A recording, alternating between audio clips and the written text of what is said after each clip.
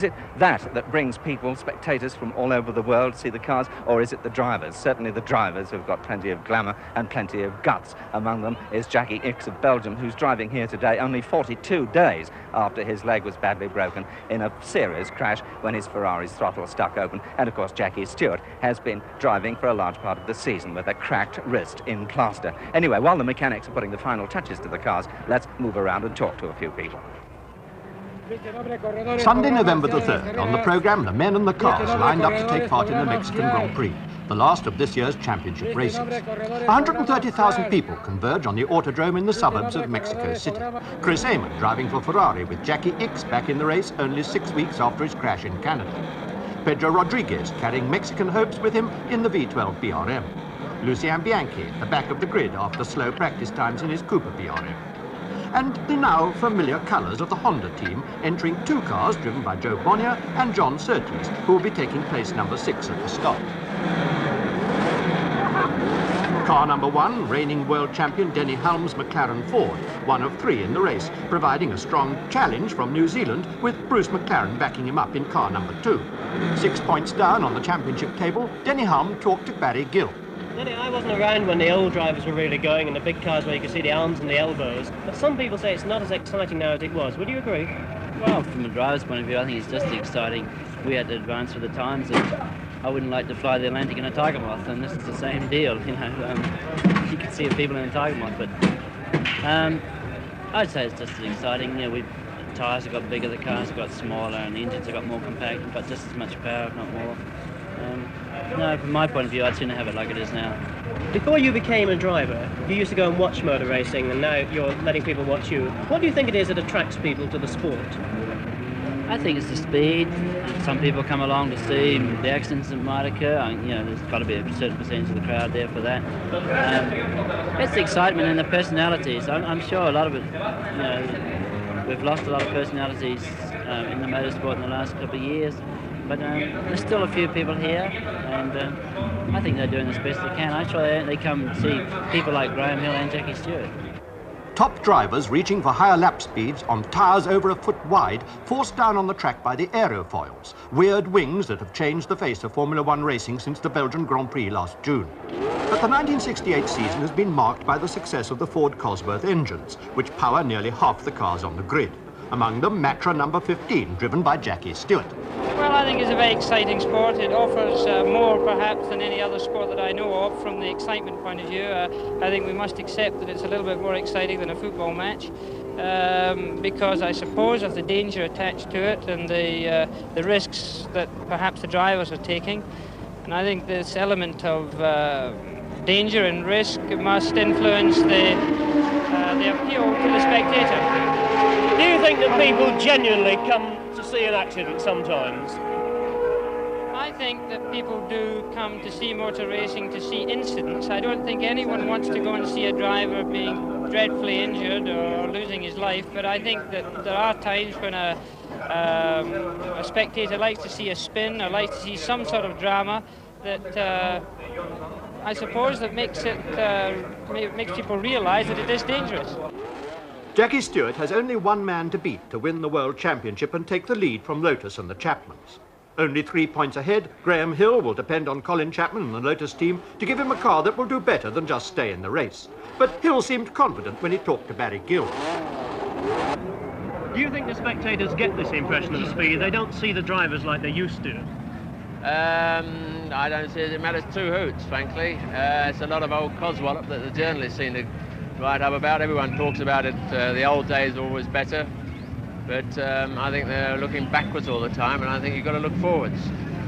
It's there, it's a modern sport, and it's certainly mushroomed throughout the world, and the attendance figures certainly show this, and the fact that I'm asked to go and drive everywhere, all over the place, and all the other top drivers means that there's the interest there because the people are paying to come and see it. Otherwise, they couldn't afford to get us down here to watch the race. I mean, the cars are here from England, that cost them a lot of money, so the support's there, so the interest is there.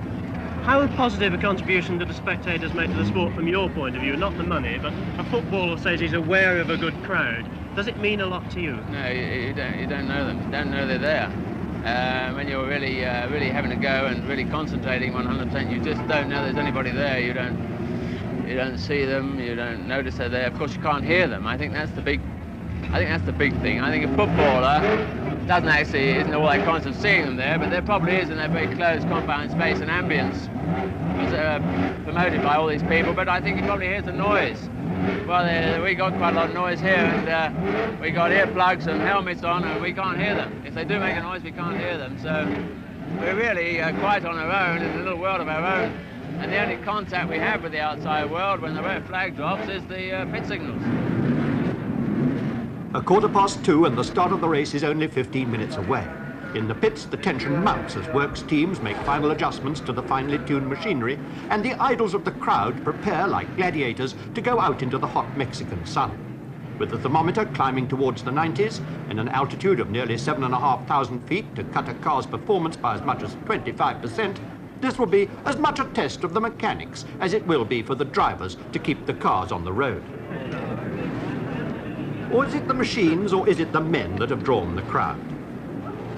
125 British enthusiasts travelled out on a specially chartered aircraft, and all around the circuit the accents reflect the international flavour that's at the very heart of Grand Prix racing. What's it about Grand Prix motor racing that brings you here? Oh, I like the sport. Why do you like it? Well, many reasons. Exciting. There's a bit of international flavour about it. There's Scotsmen, there's Englishmen, there's Continentals. The finest sport there is, motor racing. What makes it so fine and spectacular? Well, the English drivers, they're some of the finest drivers in the world. And I've actually come down to see Graham Hill win this one today. You haven't come to see an accident? Oh, yes. Oh, we enjoy accidents as well, but we like to see the boys drive well. Why do you come to watch motor racing? Because I like very much the motors, and the emotion is very great, and I love all the pilots here, especially Chris Amon is my favorite pilot. You say you love all the drivers. Could you ever marry a driver? Yes, maybe. Why not? Grand Prix racing is just fantastic. It's out of this world. In what way? Well, preparation-wise, the fitters, the boys that do everything, the backroom boys, and not only the stars, the drivers, everything. Which interests you most, the developments in the machinery or the personality of the drivers? Quite frankly, I've asked myself the same question many times, but I think it's a mixture of both, really. Some of it is allied to road use, but not all of it, really. It can't be used, and I feel it's the characters connected with it, plus the machinery, the skills that's required for this type of racing. I think it's just out of this world. What do you admire most, the skill or the power of the machines, or is it the speed or the noise, or what? Well, I think it's all. You know, I love the noise, and I love to look at the cars. Beautiful. Why do you find them beautiful? Oh, they're just, you know, the shape, the color, the whole thing. I really enjoy it very much. Which do you like most, the drivers or the cars? No, that's not a fair question. I mean, no, I think I would have to say the cars, really. They're very exciting. Well, this is very interesting. Do you have any favorites amongst the drivers? No, not anymore. I just like the sport now, you know. I don't really have any favorites. Could you ever see yourself marrying a Grand Prix driver? No, I never would. Why not? Well, it's far too dangerous a sport. 65 laps round a circuit that's just over 3 miles long. 203 miles of straights and corners at an average speed of well over 100 miles an hour, touching 160 on the straight. A grueling test for cars and drivers. 2 hours of the toughest, most exacting driving in the world. On it hinges the 1968 World Championship with Hill, Stewart and Hulme, each with a chance. Seconds to go, and on the grid, the desperate final preparations. Graham Hill in the Lotus number 10 has the third position behind Joe Sippert and Chris Amon on the front row. On the warm-up lap, the offside front wheel felt out of balance, but now there's nothing that he or Colin Chapman can do. What did you say, Brian? You said that it's been balanced, but they switched around. Have we got a balance wheel on or not? Jackie Stewart, well back on the grid, has picked up a nail, and the tyre must be changed in seconds.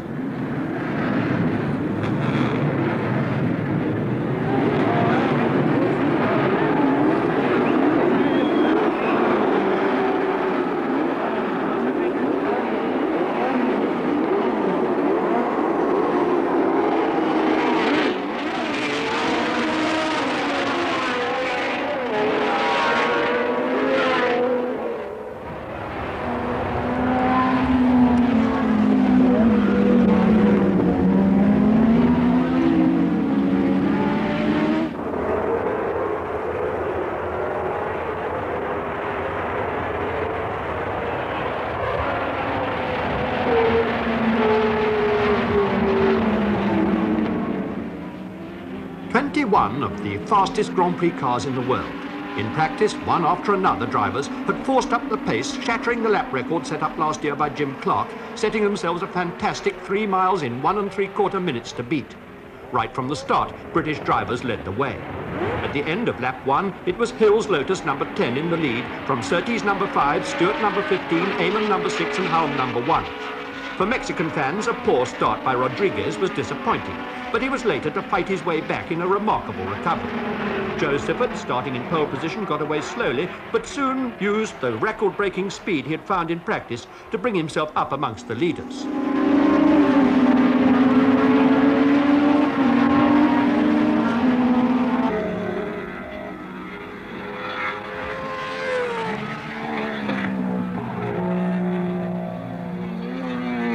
With Surtees' Honda also out, Jackie Ickx's Ferrari had ignition failure out on the circuit and he couldn't walk home on his injured leg.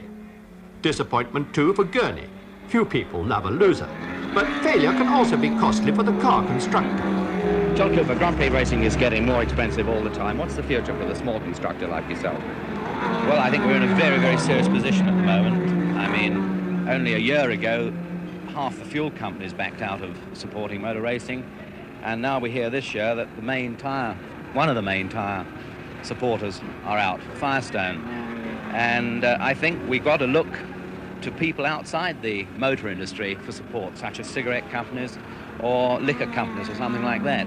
And I must admit, at the beginning, the British television didn't help us, but I think they've seen the light now, and I think they will allow advertising on cars. You feel that it can't go on unless we have advertising on the cars?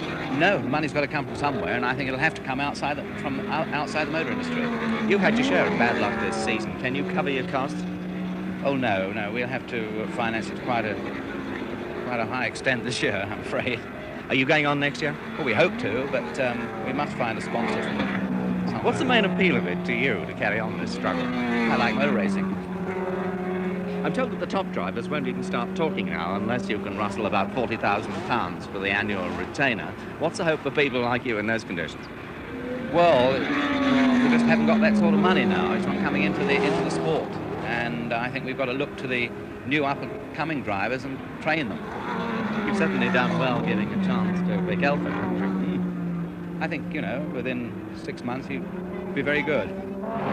Good enough at Mexico last weekend to be one of only 9 out of the 21 starters to finish the Grand Prix. Meanwhile, the battle between Hill and Stewart was still on.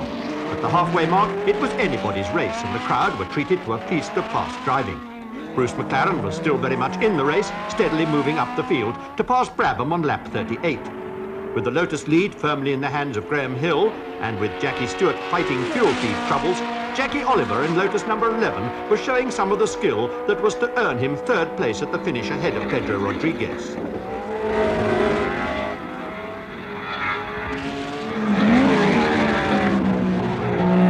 The Swede, Joe Bonnier, in the unfamiliar cockpit of Honda number 17, was performing like an old hand, staying ahead of the man who was to take the fastest lap time of the race. Joe Sifford, in the Walker Lotus Ford, lost ground badly, dropping to the tail on lap 26 due to a sticking throttle. But he stayed in the race in fighting style to finish 6th.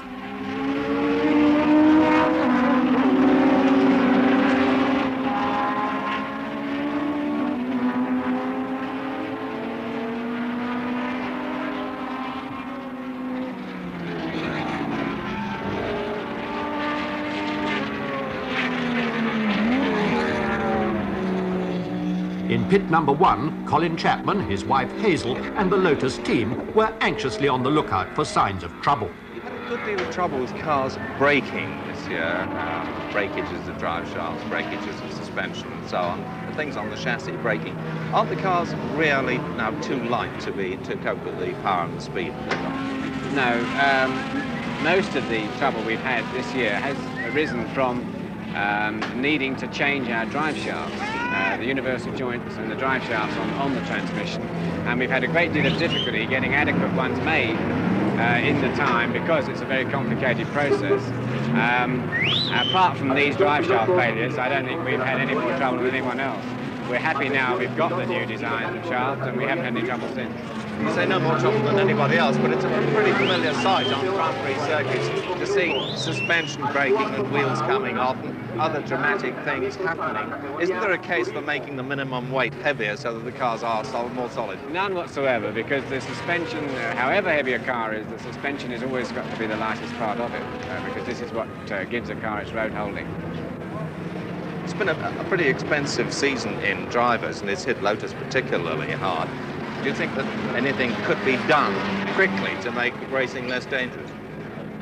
There's always an element of risk in racing, and this is something that we all have to accept. We do our very best to make sure that this is minimised, but I'm afraid that in a sport as competitive as motor racing, there will always be drivers taking cars to the very limit, and of course there are accidents. One of the most interesting technical developments this year has been the widespread use of aerofoils on the cars to help to increase the adhesion. Has this, in fact, delayed the development of four-wheel drive racing cars? I think the two are entirely separated subjects. I don't see how you can say that you have aerofoils or you have four-wheel drive. I can't see what's wrong with having aerofoils and four-wheel drive if you wish to. But I do feel that we're now starting to pay a lot more attention to the aerodynamics of racing cars, not so much from the point of view of considering the minimum drag, as we're now trying to consider minimum lift or even negative lift in order to obtain better road adhesion. And I'm quite sure, absolutely certain in fact, that the work we're doing now on minimum lift will read off into production cars in the future, making production cars safer on the road. Aerofoils, magnesium wheels and big tyres, a Grand Prix profile with a promise for the ordinary motorist. But on the Mexico circuit last Sunday, the motoring was anything but ordinary as the cars went into the last 10 laps in this order. Hill, McLaren, Brabham soon to drop out with lack of oil, Servo Gavin also to retire, then Stewart falling behind with fuel pump trouble.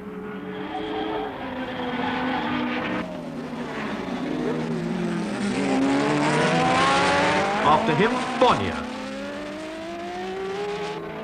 And behind Bonnier, just a lap behind him, Oliver, who finished third. Hill wins the race and the championship with Colin Chapman's Lotus. Is there anything else in life you'd like to do? Yeah, I'd like to live to be 100.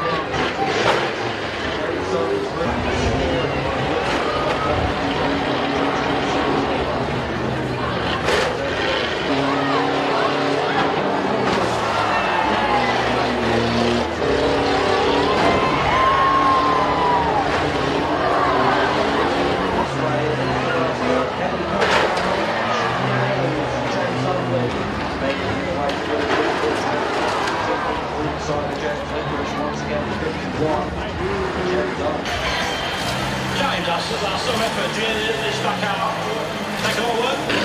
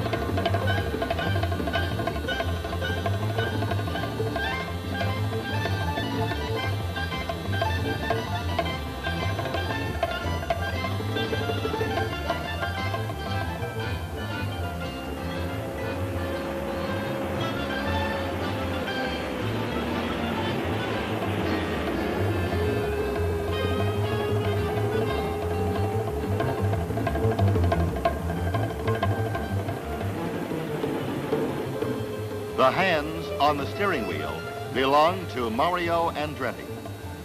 In 1965, his rookie year at Indianapolis, he placed third in the 500 and went on to win the coveted United States Auto Club National Championship. Race drivers like Andretti are the test pilots of the automotive world. Their high-speed discoveries of today on the racetrack are reflected in the shape of the future on the highway. Andretti's speeds climb higher as he prepares for qualification. He passes the 160-mile-per-hour mark with ease and continues to push his speed toward a new record.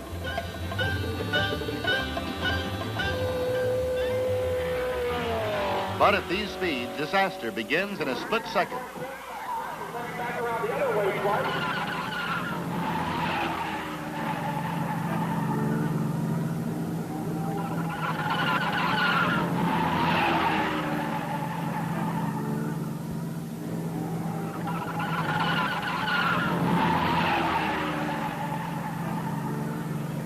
The wounds inflicted on the track are healed by mechanical magic here in Gasoline Alley. Then it's time to go out again and fight for a place in the starting lineup of the 50th Indianapolis 500.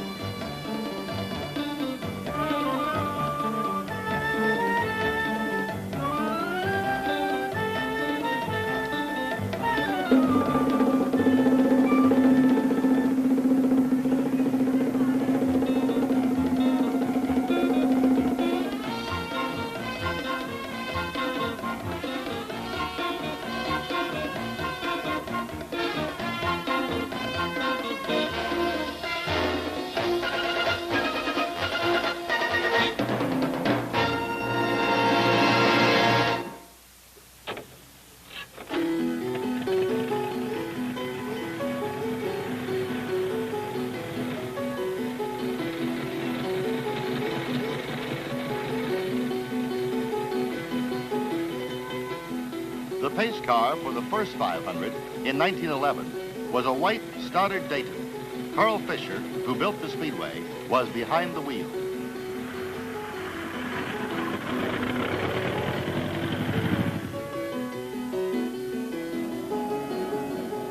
Three years earlier, in 1908, Fisher attached a similar car to a balloon and successfully sailed it over the city of Indianapolis. That was a long time ago, but there are still some who remember.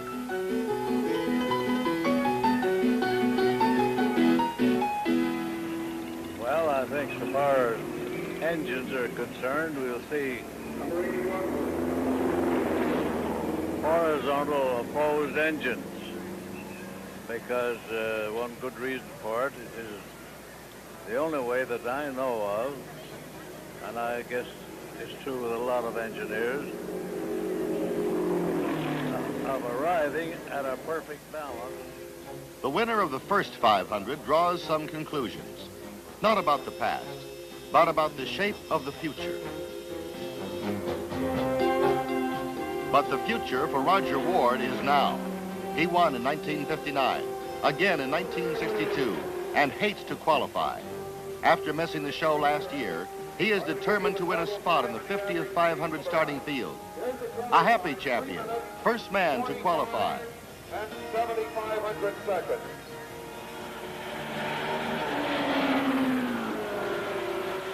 On the track, Graham Hill from London turns 4 laps at an average of 159.243 miles per hour. The European road racing champion took his first look at the speedway in 1963, but did not enter the race. Now he has won a place in the 1966 500. The national champion, Mario Andretti, drove one unofficial lap of 168 miles per hour during morning practice on the first day of qualification. An hour later, he has to do it all over again. And this time, the pressure is on. Whatever speed he makes is official, and his starting position for the race hangs on the 4-lap performance. He must make this record under the watching eyes of more than 200,000 first-day racing fans.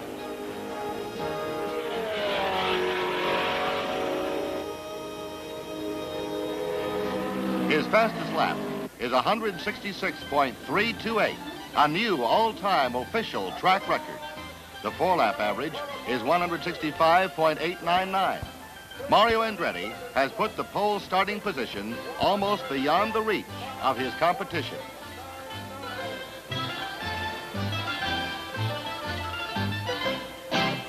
A Scotsman named Jimmy Clark came to Indianapolis last year and did quite well. He won the race. Now, another Scotsman tries his luck. Jackie Stewart, a rookie driver, makes the field on the first day. His speed, 159.972. 159.972.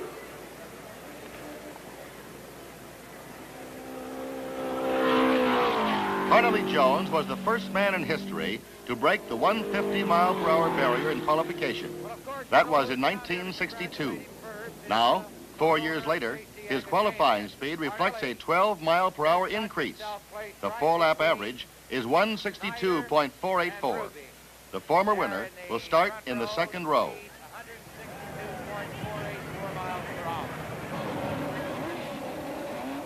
Jim McElreath was third man in the 1965 national point standings. Now, in a new car and in a new year, he qualifies for the biggest event on the championship trail.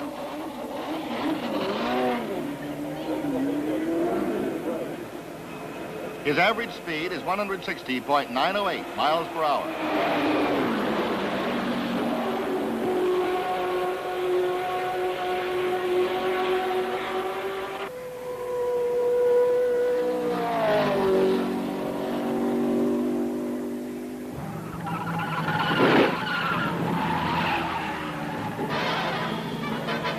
A light touch on the wall in passing snowballs into a jolting crash for A.J. Foyt. He climbed from the car unhurt, but Foyt will not qualify today. Afternoon winds slow down qualifications. Jimmy Clark, last year's winner, waits until very late in the day for the best track conditions.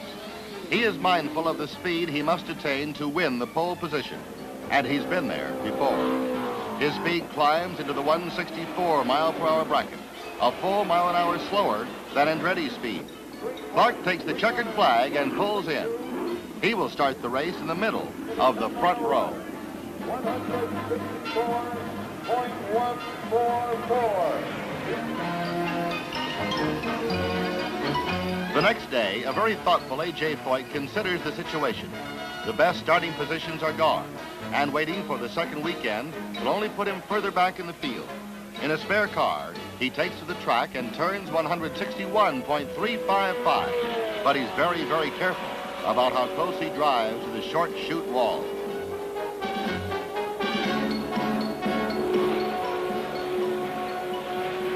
Suddenly, in the main straightaway, it's Bob Veith on fire. A split gas line ignites, and Veith pulls to the inside as emergency equipment paces him around the track. Rubber fuel cells protect the gas supply. The blaze is confined to the back of the car. Veith stands up in the cockpit as emergency crew teamwork gets the fire out before the car is stopped.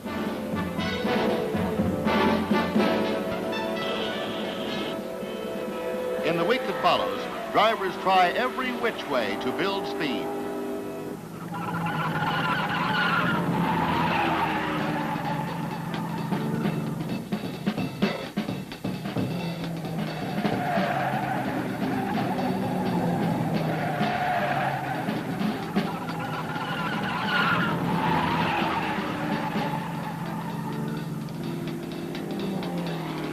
Nothing about the 500 is easy for man or machine. But in the second weekend of qualifying, Parnelly Jones talks about progress. There's an old pal of mine. Yeah, Parnelly, we found this when we were going back to the storeroom back there, and we thought we'd just bring it out to show how far we've come in just 4 years. You know, I think it was on this particular tire that just 4 years ago you broke the 150-mile-an-hour barrier qualifying, isn't that right? It's hard to believe I ever even run on something like that. Yes. It's quite a difference from this year's tires shown here by comparison. And in just these 4 years since that time, how far is it now that we've come along in qualifying speed? Well, actually, it was 1962, 4 years ago. I ran 150 miles an hour on that tire. Andretti just run 65 on these. There's quite a difference. I'd say that more than 10 miles an hour of it is strictly due to the tires. The shape of the future in passenger car tires. Wide tread, low profile.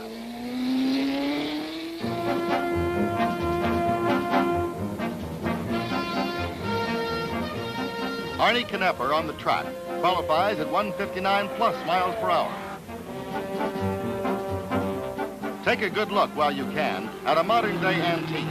Bobby Grimm qualifies the only front engine roadster to make the race.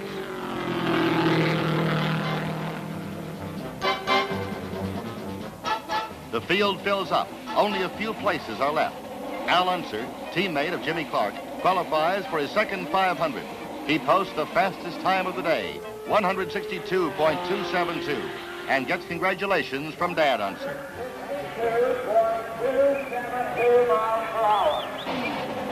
Time grows short, and drivers try to find a place in the fastest field in history. The colorful, noisy Novi cars have been a part of the Indianapolis scene for many years, but this is the end of an era.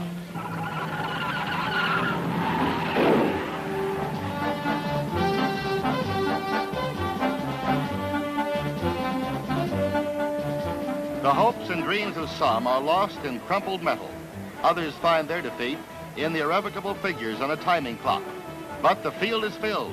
There are 33 men and machines ready to start the 50th 500.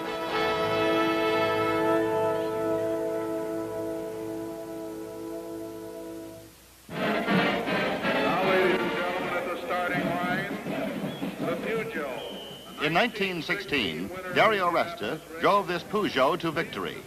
Even then, a trend toward body streamlining was evident, but it took another half-century to produce these modern-day shapes of the future.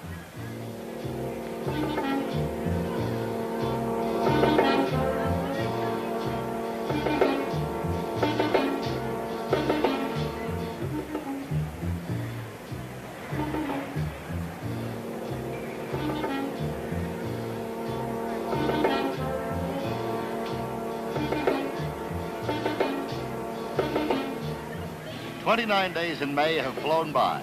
The fastest 33 men and cars have been selected. And now the whole month, in fact a year of work, will be reviewed in a matter of hours to determine what magic concept in speed will direct the trend of the future.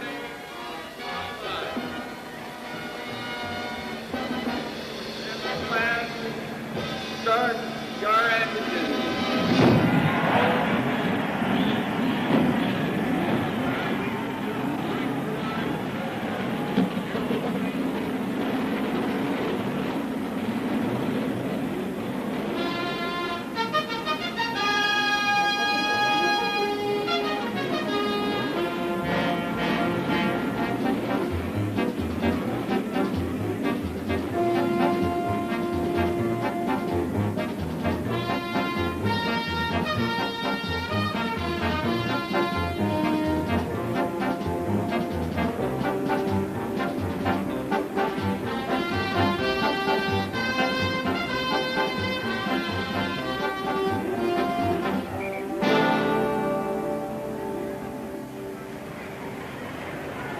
The pace car goes up, and the green flag is out, and the race is on.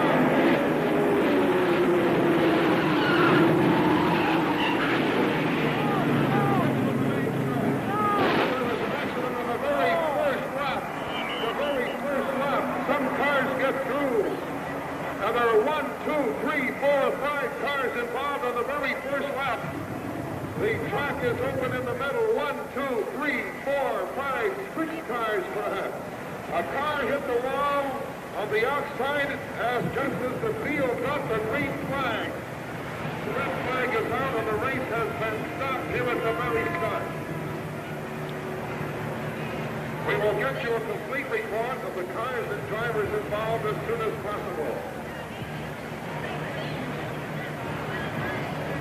Well, now the remainder of the field is gathered here at the starting line, and we will begin now to give you a rundown throughout the track area of the cars that are here at the starting line, which means the cars that definitely are not involved in the accident at the south end of the straightaway. First of all, Graham Hill in car number 24. Parnelli Jones. Stunned, the drivers wait for the track to be cleared. There were no injuries. There was one fire caused by a broken gas line, but rubber fuel cells protecting the gas supply in each car averted what could have been a fiery disaster. The race is restarted, but 1/3 of the field is missing.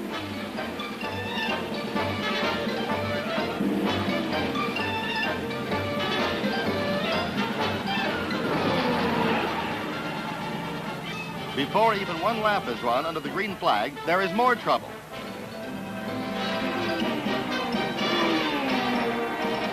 Johnny Boyd leaves his car against the first turn wall.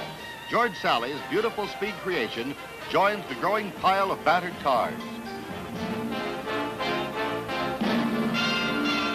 Again, the green flag, and again, trouble. Jimmy Clark has passed Mario Andretti, and Andretti has car problems.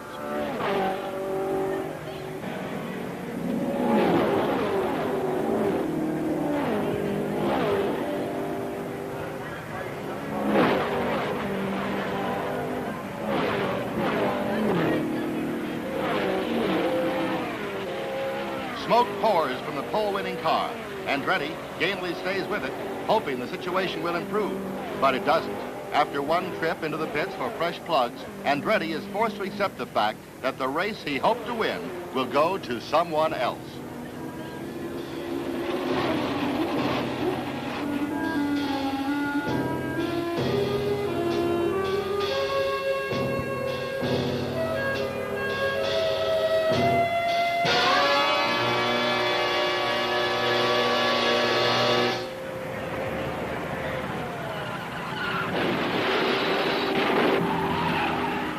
While Andretti is getting the bad news in the pits, attention is shifted to the back straightaway. Chuck Hulse and George Snyder tangle coming off turn 2, and the field of cars scramble wildly to get around the wrecks. With the wrecks cleared away, the race settles down, at least for the moment. Jimmy Clark leads. Lloyd Ruby is second. And Parnelli Jones is third. In the pits, Clark's crew prepares for the first of 2 routine pit stops, which every car must make. Clark comes through turn 4.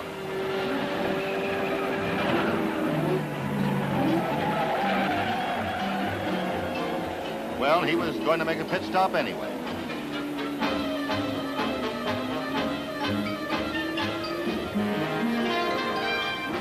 Clark comes in for routine service and damage inspection.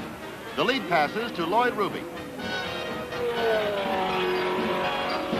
But with the caution light on, others make their mandatory pit stops. Jackie Stewart is in and out in a hurry. Then Graham Hill. And Lloyd Ruby, relinquishing the lead to Clark again. For Roger Ward, it was not a pit stop. Mechanical problems made it the end of the race and the end of a 20-year racing career. A champion retires and walks into history. Now Clark leads, and Lloyd Ruby trails by 19 seconds. Clark has only to maintain his speed and scheduled pit stops to win the race.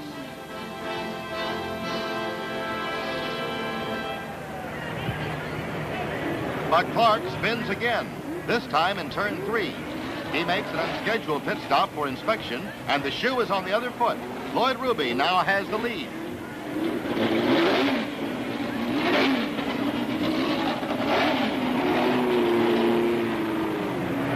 In turn 3, Parnelli Jones slows down and climbs out. Bearing failure on the left front wheel puts the former winner out of the race on the 87th lap. This office is closed for the day. At the midway point, Ruby holds his lead over Clark.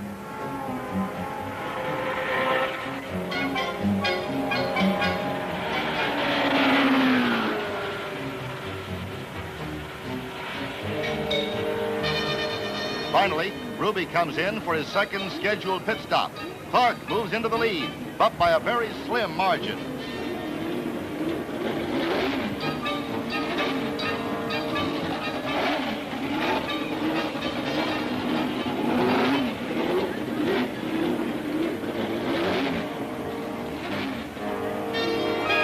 Ruby storms out of the pits, and 4 laps later catches Clark at the start of the main straightaway. Ruby takes the lead and Clark is second, but he needs fuel and must come in. This puts him in a position of having to worry about holding second place, for Jackie Stewart is moving up rapidly.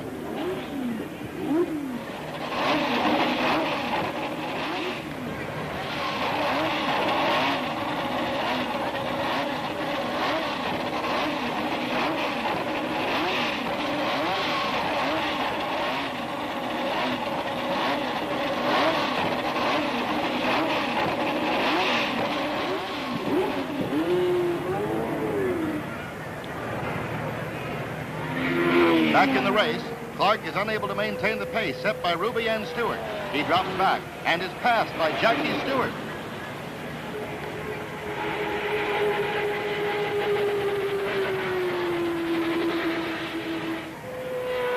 And Lloyd Ruby starts to slow down, losing oil.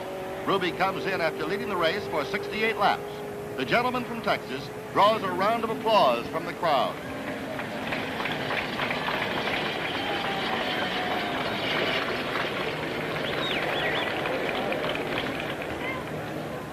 Now 2 Scotsmen, 1 Englishman, Al Unser, and Jim McElreath dominate the race.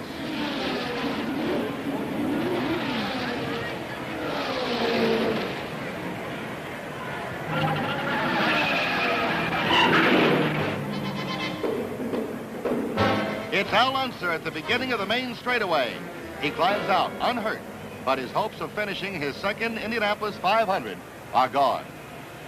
Graham Hill passes Jimmy Clark. But Clark thinks that Hill is still a lap behind. What Clark doesn't know is that earlier, on Clark's first spin, Hill had already quietly slipped up in the confusion. Jackie Stewart begins to slow down. His oil pressure is almost gone. Only a few laps left to go, and all he has to do to win is finish. But it's not to be. The car quits in the backstretch. and the rookie Scotsman heads for the finish line on foot.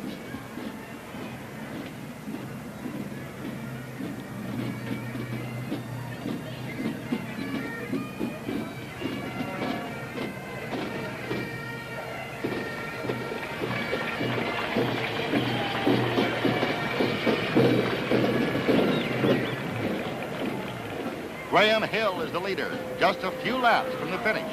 He tours the track smoothly and takes the checkered flag. The Meekum Racing Team holds the celebration. Graham Hill and car number 24 is the new. Jimmy Clark is second. He pulls in to be congratulated by Jackie Stewart. And Jim McElreath is third.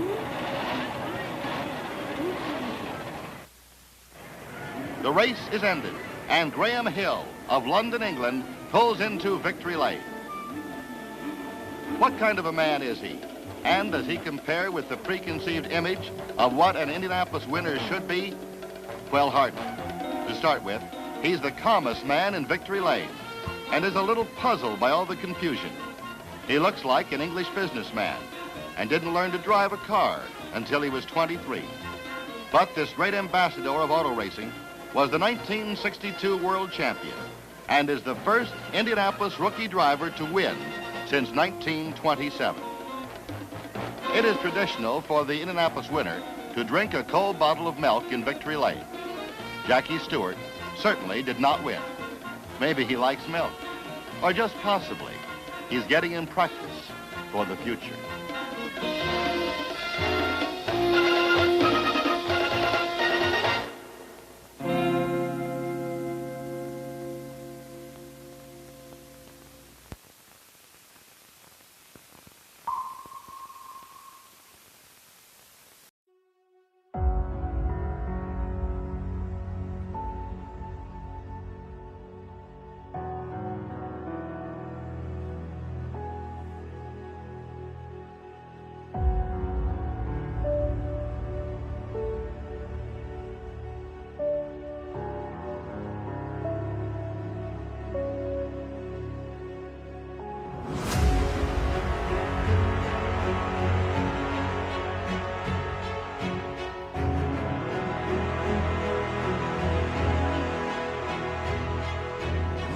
This McLaren MP44, in which he won 8 races and his first world championship, had very little downforce.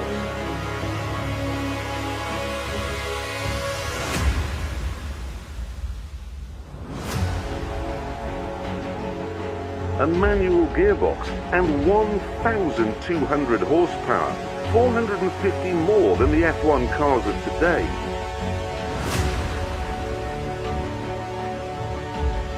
It is the last of the turbocharged monsters, one of the greatest racing cars ever made.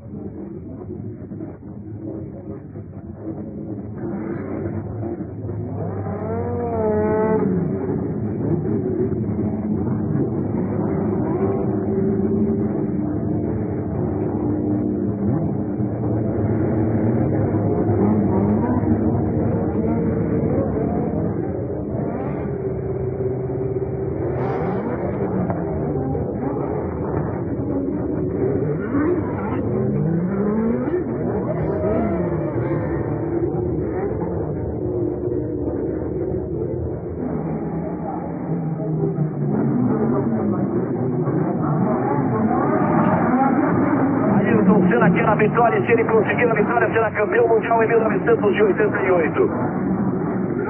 Vai buscar a sua posição Ayrton Senna, lá na frente, pela 12ª vez, pole position neste campeonato. Vai largar por dentro e um pouco à frente de Prost, que larga por fora. Larga pela direita, por dentro, a primeira curva exatamente para a direita. Eles vêm chegando, os dois últimos. Lá atrás vai aparecer a bandeira verde do assistente de grid para sinalizar que está tudo ok. Aí o starter, homem que dá a largada, aciona a luz verde, a luz vermelha. Aí nós temos de 4 a 7 segundos para a verde. Senna por dentro, Prost por fora. Piquet em quinto, Bujomin em 13º. Prost é o segundo. A bandeira verde acionada, pintou a luz vermelha. Vamos à largada, vamos nessa, verde. Ficou Senna. Ficou Ayrton Senna na largada. Pressão que engasopou e o motor ficou muito. Senna, Prost escapou à frente. Fica lá para trás Ayrton Senna. Cai lá pro meio do bolo Senna. Prost pula na ponta. Prost é o primeiro, Berger é o segundo. Capelli é o terceiro. Ficou na largada Ayrton Senna. Cai muitas posições Ayrton Senna. Deu até a impressão que ele ia sinalizar que o motor tinha parado. É porque estava uma parada no trampo, ele conseguiu buscar de novo. E agora vem tentando recuperar posições. Ali está Ayrton Senna na 14ª posição. Ele vai chegar ali atrás de Maurício Bujomin. A ponta de Alain Prost, que mais uma vez largou bem. Aí você tem o replay, olha lá, ele chegou a erguer os braços, dizendo que o motor parou. Piquet jogou o carro por dentro para fugir ali do carro de Senna. Ele conseguiu acionar o motor de novo. Então o Prost vem na ponta. Senna vai ter que tentar uma corrida de recuperação. Prost, Berger, Capelli é o terceiro.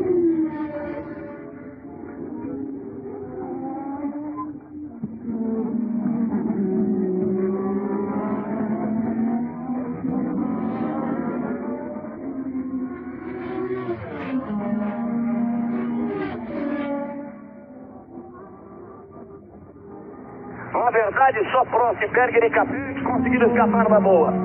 Você viu o Piquet, que era o quinto, como teve dificuldades para sair quando o carro de Senna ia parando.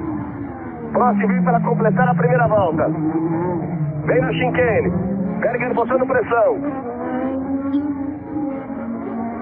Vamos lá, contagem. Você vai vendo os dois. Prost, Berger é o segundo. Capelli é o terceiro. Depois muito espaço. Alboreto o quarto, Botsei o quinto, o sexto Nannini, o sétimo Mansell, o sétimo Patrese, o oitavo Ayrton Senna. Maurício Bujomin, 13º. Já vem na 8ª posição, faz uma recuperação fantástica, Senna, nesta primeira volta. Nigel Mansell, que era um adversário forte na prova, vai para o boxe ao final da primeira volta. Aí o replay, o Berger tentando. Ali o toque exatamente do Mansell, quando ele perde o bico do carro que tocou no Warwick. Aí sendo recolocado o bico do carro de Nigel Mansell, ele vai perder praticamente uma volta. Senna já passou em 8º. No final da primeira volta ele caiu para a 16ª posição. Aí você vai vendo o próximo. Senna tem possibilidade de tirar posições dessa volta, mas o problema é que vai ficar longe de Prost, de Berger e de Capelli, que conseguiram escapar muito à frente. Eles vêm na segunda volta, num total de 51 no Grande Prêmio do Japão. Começou com sorte, começou com tudo Prost. Aí Prost, Berger, Capelli, Alboreto, Botsei, Nannini, que são os 6 primeiros, logo atrás vem Senna. Prost já consegue abrir do Berger. Berger colocou pressão apenas na primeira volta. Aí Prost vem para completar a segunda volta.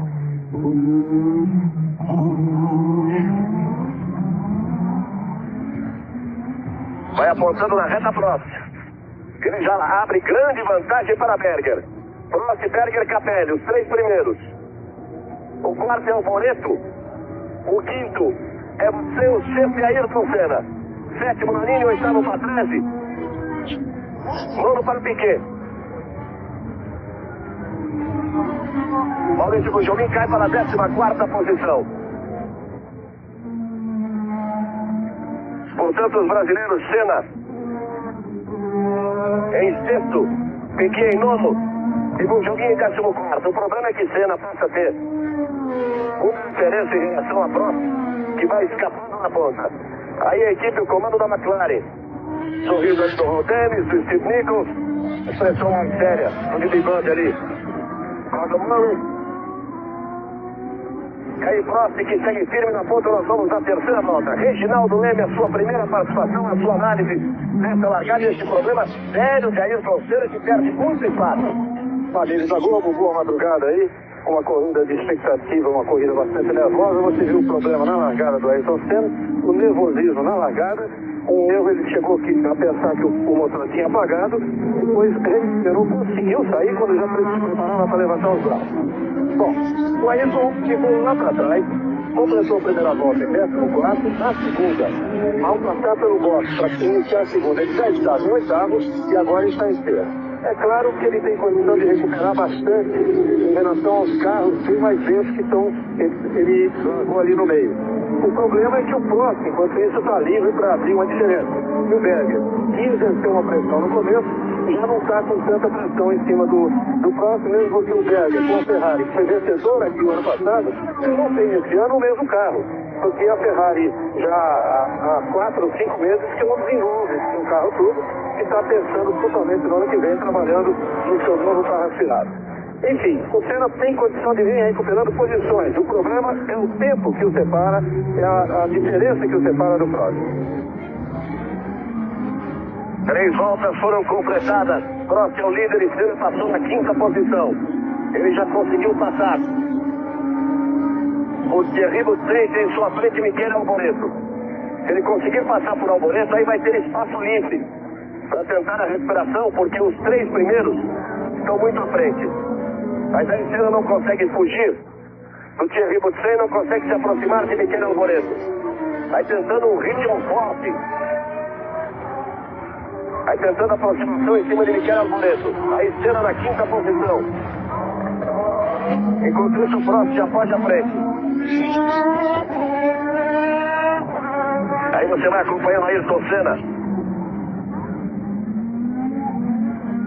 Nós vamos pela 4ª volta. Ele vai se aproximando de Alboreto. Ele tem que tentar chegar colado em Alboreto na chicane, para depois tentar uma ultrapassagem na reta. Mas com isso perde mais tempo.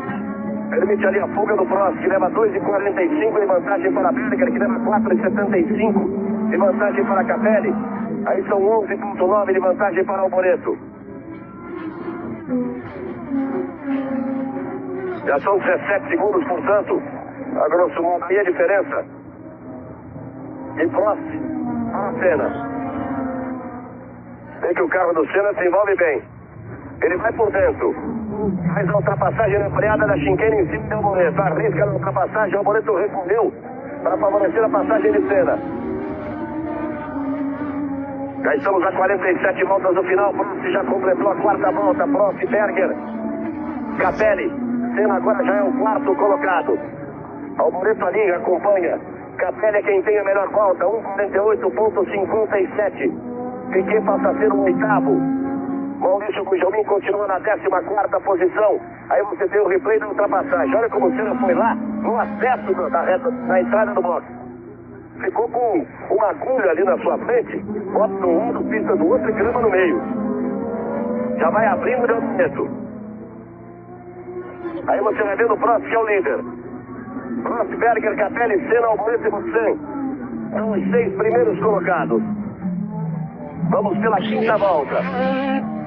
Rede Globo, a marca da torcida.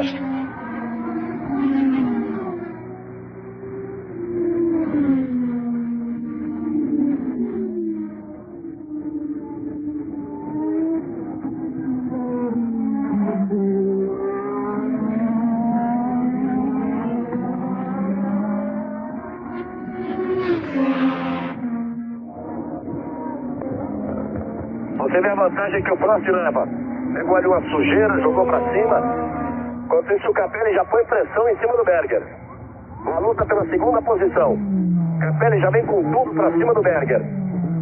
Prost vem para completar a quinta volta, olha só.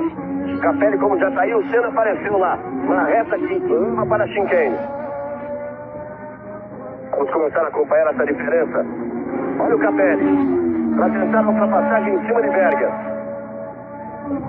Ficou com a preferência da curva, vai para a ultrapassagem. Entrou muito mais forte, mas meio sem traçado, o Berger deve sair mais forte que ele. Mas mesmo assim sai bem à frente Ivan Capelli.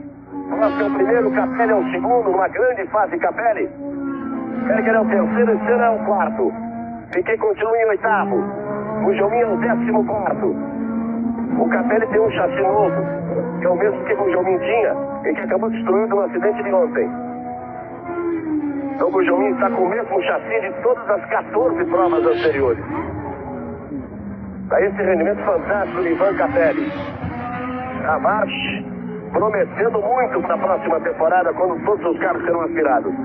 Aí o Ron Dennis conversa com o Goto, da Honda. Ron Dennis, que é o dono, o diretor-chefe da McLaren, falando com o homem da Honda responsável ali pelos motores. Vamos pela sexta volta. Vamos começar a marcar essa diferença. Aí você vai vendo o Capelli, que vai tentando fugir exatamente do Berger, tentando colocar um pouco de pressão. Pode ser alguma coisa ali, apontada pela telemetria, que é o sistema que traz as informações do carro para o box. Porque o Ron Dennis chamou o Goto imediatamente foi conversar com seus engenheiros e foram checar ali os aparelhos. Aí Capelli logo atrás, Alboreto. Prost já vem para completar 6 voltas. Passa Prost. Livre, à frente em primeiro. Completando 6 voltas. Alboreto e Berger também já passaram. Aí agora vem Senna. A diferença é de 12 segundos, ponto 88. Prost tem a melhor volta. Exatamente essa, 1:48.104. A melhor é do Senna.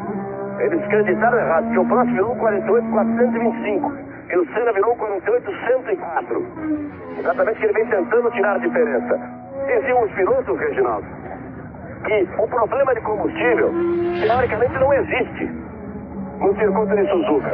Então isso que talvez possa permitir ao Senna andar ali arrachado no Buster, para ter um ritmo forte para tirar essa diferença. Praticamente não existe, ou seja, não é um crítico. Quer dizer, necessidade de um certo cuidado no motor turbo, mas não é crítico. O problema mesmo é consumo de pneu, porque a previsão é de não fazer troca, mas há um consumo de pneu também no limite, então precisa poupar um pouco. Neste domingo, o partido mais louco do Brasil, os Trapalhões. Vamos pela 7ª volta. Prost é o primeiro, Capelli o segundo, Berger é o terceiro, Senna é o quarto, você é o quinto, Moreto o sexto, Piquet é o oitavo, Maurício Gujalmin é o 14º. Aí o trabalho difícil de Ayrton Senna tentando a recuperação depois do problema na largada, quando o motor do seu McLaren chegou a apagar, ele conseguiu chamar na embreagem no acelerador, conseguiu reavivar o motor, mas com isso caiu para a 16ª posição. Vamos ver essa volta. Na volta anterior, 12.88 a diferença entre Prost e Senna. Prost já completou a volta. Já completou 7 voltas. E aí você vai vendo o Senna que vem no mergulho. 12.88 a diferença na volta anterior. Subiu agora. Foi para 13.25. Porque Prost virou 48.3 e Senna virou 48.6. Capelli volta a fazer a melhor volta, 1:47.681. E depois Thierry Boutsen. É do Thierry, né? Estão meio atrapalhados os japoneses, para que eles evitem a melhor volta. Michele Alboreto escapou e ficou ali na caixa de brita, que é exatamente para o carro perder velocidade, para evitar o choque mais forte contra o guarda-reio. Aí você vai vendo o próximo. 7 voltas completadas, ele vem pela volta de número 8. Capelli tenta a aproximação, mas ainda está longe de próximo.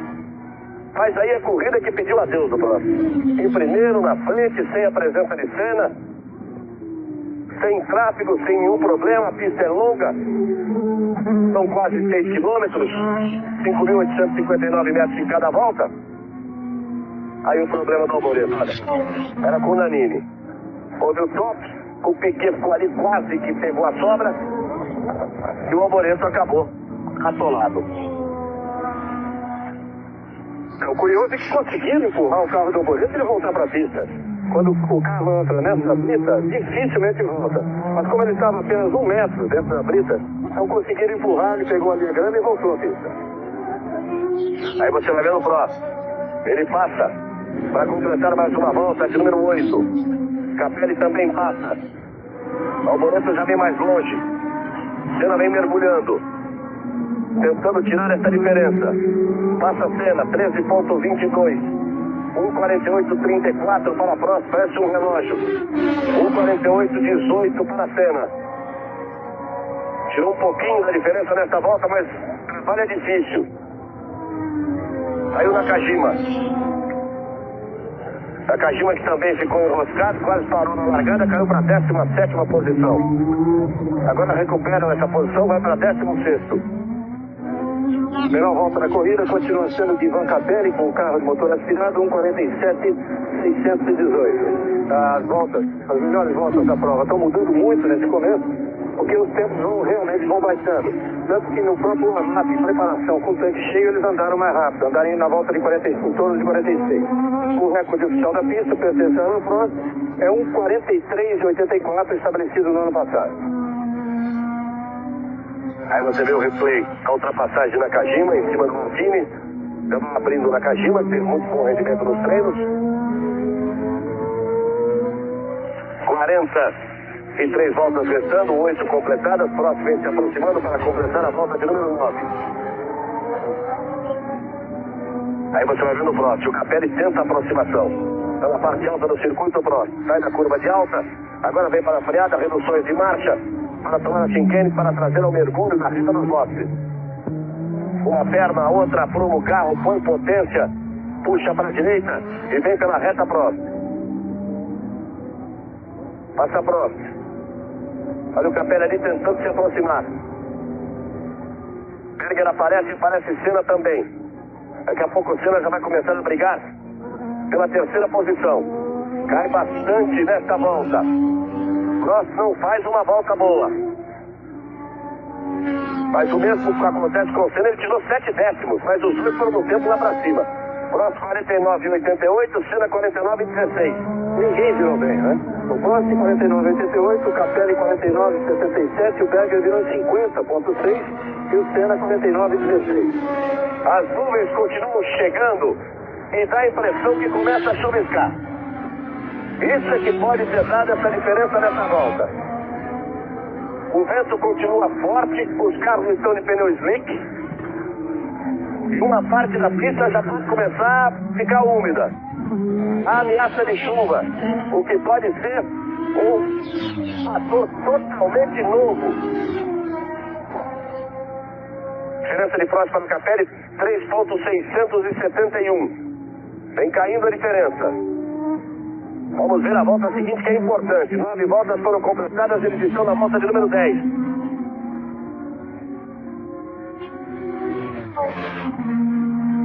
São as emoções do Grande Prêmio do Japão, que começou muito bem para a Prost, começou muito mal para a Senna, que ficou na largada, caiu para 16º. E agora, vem para brigar pela 3ª posição aí, tentando se aproximar de Berger. Vem trazendo com ele Thierry Boutsen, que é o 5º colocado, vem rendendo bem a Benetton de Thierry Boutsen. Prost passou, completou mais uma volta. 1:49.23 para Prost. Vamos ver a diferença para a Senna, porque Senna já passou, caiu para 11.66. 1:49.23 de Prost. 1:48.52 de Senna, vem tirando bastante nas últimas voltas. Aí Senna tentando a aproximação em cima de Berger. E a diferença de Prost para Capelli baixa do 3, 2.61. Essa diferença 2 voltas atrás era de 4.5, baixou para 3.6 e de ponto para 2.6. O Capelli está andando mais rápido, agora que a pista está um pouco molhada e ficou muito escorregadia. Todos eles tiraram o pé, virando na casa de 49, o Piquet também fora da pista na caixa de brita. Olha lá, vamos tentar recuperar, empurrar, mas se estiver muito longe da pista, o Piquet já desvia. O Dom Boleto estava muito mais próximo do asfalto, quer dizer, deu para empurrar e pegar logo tração na roda. Eu dizia que o Prost virando no 49, o Berger 49, o Senna e o Capelli viraram na casa de 48. Aí sendo empurrado o carro de Nelson Piquet, você tem o replay. Era aquela freada difícil, olha, isso é tipicamente coisa de pista úmida. Freou, a frente do carro saiu de uma vez, aí não tem jeito. Aí o Piquet, fecharam o carro dele ali. Olha só, uma posição inclusive perigosa. Tem que ver se o fundo do carro vai passar aí. Próximo vem se aproximando para completar mais uma volta. Para completar 11 voltas, Senna já passou o Berger. Próximo passou. Senna está no chicane. Já vai no mergulho, quer dizer que a diferença deve ter caído um pouco mais. Próximo apertou o ritmo, 1:48.1 nessa volta. Senna, 12:05 através da diferença. Menor volta aí do Capelli, 1:47.375, que você bota pressão em cima de Berger. Eu dizia que a Ferrari não é a mesma do ano passado. Você vê que o Berger conseguiu manter uma posição aí durante algum tempo, já foi superado pelo Senna, e o Button está com o carro muito mais à mão e muito mais rápido que ele. Nesta tentativa de ultrapassagem em cima de Berger, o Senna perdeu tempo. O próximo foi 1 segundo mais rápido que Senna nessa volta. 12.63 ali atrás. O Senna em relação ao próximo. Veja a diferença, o Capelli que vem chegando. Já vem chegando, já colou em cima do próximo. 11 voltas completadas. Prost é o líder, mas já tem ameaçado a sua posição ali por Ivan Capelli. Vai com tudo o Capelli para cima do Prost. Se ele der um pouquinho de trabalho, o Prost pode passar a se preocupar em fechar uma porta e não deixar ultrapassar, aí pode ter que diminuir um pouco o seu ritmo. E o Capelli é combativo, ele vai pra cima mesmo, ele não quer saber de papo. Ele quando chega, não quer negociar muito não, ele vai pra tentar a ultrapassagem. Aí outra vez, você vê o mais alto aí, Gordon Murray, ao lado dele, Ron Dennis. Ele vem para completar 12 voltas, Prost e Capelli. A diferença de 12.66 na última volta de Prost para a Senna. Senna agora teve pista livre depois que passou o Berger. Prost completou mais uma volta, restando 39 para o final. Você vai vendo o Prost fechando a reta na curva e Senna vem ganhando a reta dos boxes.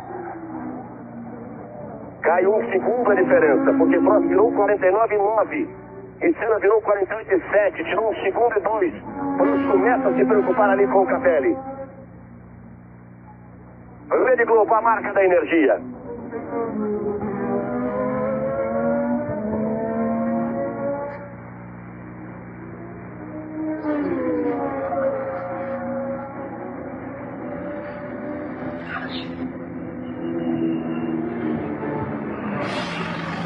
Aí você vê Nelson Piquet. O Botinho ter tirado o cinto, então inclusive recolocado o cinto. O piloto ali não tem como recolocar aquele cinto em tantas pontas. E pega por baixo da perna, pega por sobre os dois ombros, junta tudo ali na cintura. O piloto não tem ali dentro do cockpit um pouco espaço. Vamos recuperar esse problema do cinto. É o chamado cinto de 6 pontas, que realmente segura o piloto. Você vê que ele não fez outra coisa, a não ser colocar o cinto e talvez os mecânicos tenham dado uma olhada no carro ali, no solo do carro, ver se não acertou nada. Prost, Capelli, Senna, depois Berger, Button, Nannini são os 6 primeiros.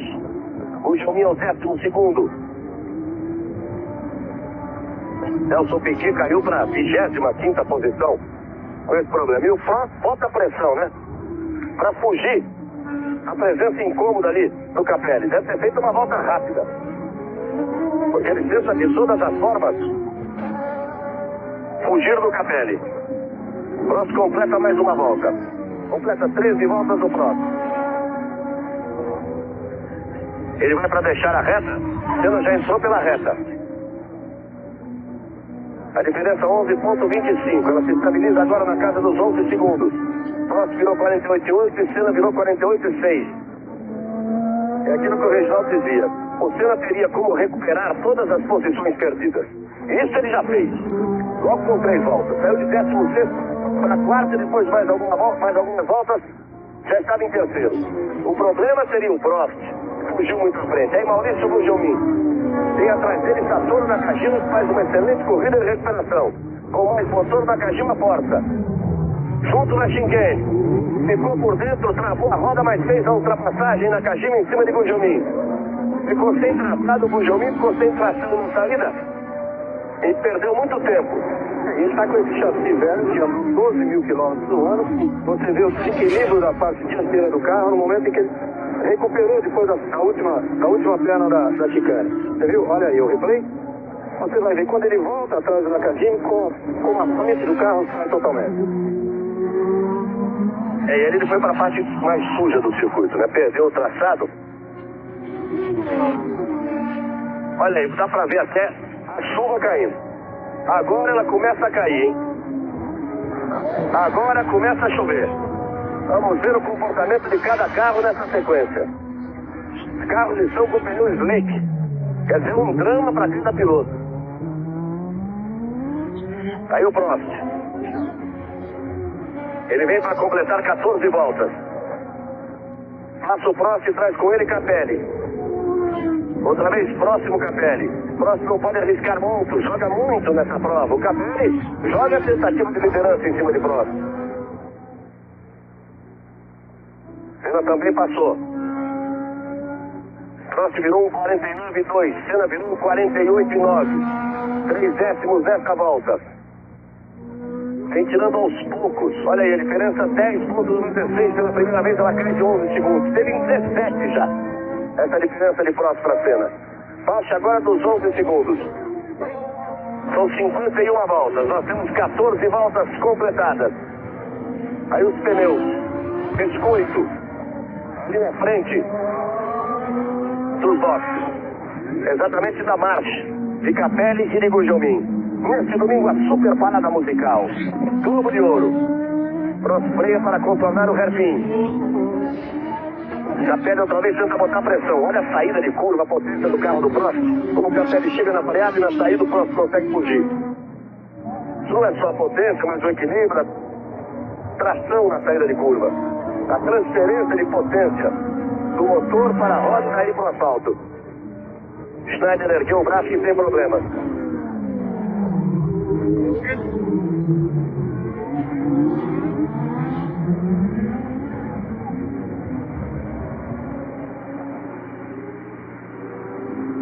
Vamos ver a passagem de Prost para completar mais uma volta, a 15ª.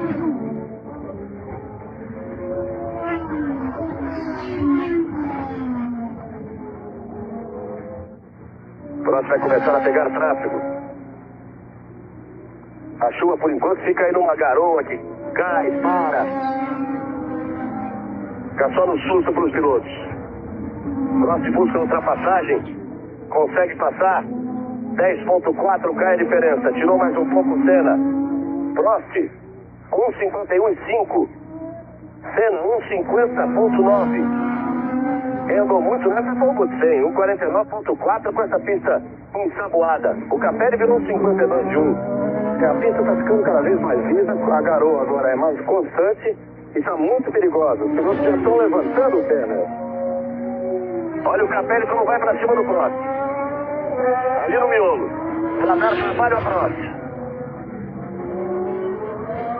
Aí na parte da aceleração, Capelli vai para essa freada difícil aí. Na tomada do hairpin, tem um galeão também ali, aquela caixa de brita. Do lado de fora, Prost contorna bem para sair à frente.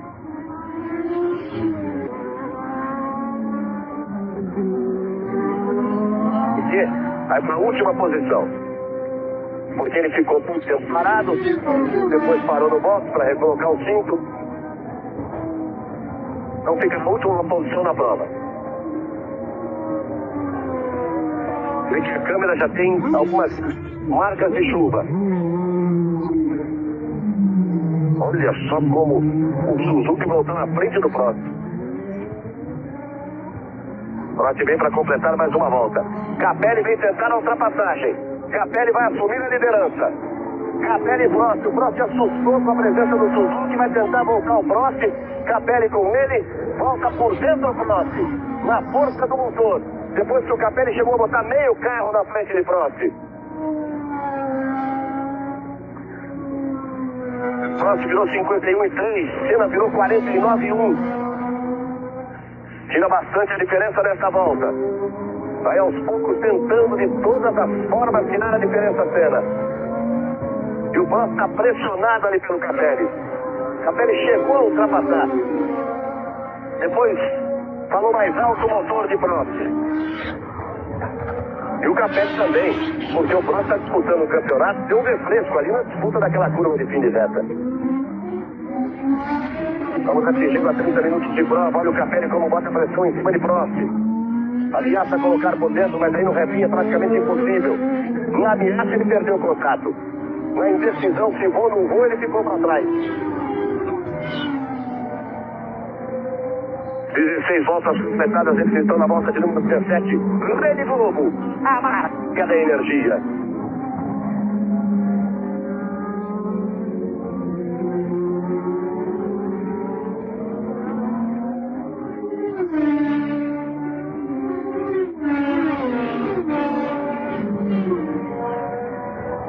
Outra vez o tráfego ali para Prost. O carro de Luiz Pérez Sala. Ele pega numa parte que não lhe permite a ultrapassagem imediata. Para não perder muito tempo na curva, não. Deu vantagem e foi em cima do Capelli. O Sala praticamente parou. Olha como está um sabão ali na chicane. Como escorrega. Ele Schimmer fora. Vem Prost para completar mais uma volta. Passa Prost. Olha aí. Como o Warwick sai com tudo. Prost, 1,55,8. Senna, 1,53,2. Vai tirando muita diferença Ayrton Senna. Ela vai caindo para casa dos 6 segundos. Vai tentando chegar a Ayrton Senna. 5,55. Vai caindo muito a diferença. Vem tentando chegar a Ayrton Senna. Uma diferença de 17 segundos. E agora chega a 5 segundos e meio. E Capelli botando pressão ali em cima de Prost. Continua o problema para Prost. Olha o Capelli de novo. Prost, Capelli, Senna, Bustenberger e Danini. São os 6 primeiros colocados. Pegue a sintonia da TV Pirata nesta terça depois de Vale Tudo. Lá vem Capelli em cima de Prost. São todas as emoções desse grande prêmio do Japão. Aperta um pouquinho a chuva, hein? Na chicane está um sabão.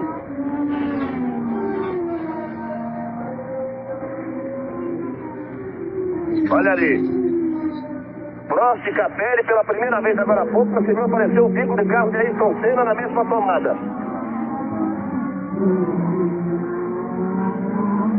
A chuva aperta um pouco. E é difícil, hein? Com o pneu liso. Olha-se lá atrás do carro de Senna. Ele tem um retardatário ainda entre ele e o Capelli. Senna que é o terceiro, Capelli que é o segundo. Tenta apertar o Prost, fugir da presença incômoda do Capelli. Ele consegue um pouco mais de espaço. Vem para completar a volta. Vai completar a 18ª. Olha como escorrega ali na chicane. 5,55 é a diferença na última volta. Lá vem Prost. Senna vai pegar tráfego. Passou Prost. Vai passar Senna. Pode ser aumentada a diferença. Subiu para 6 segundos cravados. Prost virou 57,5. Senna virou 58,1 porque ele teve que fazer uma ultrapassagem. Outra vez ele vai ter a pista livre entre ele, Capelli e Prost. Vai começar tudo de novo. Tentar tirar outra vez a diferença. São 18 voltas completadas, um total de 51 voltas. Quem vai ter tráfego é Prost. Vai ter 2 carros à sua frente e tem sempre a presença incômoda de Capelli logo por ali.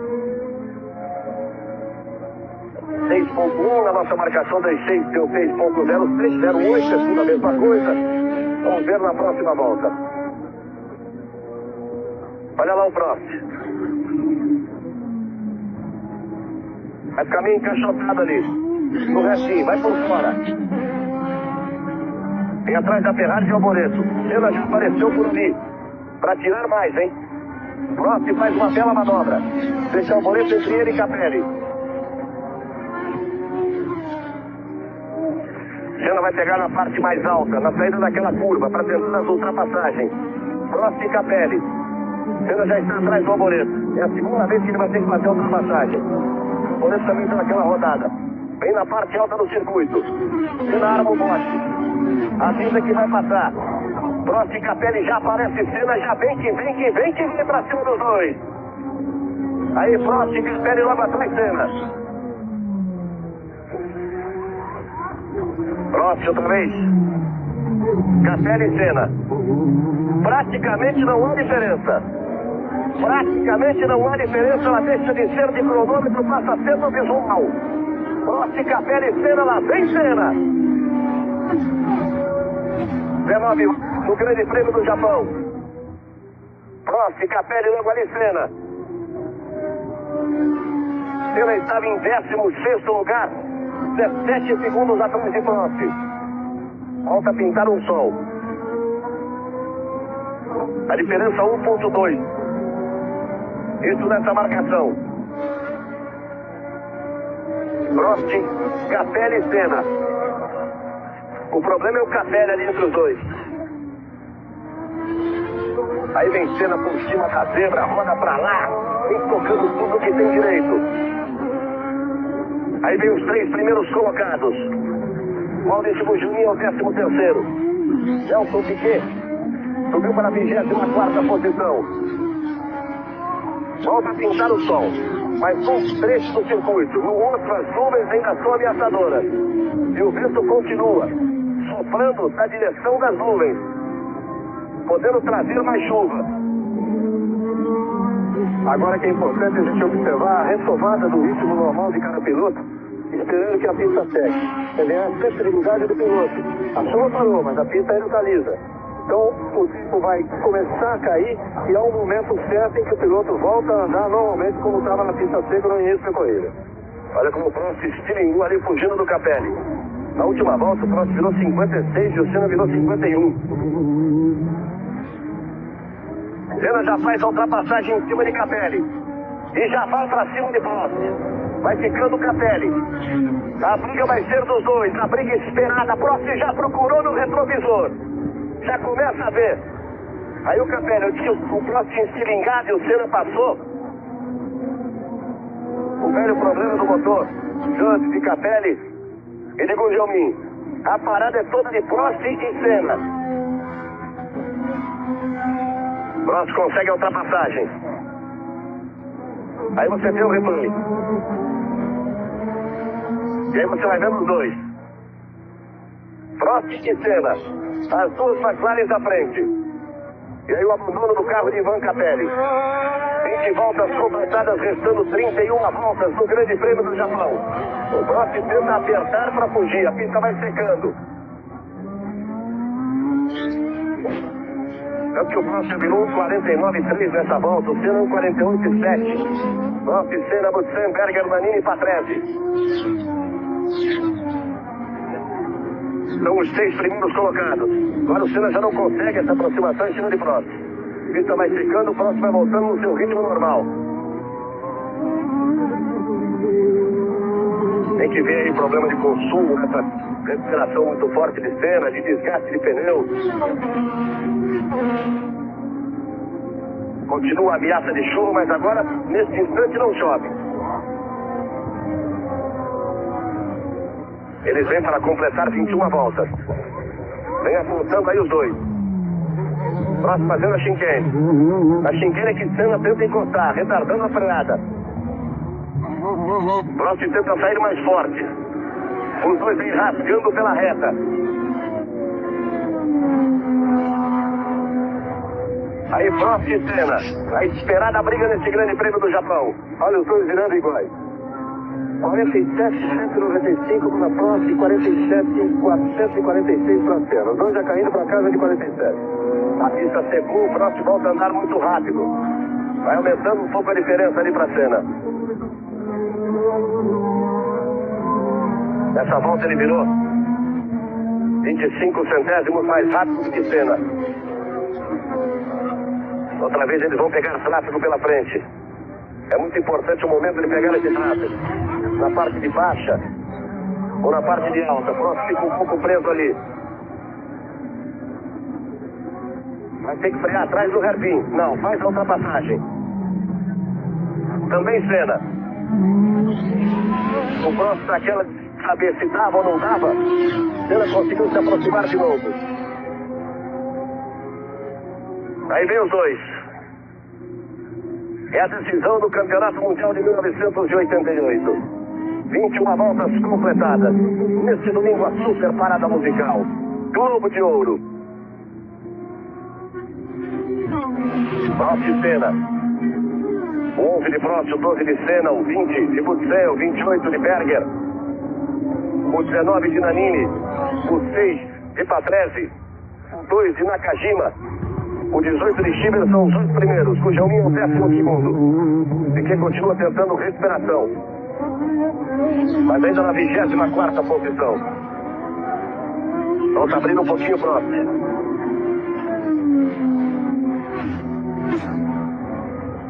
(47,4) de Prost, 47,2 de Senna, exatamente naquela indecisão. Deu uma escorregadinha de traseiro, Prost.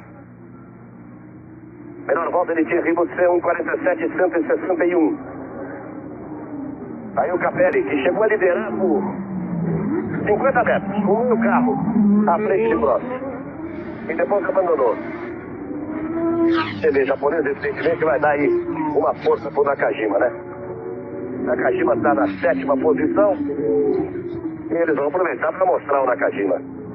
Rede Globo, a marca da vibração.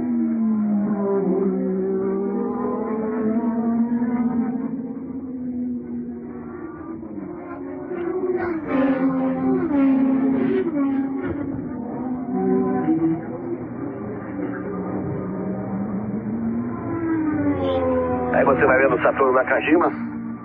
A velocidade ali, 196, cai violentamente, vem para os 88, exatamente para contornar Shinkane. E agora olha como sobe, na curva, no mergulho. Entra pela reta. Aí saiu o motor eixo, não anda mais que isso. Neste trecho da pista. Restando 29 voltas, 22 voltas foram completadas.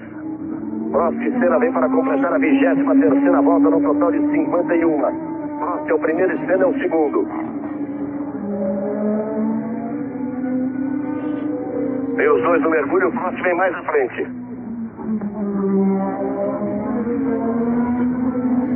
A diferença sobe de um segundo ponto 3 de Prost para Senna. Porque o Prost faz a melhor volta da prova, 1,46,783. Você vê aí a média já de 197,526 km/h. A essa altura, depois de toda aquela recuperação, a loucura do ritmo de Ayrton Senna, ele vai tentando ali, dá a impressão de controlar, não deixar o Prost fugir muito, para tentar uma arrancada final. Mas vai abrindo o Prost. 1,3 é a diferença. A impressão que vai abrir mais um pouco. Mas Senna aperta o ritmo ali atrás para não deixar o Prost fugir. Depois de estar 17 segundos atrás, estar em 16º, Senna chegaria em segundo e não quer de forma alguma permitir a fuga de Prost.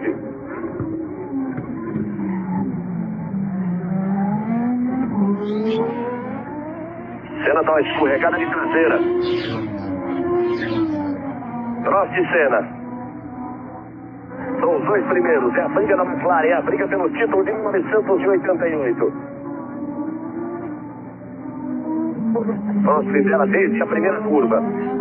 Balançou muito o carro de Prost. Deu uma balançada forte. 1,3, saiu o Grosso. O engenheiro responsável pelos motores da Honda. 1,3 a diferença dos dois. É o que está mais ao alto ali, o de óculos, né? 1,3 a diferença entre os dois quando eles completaram 31 voltas. Aliás, 23 voltas. Aí você, que por 2 vezes já fez a volta mais rápida. 1,1. Senna foi um pouco mais rápido nessa volta. O Prost deu uma balançada forte. 46,8 para Prost. 46,5 para Senna, é a volta mais rápida da prova. Se aproximando dos 200 km da média horária. Tenta botar toda a pressão que pode aí com Senna em cima de Alain Prost. Aí Thierry Boutsen, que é o terceiro colocado. Boutsen, que é o quarto colocado no Campeonato Mundial e o terceiro na prova. 8,59 a diferença de Senna, que é o segundo, para Boutsen, que é o terceiro. Os personagens mais famosos da TV. Chico Anísio Show, nesta quarta, depois de Vale Tudo. Estamos curtindo todas as emoções do Grande Prêmio do Japão, 15ª etapa do Mundial de Fórmula 1 1988. Prost é o primeiro, Senna é o segundo. São as emoções do esporte e a Copa União, neste domingo, 5 da tarde, mais uma rodada. Prost e Senna, 1,1 diferença na outra volta. Senna vai tentando tirar. Ele foi mais rápido que Prost na última volta e foi o mais rápido da prova até agora naquela volta. 24 voltas completadas, 27 restando. Vamos nos aproximando da metade da prova. Prost, Senna, Boutsen, Berger, Manini, Patrese são os 6 primeiros colocados. O Jomin, 13º, perdeu a posição para Mansell. Nelson Piquet, 23º. Senna tenta vir mais próximo, tenta vir mais colado. A impressão de sair mais forte ali da curva próxima. Um cravado, Senna foi alguma coisa mais rápido. Olha só, o Prost fez 1,47,17 e o Senna 1,47,13. Com 4 centésimos apenas a diferença. Aí um slow, a câmera lenta fantástica aí. Na condução de Prost. Prost e Senna. Aí os dois. Nessa parte do circuito, que o Prost dá a impressão de ser mais rápido. Quando ele abre um pouco.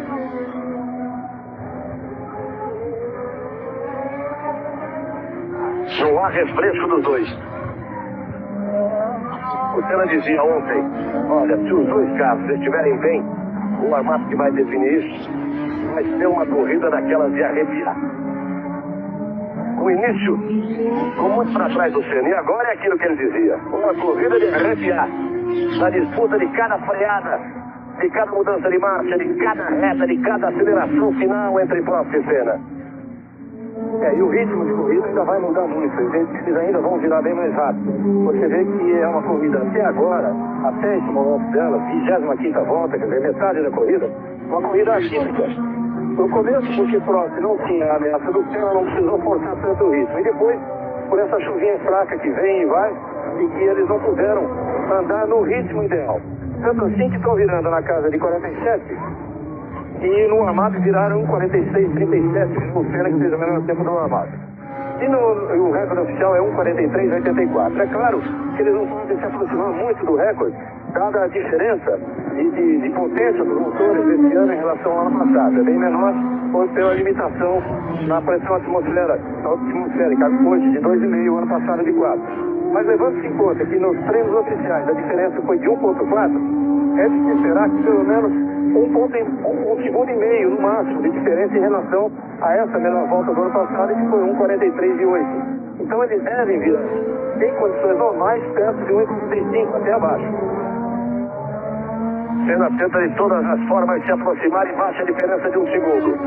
Ele voltou a ser mais rápido, mas outra vez pouca coisa. 1/10 agora. Ele dá a impressão de que vai para cima do Prost. Aí o Mansell parado. Você vê a repetição ali? Outra vez ele foi estocado, quase capotou com o Piquet, no choque com o Nelson Piquet, tomou um susto terrível e sente o braço esquerdo ali, o Nigel Mansell. Realmente não dá sorte nesse circuito de Suzuka. Mas olha, podia ter sido um acidente de graves proporções ali para o Mansell se ele tivesse capotado. Olha, e só não foi porque foi uma chicane muito lenta. Ele entrou do lado do Piquet e o Piquet contornou a curva fazendo seu traçado normal e o Mansell fechou. Quer dizer, Os dois estavam lado a lado, um batendo no outro, e olha porque era um trecho de muito baixa velocidade. Poderia ter sido um acidente mais grave. Um momento importante da prova, tráfego aí na chicane. Senna vai colar no Prost. Vai chegar coladinho ali no Prost. Prost até balançou um pouco, Senna saiu mais forte.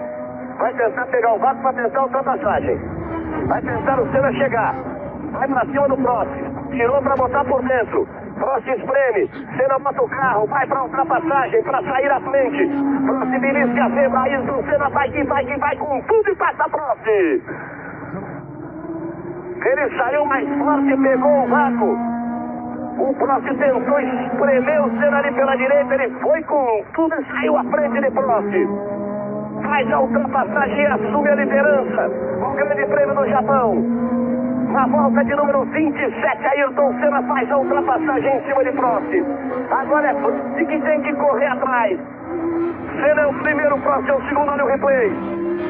Pegou o vácuo, ganhou embalo, o Prost atirava para a linha de dentro. Ele foi, Senna chegou a botar a roda lá na parte suja, beirando ali o muro do box. Passa por Maurício Gugelmin. Gugelmin entra entre ele e Prost. Senna fez até o final ali. Aí Senna e Prost em segundo atrás de Maurício Gugelmin. Ayrton Senna é o novo líder do Grande Prêmio do Japão. Ele vem pela volta de número 28. Restando 24. Prost fez a ultrapassagem. Vai começar agora a recuperar essa distância para botar pressão em cima de Senna. Foi na presença do tráfego que o Senna conseguiu se aproximar na freada da chicane depois da ultrapassagem na reta. E é Senna quem vai ter tráfego agora. Na mesma posição, o Prost pode conseguir a aproximação. Pode tentar dar o troco. Foi um pouco antes. Com isso, o Senna vai passando e Prost é o segundo. Aí mais uma rodada. Olha o Suzuki aí. Olha o japonês passeando na pista.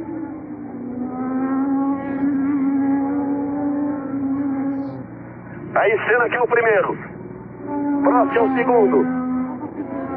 28 voltas completadas. Rede Globo, a marca da vibração.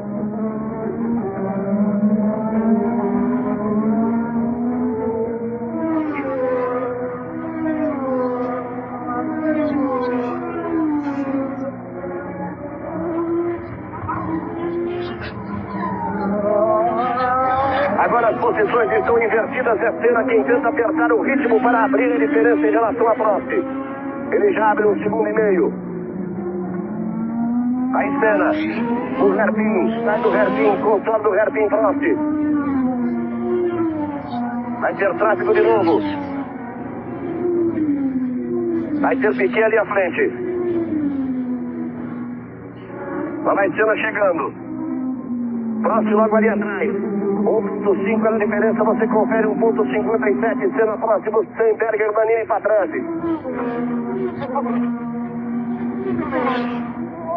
Aí Nelson Piquet à frente de Ayrton Senna. Ele olha no retrovisor e se dá conta da presença de Senna. Prost vem tentando chegar ali. Na chicane. Volta mais no chão, o carro de Senna, ele pode perder um pouco de tempo, mas não chegou a ficar muito próximo a Piquet para perder tempo. Ele pode pegar uma carona no vácuo, mas não, puxa direto de lado. Vai para a ultrapassagem. Prost vem com ele, o 12 de Senna, o 11 de Prost, o 20 de Buxen, o 28 de Berger, o 19 de Nannini, o 6 de Patrese, o 2 de Nakajima, o 18 de Eli Schieber são os primeiros. O Gilmin é o 12º. Nelson Piquet é o 20º. A liderança é de Ayrton Senna.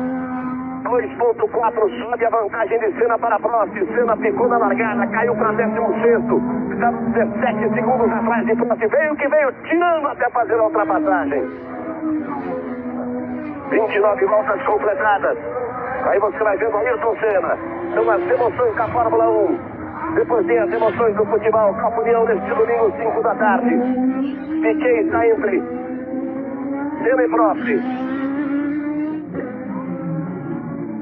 Aí Senna, ele tenta apertar um pouco o ritmo para colocar uma vantagem um pouco mais cômoda entre ele e Prost, para tentar a partir daí administrar a prova.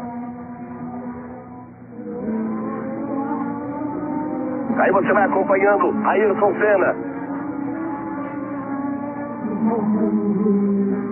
Vem trazendo o seu McLaren. Prost ainda não conseguiu ultrapassagem sobre Piquet, Piquet ficou por dentro para favorecer a ultrapassagem. Sabe que o Prost já vai aparecer ali. Já aparece a frente de Piquet. Piquet sabe muito bem o que é essa disputa, o que é essa briga por uma primeira posição, o que é essa briga por um título. Nunca ele iria atrapalhar nem Ayrton Senna, nem Alain Prost. Aí Nigel Mansell teve aquele choque com o Piquet, fica ali, tá tudo bem com ele. Pode ter dado uma batidinha no braço ali na lateral do cockpit do carro. Mais uma volta completada, 30 voltas completadas, faltando 21 voltas. Aí Senna tomando o curvão do final da reta. Vai lá por fora, puxa por dentro. Faz a segunda perna, o Prost aparece ali. Senna virou um 47 cravado nessa volta, o Prost um 47.4. O Butsen é o terceiro colocado, o Gugelmin é o 12º, Piquet é o 20º. São 30 voltas completadas, vai pela 31ª volta, Ayrton Senna na liderança com o Prost em segundo. O 12 de Senna, o 11 de Prost, o 20 de Butsen, o 28 de Berger, o 19 de Nannini, o 6 de Patrese, o 2 de Nakajima, o 18 de Schiller. São os 8 primeiros colocados com Palmer em nono, Streif em 10º, Alliot em 11º, Gugelmin em 12º. Senna no hairpin. Vai sustentando aí a diferença para Prost.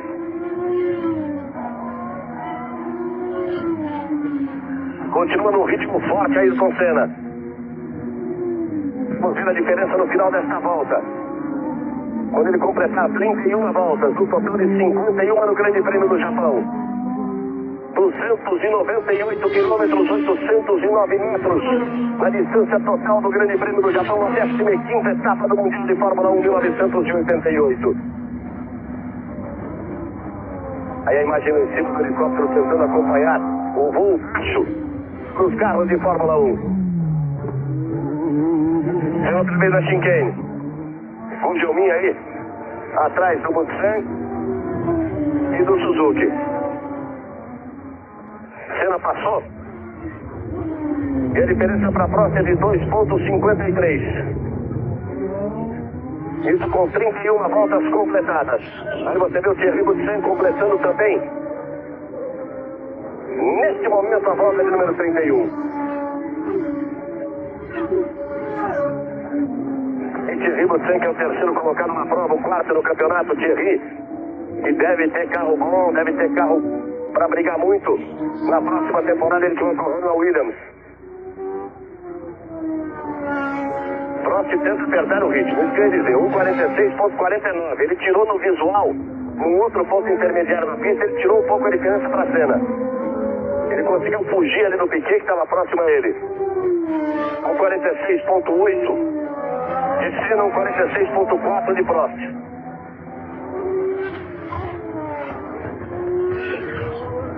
É uma corrida terrível e haja coração.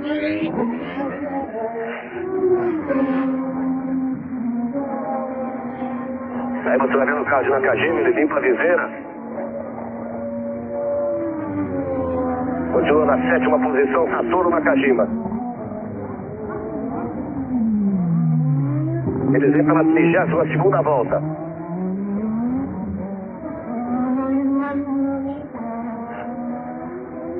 Nakajima completando agora a volta de número 31. Ele que é o 7º colocado.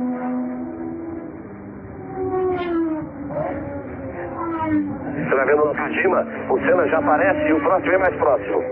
Vem apertando muito o Prost. Tirou para 1,44 a diferença. Tirou muita diferença em relação a Senna. Senna virou 47,6. O Prost virou 46,5. 1 segundo e 2 mais rápido que Senna. Olha aí, 1,43 a diferença. O Senna teve que fazer uma ultrapassagem. Pode ter sido também isso. A TV japonesa continua mostrando Nakajima, né?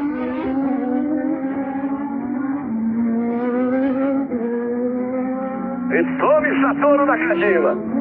A briga do título é lá na frente, tome Nakajima.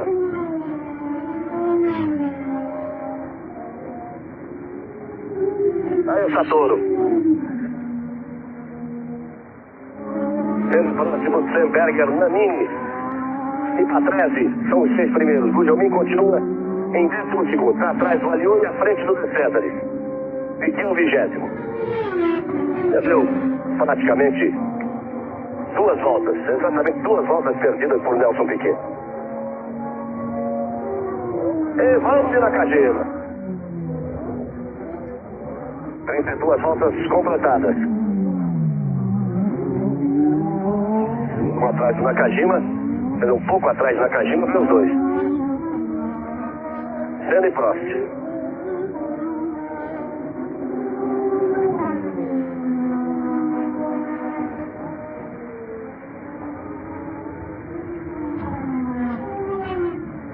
Senna abriu muito, hein? Alguma coisa aconteceu com o Prost, porque a diferença subiu de 1.4 para 3.6. O Senna virou 1.46.3 para fazer aí a melhor volta. Tudo bem, mas é que o próximo foi para 1.48.5. Foi muito lento. É aquilo que eu disse, é o tráfego. O Senna tinha feito uma ultrapassagem na última volta. O Prost teria que fazer essa ultrapassagem nessa volta. 3.6. Você viu o Senna e aí vem Prost. Já foram completadas 33 voltas, restando 18 no Grande Prêmio do Japão.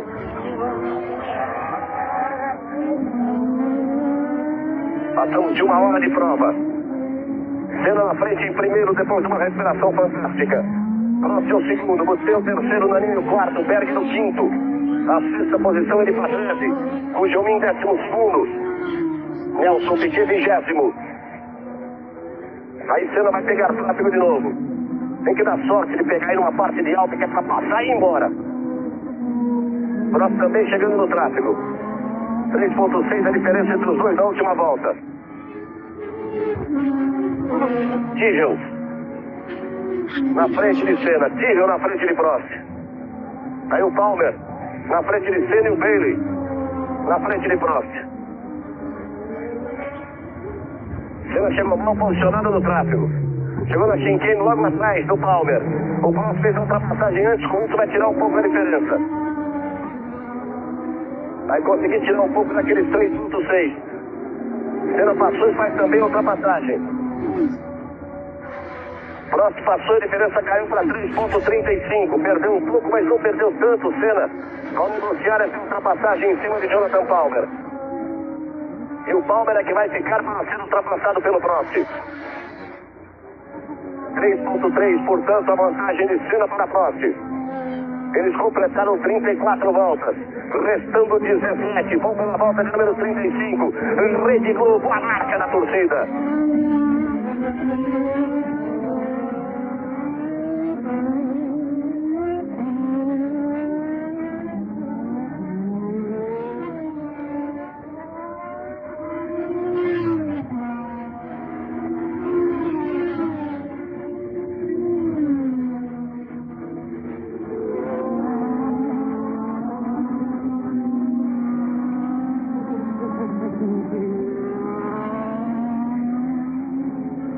Aí eu replay pra você. O De Césares. Olha como ele erra. Como vai no Suzuki. Os dois praticamente param para evitar o choque. E depois seguem. 3.35. A vantagem de Senna na última volta. Senna vem para completar a volta de número 35. Passa Senna, completa 35 voltas. Vem Prost, passa Prost. 5 segundos a vantagem de Senna para Prost. 5.06. Senna virou 47.3, Prost virou 48.9. Abre 5 segundos, Ayrton Senna para Alain Prost. O sintomático aí foi o tempo que o Prost demorou para passar o Jonathan Palmer. Realmente ele ficou 1,5 volta atrás do Palmer. não conseguia negociar mesmo em curvas de alta, quando os dois chegaram juntos. Aí a diferença 5.1 de Senna para próximo. Ele vem pela volta de número 36. Você acompanha Ayrton Senna. Vai para a freada do hairpin. Puxa o carro para a direita. Vai ter tráfego duplo à sua frente. Daí eles vão para a parte de alta. Ele precisava tentar chegar nessa parte do tráfego para evitar a presença dos dois. A chicane. Então ele vai voando baixo o Senna.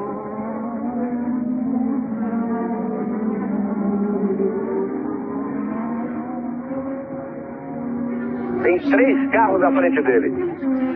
Tráfego intenso aí para a Senna. Ele chega para tentar a ultrapassagem. Fica preso ali atrás. O carro de Luiz Pérez Sala. Faz a ultrapassagem em cima de Sala. Próximo vem ali. Ele chegou no Schieber. Na saída da chicane. Tem Arlu e Schieber à sua frente.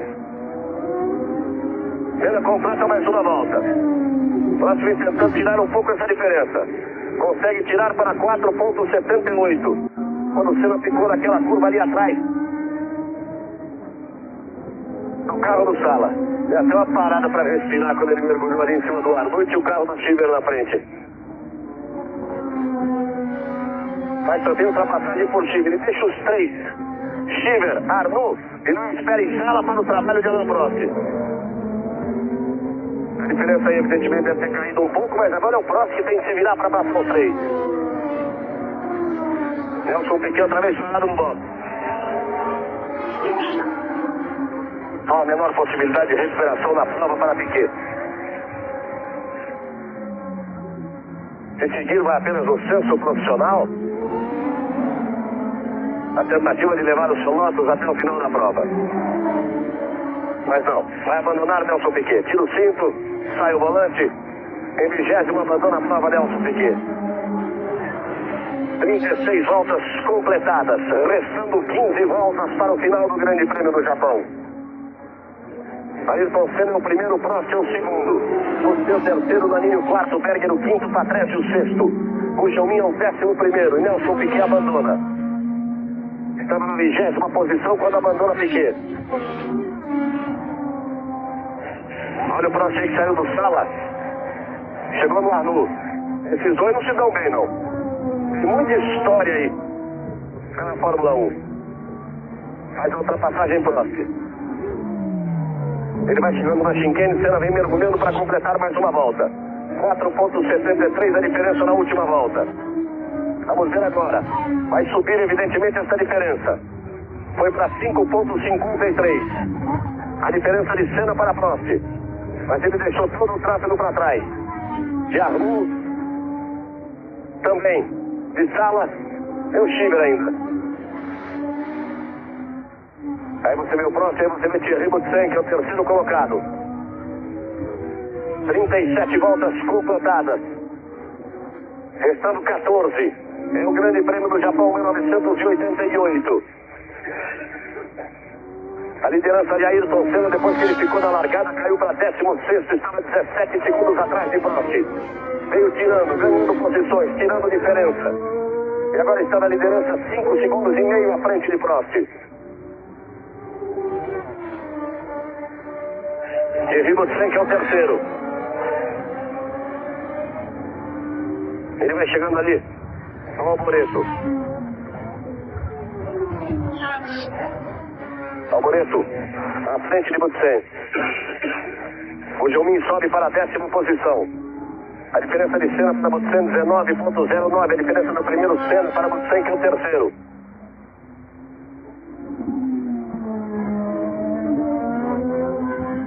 Senna vem se aproximando para completar 38 voltas.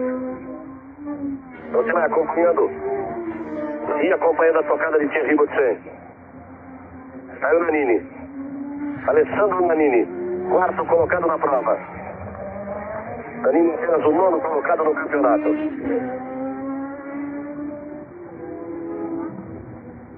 Senna completa mais uma volta. Cai a diferença para Prost, hein? 4.12. Caiu o segundo ponto 3. Segundo ponto 4. Nessa volta a diferença. Senna virou 48,42, o Prost virou 47 cravados, o 47,07. 12 de Senna, 11 de Prost, 20 de Gutsen, 19 de Nannini, 28 de Berger, 6 de Patrese, 2 de Nakajima, 14 de Philip Smith. São os 8 primeiros. Dá impressão o Prost que vai partir com tudo para tentar tirar essa diferença. Vamos ver na volta seguinte. Cada volta é importante, 38 foram completadas. Senna em primeiro e Prost em segundo. Olha lá o Prost como tenta se aproximar. Já aparece o carro na mesma tomada. Senna faz o hairpin. Prost vem para a freada do hairpin, controla o hairpin Prost.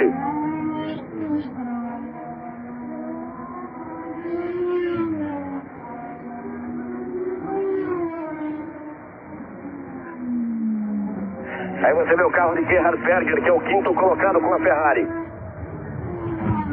Berger que foi o vencedor do Grande Prêmio do Japão no último ano.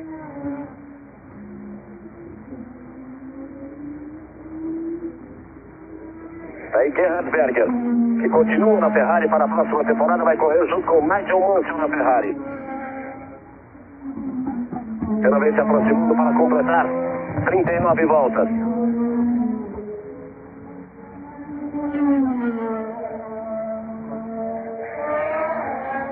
Já vem mergulhando o Senna pela reta, você vai vendo o Berger. Prost vem tentando de todas as formas tirar a diferença 3.28. Vem tirando muito o Prost nessas últimas voltas. Isso pode determinar também, Reginaldo, o cuidado de Senna agora, recuperando o combustível gasto naquele sprint fantástico, quando ele foi buscar recuperar posições, o próprio pneu, que é só a cabeça do piloto que pode ter a verdade nessa história. É só a cabeça do piloto e o seu computador de bordo, ele deve estar atento a tudo isso. E também tem o feeling, né? Saber até que ponto ele gastou a mais em gasolina, que não é uma preocupação muito grande aqui, mas principalmente o pneu. 39 voltas completadas, restando 12 para o final do Grande Prêmio do Japão. Aí Senna no mergulho para a freada do hairpin. Nakajima está à sua frente. Ali o Senna. Prost aparecendo logo atrás.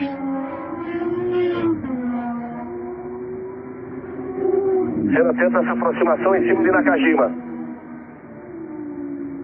É evidente que Senna fez uma corrida de mais desgaste do seu carro do que Prost, por toda a recuperação que teve que fazer.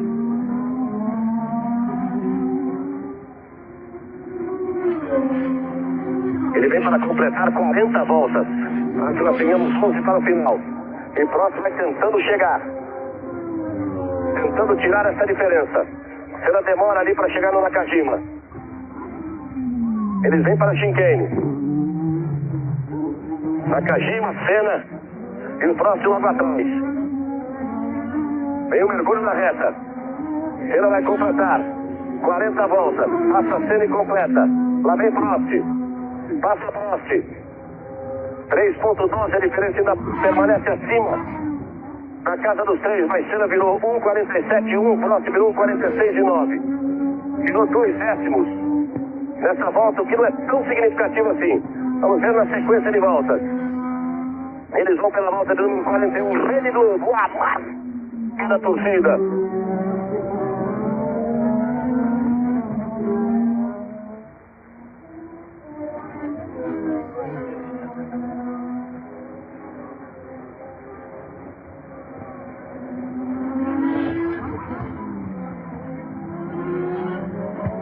Repare como o Senna ainda não conseguiu a aproximação definitiva em cima de Nakajima.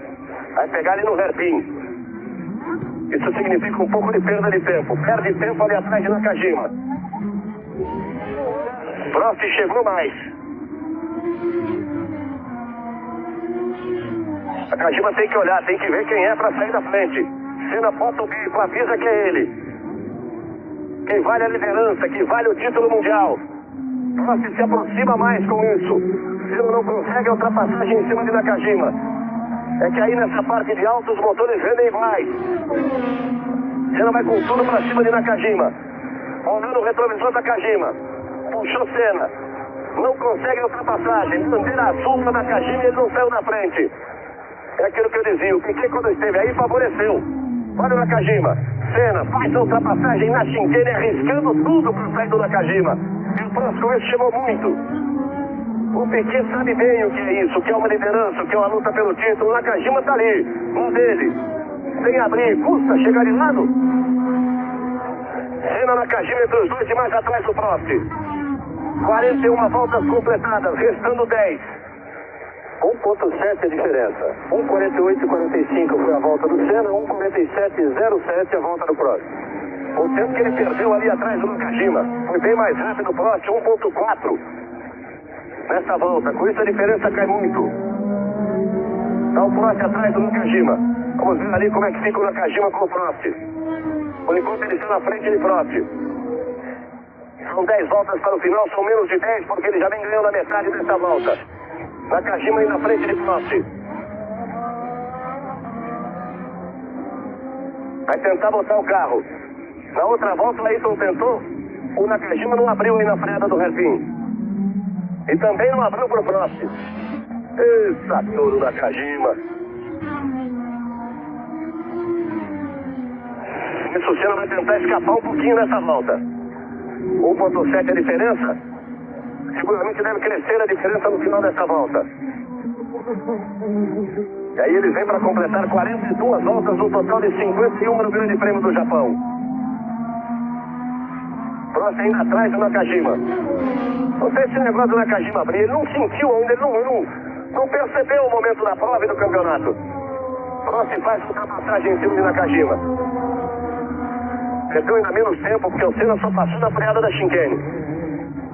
1.7 na diferença na outra volta. Senna vem mergulhando para completar mais uma volta. Aí vem Senna. Passou Senna. Vamos ver o Prost. Passou Prost. 2.85. 1 segundo e 1. Senna fez 1.47,7. Prost fez 1.48,8. Mas isso mostra que o Senna sem tráfego virou 1.47,7. O Prost sem tráfego na outra volta virou 1.47 cravados. Mais rápido nessa altura o Prost do que o Senna. Restando 9 voltas para o final. Emocionante o final do Grande Prêmio do Japão de 1988. Permanece a ameaça de chuva, mas a pista agora está seca. E até o japonês insiste em mostrar o Nakajima. Aí você vai vendo o Prost. Senna e Prost, Senna é o primeiro, Prost é o segundo. Vem tentando tirar de todas as formas Alain Prost. Faz o hairpin Senna. Evidentemente tem um carro mais desgastado por tudo que fez para tirar 17 segundos do Prost. E tantas posições do Prost estava em primeiro com pista livre durante 15 voltas e o Senna em 16º, partiu de 16º. Aí você vai vendo o Senna. Vamos ver a diferença no final desta volta. Vai tentando chegar de todas as formas, vai ameaçando o Prost. Na mesma tomada os dois. Senna próximo, Senna, Lindbergh para 13.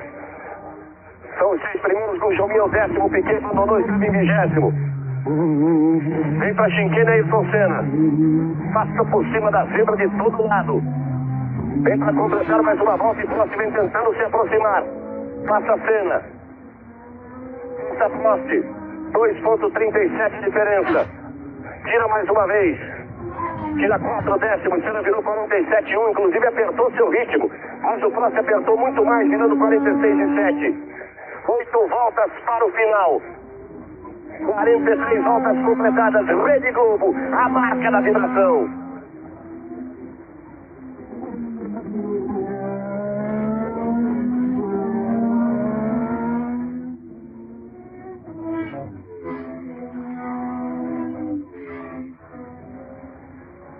Aí você vai vendo os dois, Senna e Prost.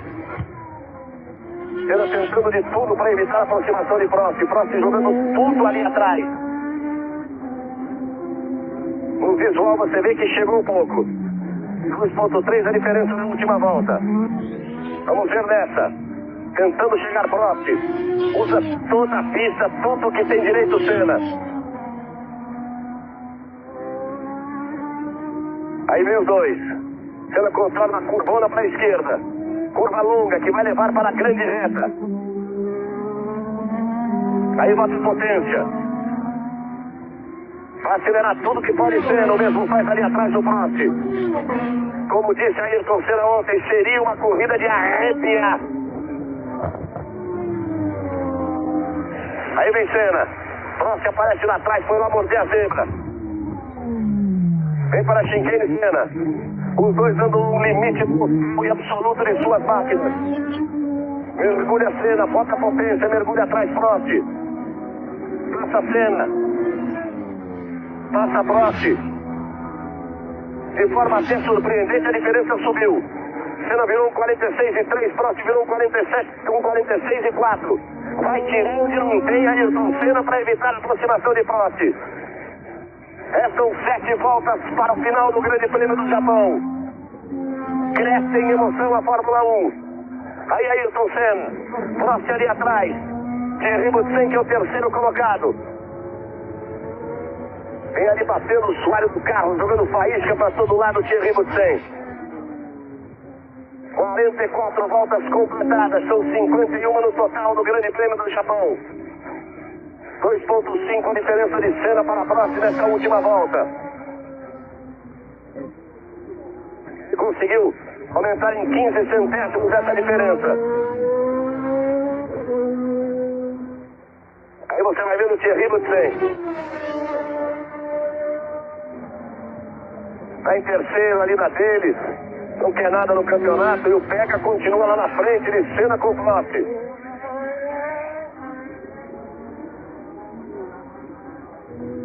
Eles vêm para completar a volta de número 45. Você chega ali para colocar uma volta em cima de Michele Alboreto. Daqui a pouco Senna e Prost vão aparecer na reta para completar mais uma volta.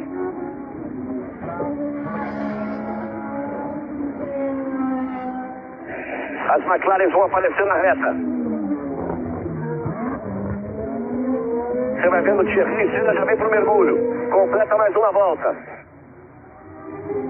Prost passa 2,94 atrás de Senna. Aumenta de novo a diferença de Senna para Prost. E restam 6 voltas para o final do Grande Prêmio do Japão. E tome Thierry Boutsen aí em cima do Alboreto. E o Senna e o Prost estão arrepiando lá na frente. Fica tudo escuro em cima do circuito de Suzuka. Nuvens negras no finalzinho da prova. Aí o Nannini. 12 de Senna, 11 de Prost, 20 de Boutsen, 19 de Nannini, 28 de Berger, 6 de Patrese, 2 de Nakajima, 14 de Philipsen. O Jobim é o 10º colocado. Piquet abandonou quando estava em 20º.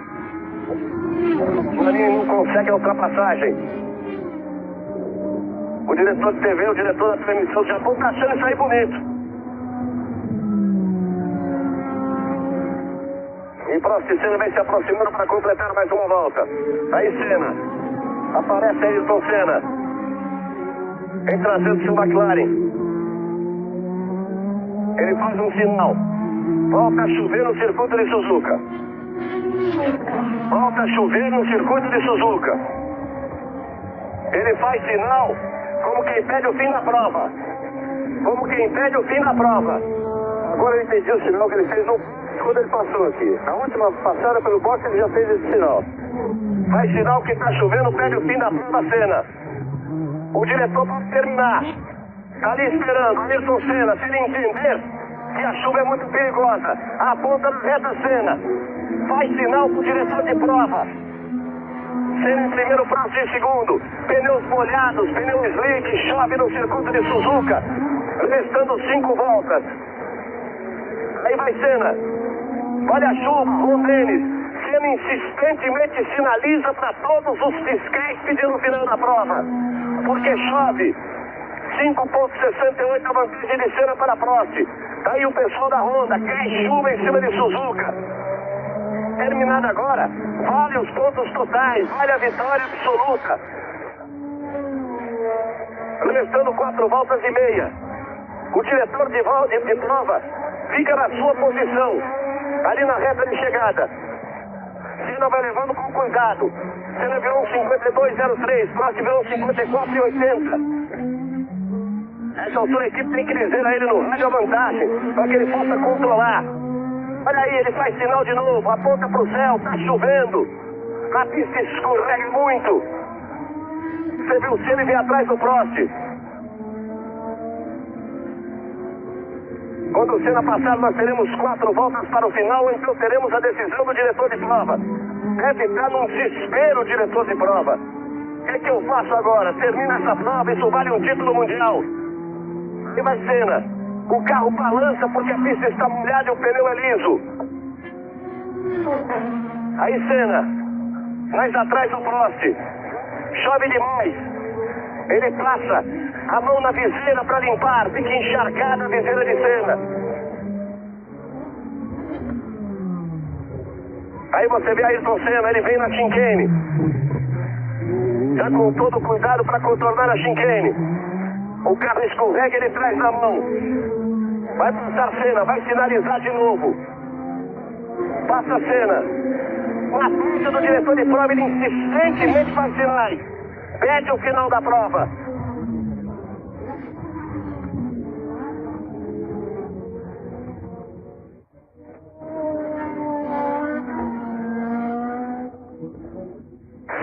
.66 a vantagem de Senna para Prost. Ele recebeu a placa da volta anterior. Sabia que a sua vantagem estava acima dos 5 segundos. Tem retardatário. 3 voltas e meia para o final do Grande Prêmio do Japão. O Dennis conversa com Gordon Murray. Dali eles se comunicam com os pilotos. Aí Ayrton Senna. Tem tráfego na sua frente. Tem que ter muito cuidado. Prost está por ali atrás. Já não aparece o carro de Prost. Diminuiu bastante o ritmo Prost. Senna também já não arrisca uma aproximação. Aí Ayrton Senna. Ele já não sinaliza mais para os fiscais de pista, mas sinalizou de forma insistente. Olha só como ele teve cuidado ao contornar o hairpin. Olha só como ele acelera com cuidado. Prost volta a aparecer então na mesma imagem. Aí Senna ainda atrás do retardatário, não quer arriscar nada. Vai para a ultrapassagem. Com cuidado. Tem que deixar o carro escorregar. Olha o Prost aparecendo lá. O diretor de prova aqui à minha frente continua estático, parece uma estátua. Aí Senna. Vem se aproximando para completar mais uma volta. Seguiu também Prost.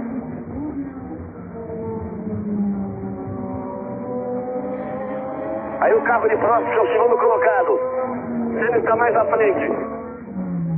Senna próximo de Stenberger, Nannini para trás os 6 primeiros. Senna já vem no mergulho e Prost está na chicane. Senna vai passar. Dessa vez ele não sinaliza. Restando 3 voltas ainda para o final. 48 voltas completadas. Chuva parece dar um tempo também no circuito de Suzuka. Eles estão girando acima de 2. 2:03,69 para Senna. 2:03,50 para Prost. São 3 voltas para o final. Pouco mais de 6 minutos. Agora, como ele já vem pelo meio, são 6 minutos de prova. Aí Senna, vamos acompanhando cada volta de Senna. Ele já definitivamente desistiu de finalizar. Até porque a chuva parou. Essa chuva que vinha e ia constantemente, agora foi um pouco mais forte, o diretor de prova ficou na dúvida. Então ele esperou e realmente parou. Agora foi inclusive importante para o Senna. No momento estava em 2 segundos, você vê como ele abriu a diferença e agora é fazer uma corrida tranquila até o final. Agora a pista ainda está escorregadia, evidentemente. Aí você vai vendo o Senna. Ele vem pelo meio do circuito. Saiu do hairpin. Aí Senna vai pro curvão, puxa, já não traz por dentro, deixa escorregar bastante, faz uma nova tangência, o carro quer sair, ele traz na mão, e aí põe potência outra vez na parte de alta. Você viu Senna? E você vê como não aparece, só agora aparece o carro de Prost. É importante você olhar a placa agora quando ele passar aqui, que seriam 2 voltas para o final. E a vantagem que ele tem para a Prost. Você não vem apontando na chicane. Aí vem ele, contorna a chicane. Vem pro mergulho para ganhar a reta. Aí Ayrton Senna. Passa o Senna. São 2 voltas para o final. São pouco mais de 10 quilômetros. Ayrton Senna virou 1,54,90 porque a pista realmente melhorou. Prost virou 1,57,98, a diferença é grande. Senna teve isso na placa. Outra vez passa a mão, limpa a viseira para enxergar melhor.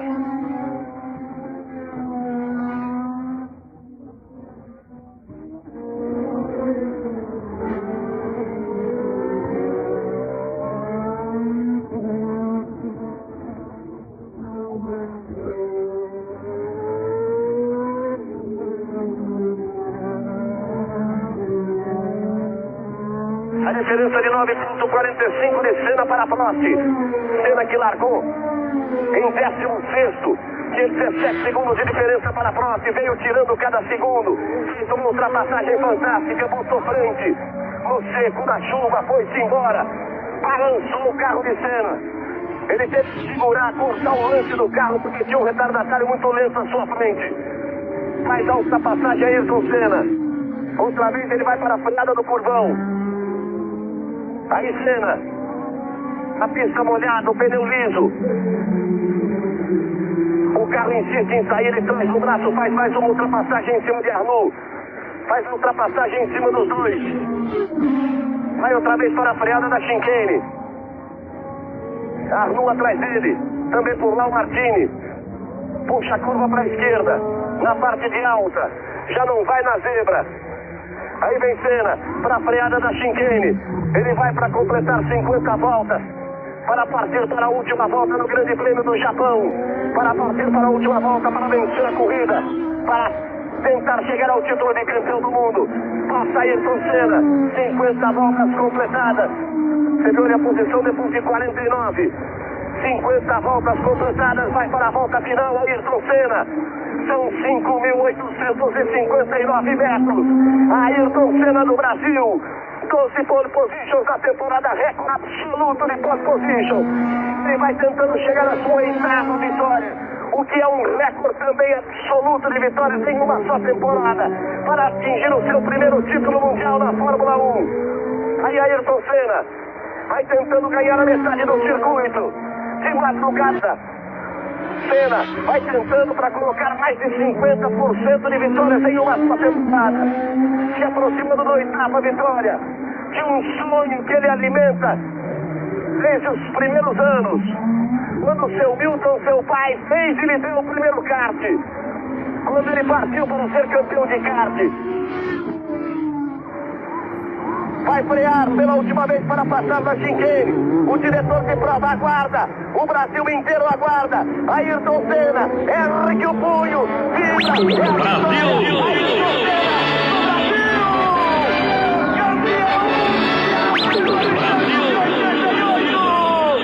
Ayrton Senna, do Brasil! A vitória do Senna! Brasil! A explosão da emoção de Senna! Quem conhece bem Ayrton Senna sabe que será difícil ele enxergar, será alguma coisa. Brasil! Dentro do capacete de Senna, os 2 punhos, o esquerdo metido, uma corrida fantástica, um título impressionante porque ele veio de 16º colocado para tirar 17 segundos, nada mais. Brasil! Para fazer a ultrapassagem, ele abre a viseira e chora copiosamente no cockpit de seu carro. Ayrton Senna, é a realização de um sonho. Aí Ron Dennis, a vibração de Steve Nichols. Você não viu, a placa cobre o rosto de Nichols, mas ele foi um engenheiro que trabalhou direto com Senna em toda a temporada. Ele faz o sinal, seu sinal característico, ergue o punho direito. Aí está, Brasil! Agarra, um senso de profissionalismo poucas vezes visto. O homem que vive, que acorda, que almoça, que janta e que dorme Fórmula 1 e a sua profissão. Que se sonhou há muitos anos. Queria porque queria. Com o recorde mundial de vitórias em uma só temporada, com 8 vitórias em uma só temporada. Ayrton Senna do Brasil, o grande campeão mundial de 1988. Senna, a realização de um sonho, a confirmação de uma meta.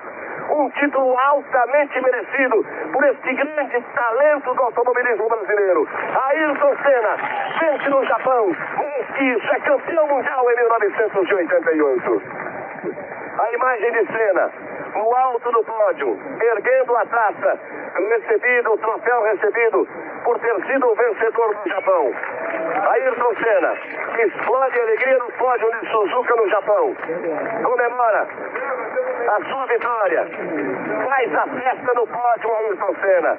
Parabéns, Senna, por todas as suas vitórias, por ter permitido que nesta temporada o nacional brasileiro fosse tantas vezes ouvido, que tantas bandeiras em verde e amarelo fossem agitadas por todo o mundo.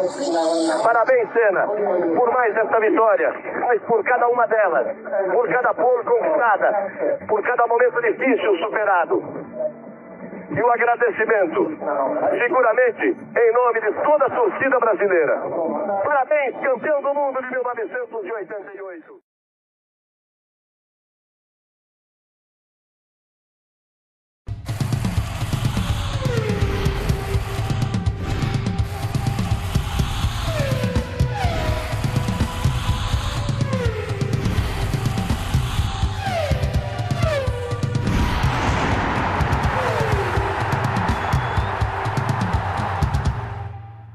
Certainly the biggest crowd I've ever seen at Brands Hatch. The weather overcast and the wind dropping just before the start, so a threat of rain to heighten the drama. And what all the people had come to see was what was on paper at any rate looked like being the finest British Grand Prix of all time. Only 25 cars could qualify out of the 37 entrants, so that meant keen competition in practice. In fact, all 25 to qualify broke the existing lap record at 1:23 established in March of last year. And in the final positions for the grid, only 1 second covered the 9 fastest cars. Ahead of them, 75 laps on the 2.65-mile full Grand Prix circuit, 199 miles to the checkered flag. 3/4 of the way through the season, this is the 10th in the series. You can see that Niki Lauda has a lead of 4 points over Clay Regazzoni.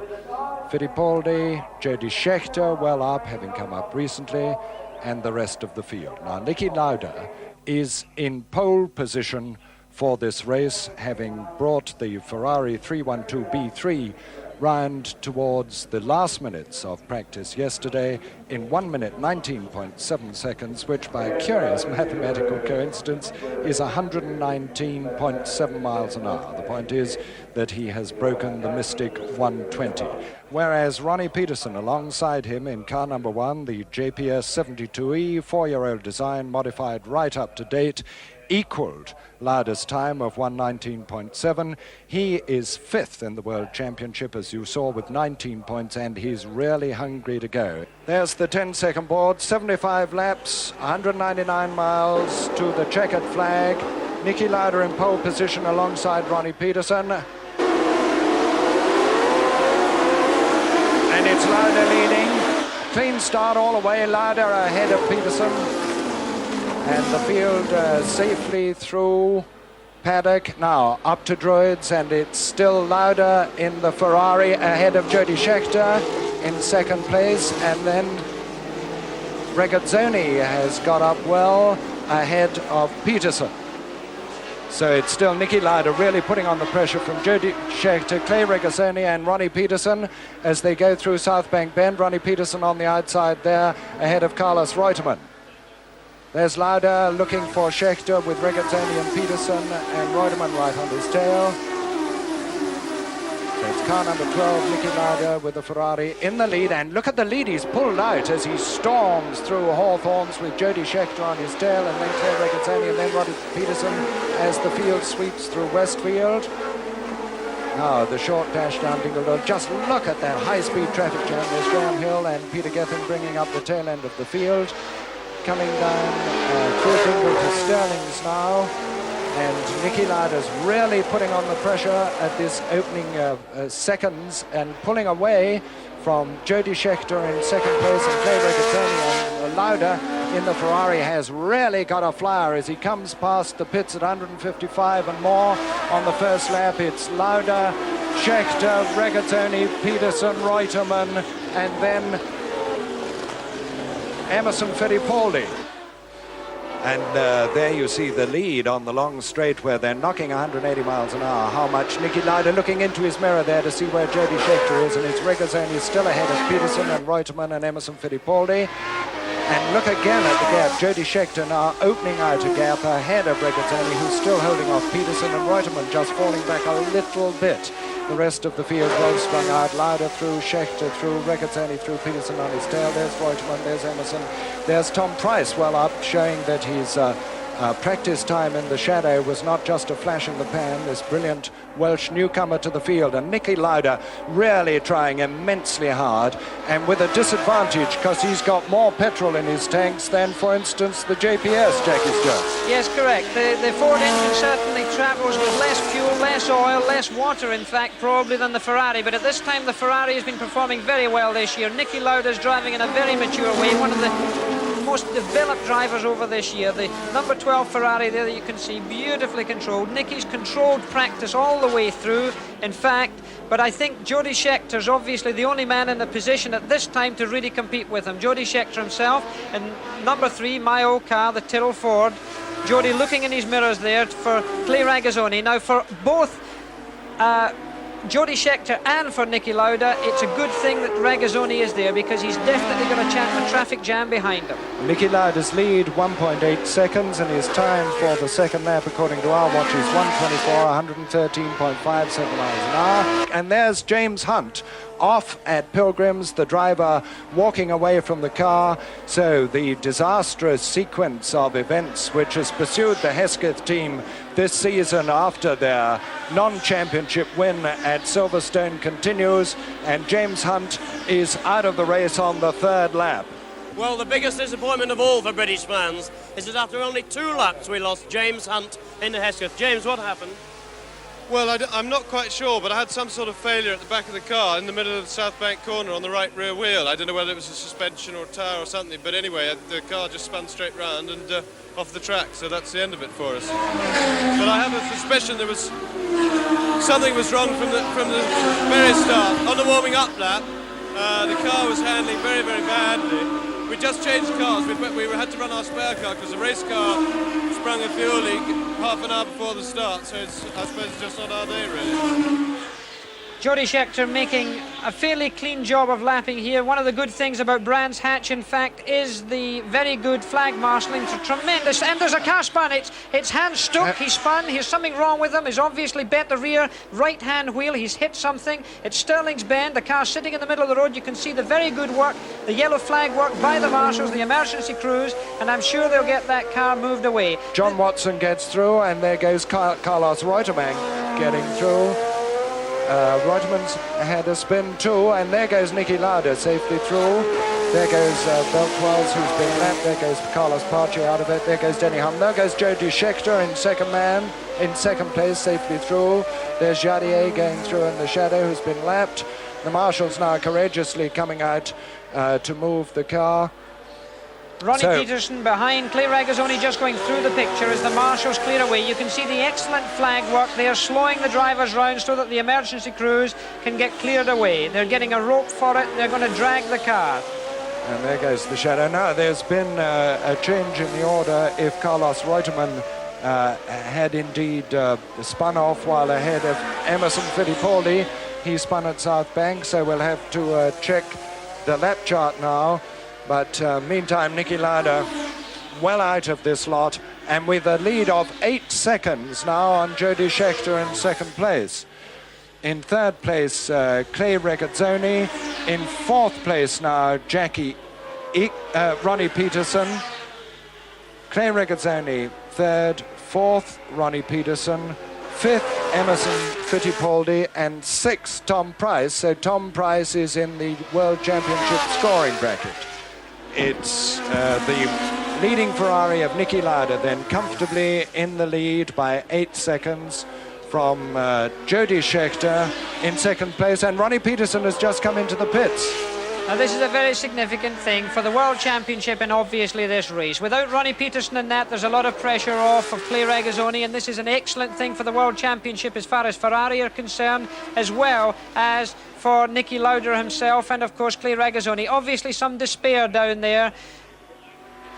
But nevertheless, terribly bad luck on Ronnie Peterson. It's Regazzoni, it's Clay Regazzoni in the pits, and he's got a puncture as well. They're changing a front right-hand wheel. Now, I'm sure it's something to do with the debris. That's 2 cars being in the pits in a matter of minutes. Migo's aerofoil has fallen off. You can see this. He's being black flagged because the aerofoil is, of course, a very dangerous situation. That could fly off, hit any marshal, even spectators, apart from leaving debris on the racetrack itself.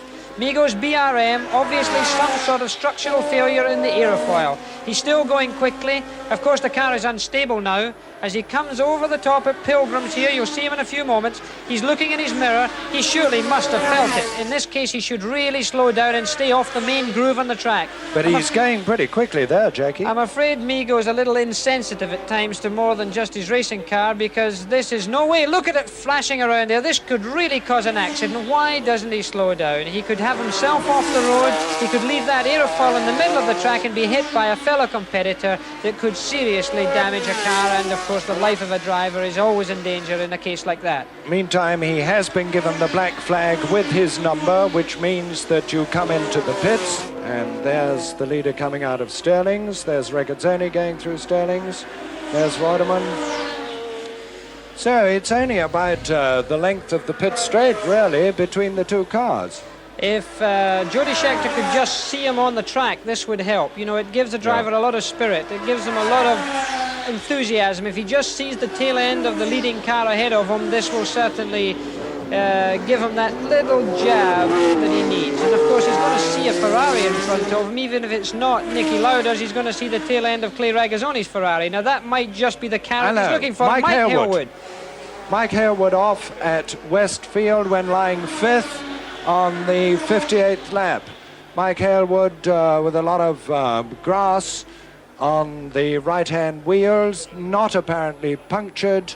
Would you think an engine failure here? He's back in the car, he's trying to start the car. I don't know whether he's spun going round Westfield or what's happened. He's gone up the inside of the racetrack because he's got grass on each side of the car. It seems peculiar that he's trying to start the car, but of course an engine, when it's very hot, a racing engine, is difficult to restart. This is not an easy thing. You can see the marshals there with their fire equipment on the left-hand side of your picture, properly dressed in the case of an emergency, their helmets and their fireproof overalls. Mike Harewood is not getting his engine restarted. And you can see the heat rising off the engine of the McLaren M23. Very bad luck on Mike Harewood. Very, very bad luck. Lying 5th and going well in the hunt for points.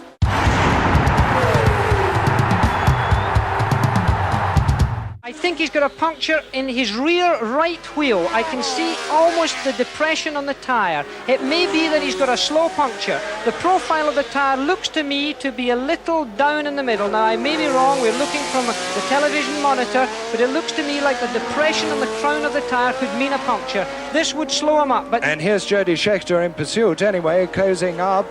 Now, this is going to be very interesting indeed. Coming up to the completion of the 69th lap with 6 laps of the 2.65-mile circuit to go. And Lauda certainly doesn't know he's got a puncture because he hasn't gone into the pits. There he goes through Paddock Bend. At this stage in the race, if it's only a slow puncture, he may be able to hold it, but there, I'm sure he can't. He's slowing down too much. There's smoke coming out of the back of the car also. A little puff of smoke there as he goes down into Bottom Hill. The Ferrari people lining themselves up in the pits waiting for it. They're looking towards the racetrack themselves. The pit's a very important part here because the Ferrari pit work, in fact, is very good, but certainly not good enough to save this man's lead if he has to stop. And the gap is only... My goodness, with Jody Scheckter right behind him now. Right on his tail. Look, there you see the 2 cars. There's first and second place as they come up to 70 laps with 5 laps to go. Now, there's Jody Scheckter in the blue Tyrrell raising his finger to Niki Lauda ahead of him in the red Ferrari number 12. Here's a turn up for the book. Niki Lauda, who's dominated this race, but Jody Scheckter, who's really fought manfully to keep in touch and now knows exactly what the situation is, and that tyre is done. He's going to pass him now. He'll certainly pass him down. Niki Lauda is going to come into the pits, I'm sure. Jody Scheckter, and he hasn't let him through. He hasn't gone across. He hasn't gone across.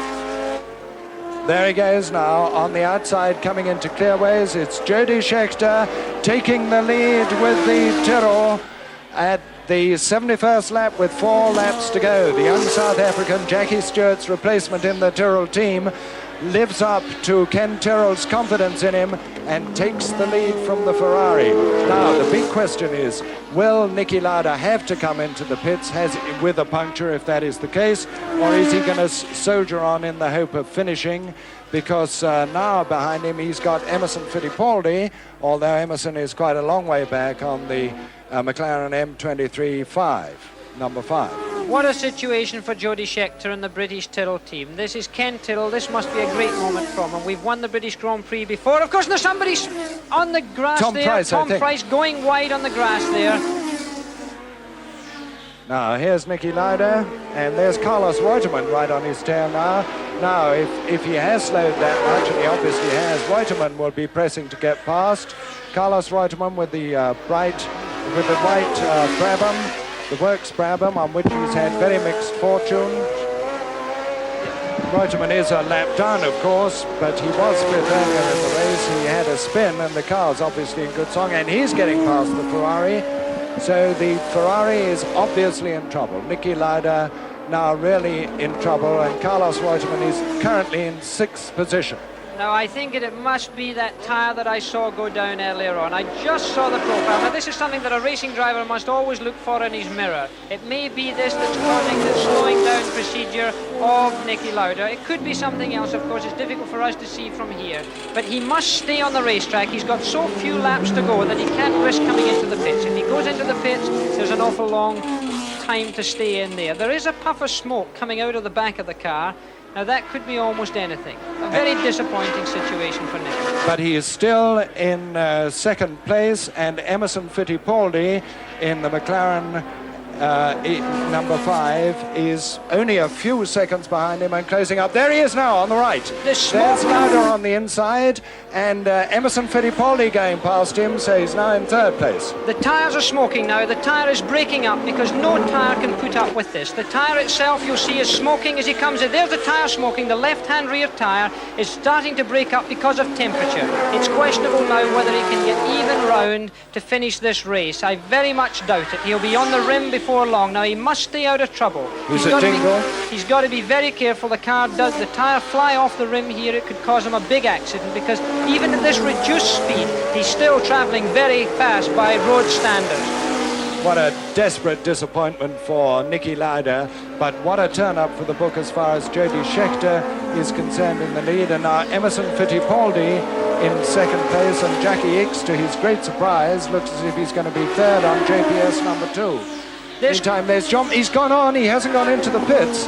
Niki Lauda hasn't gone into the pits. There's John Watson on his tail. This is really extraordinary. He's got 3 laps to go on the 2.65-mile circuit if he's going to finish. And if he's going to finish and score any points, he's going to be very pushed indeed. He's got to be very careful. The biggest problem here, in fact, is to keep the car on the road, because if that tyre comes off the rim, he's going to fly off the road. Now, this is right on his fingertips, right? He's holding on the edge of a major accident. He's got to be very careful indeed. This, of course, puts the World Championship in a real big change situation. Niki Lauda, after leading this race as he has done, a great disappointment, but of course a great success story for Ken Tyrrell's team, who now find themselves very much in the lead with Jody Scheckter leading the British Grand Prix. They're on their 73rd lap of the 72 laps actually completed. Jody Scheckter in the lead from Emerson Fittipaldi.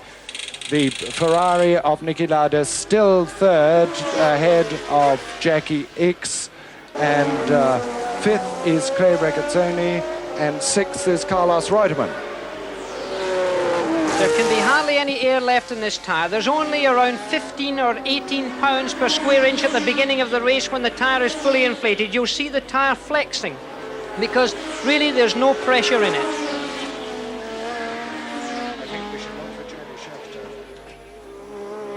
Meantime, we're looking out for Jody Scheckter now in the lead with the Tyrrell. There he is, Tyrrell number 3. What a drive for this young South African.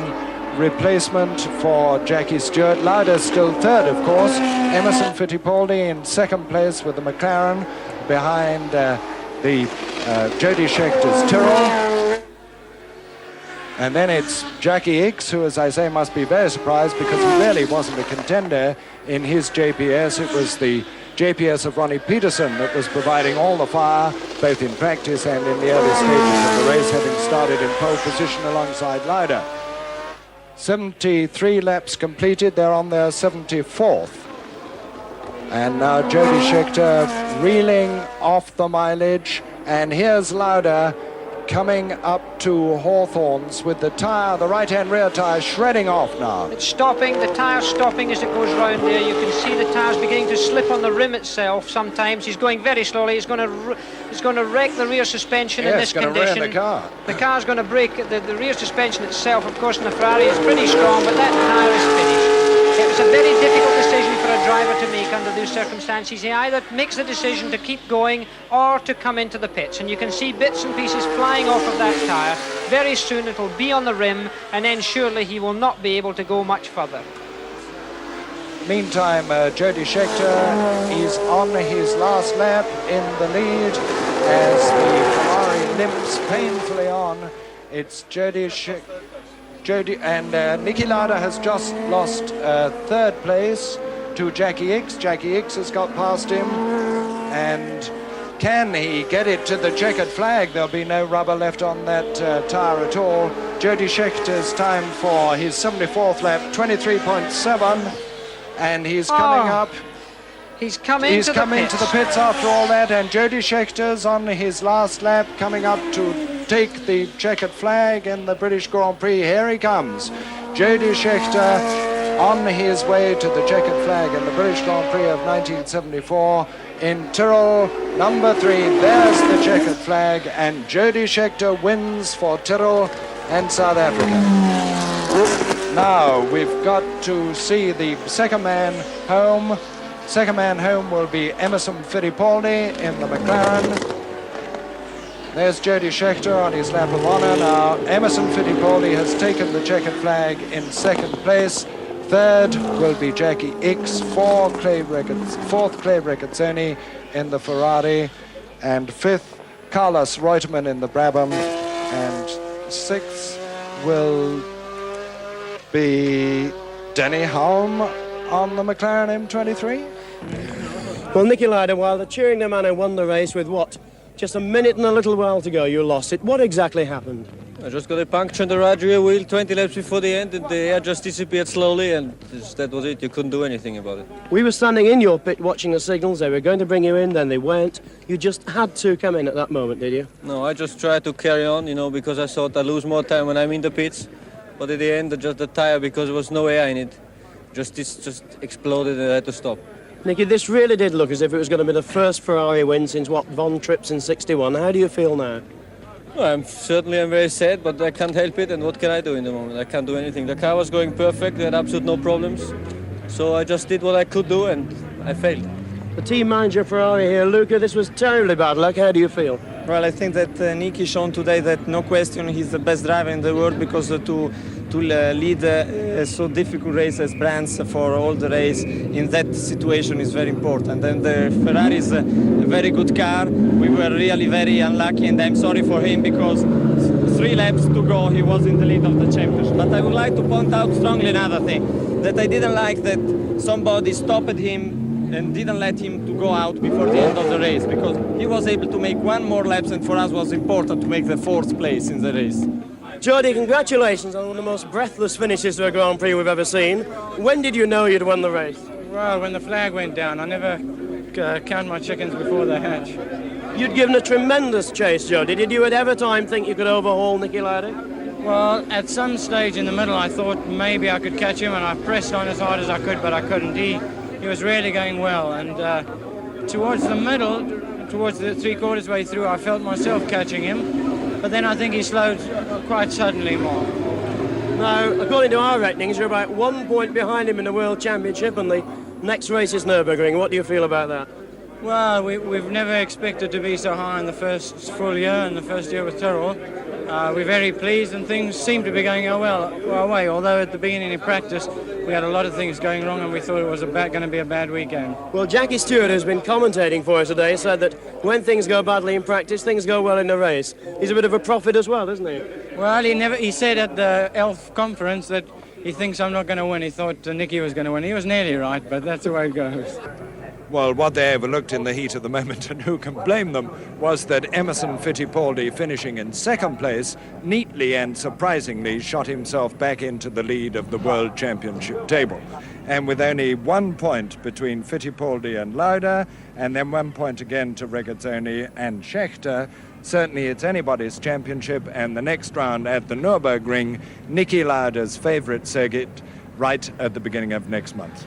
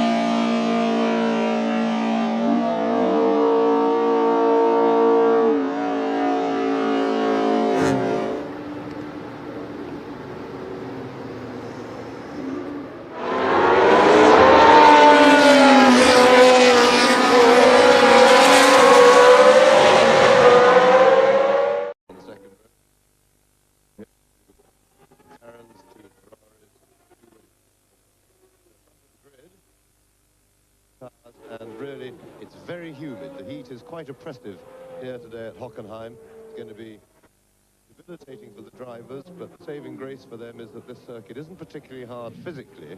They will lose a lot of race though, because the cockpit temperatures will be very high indeed, and the humidity makes them sweat a great deal.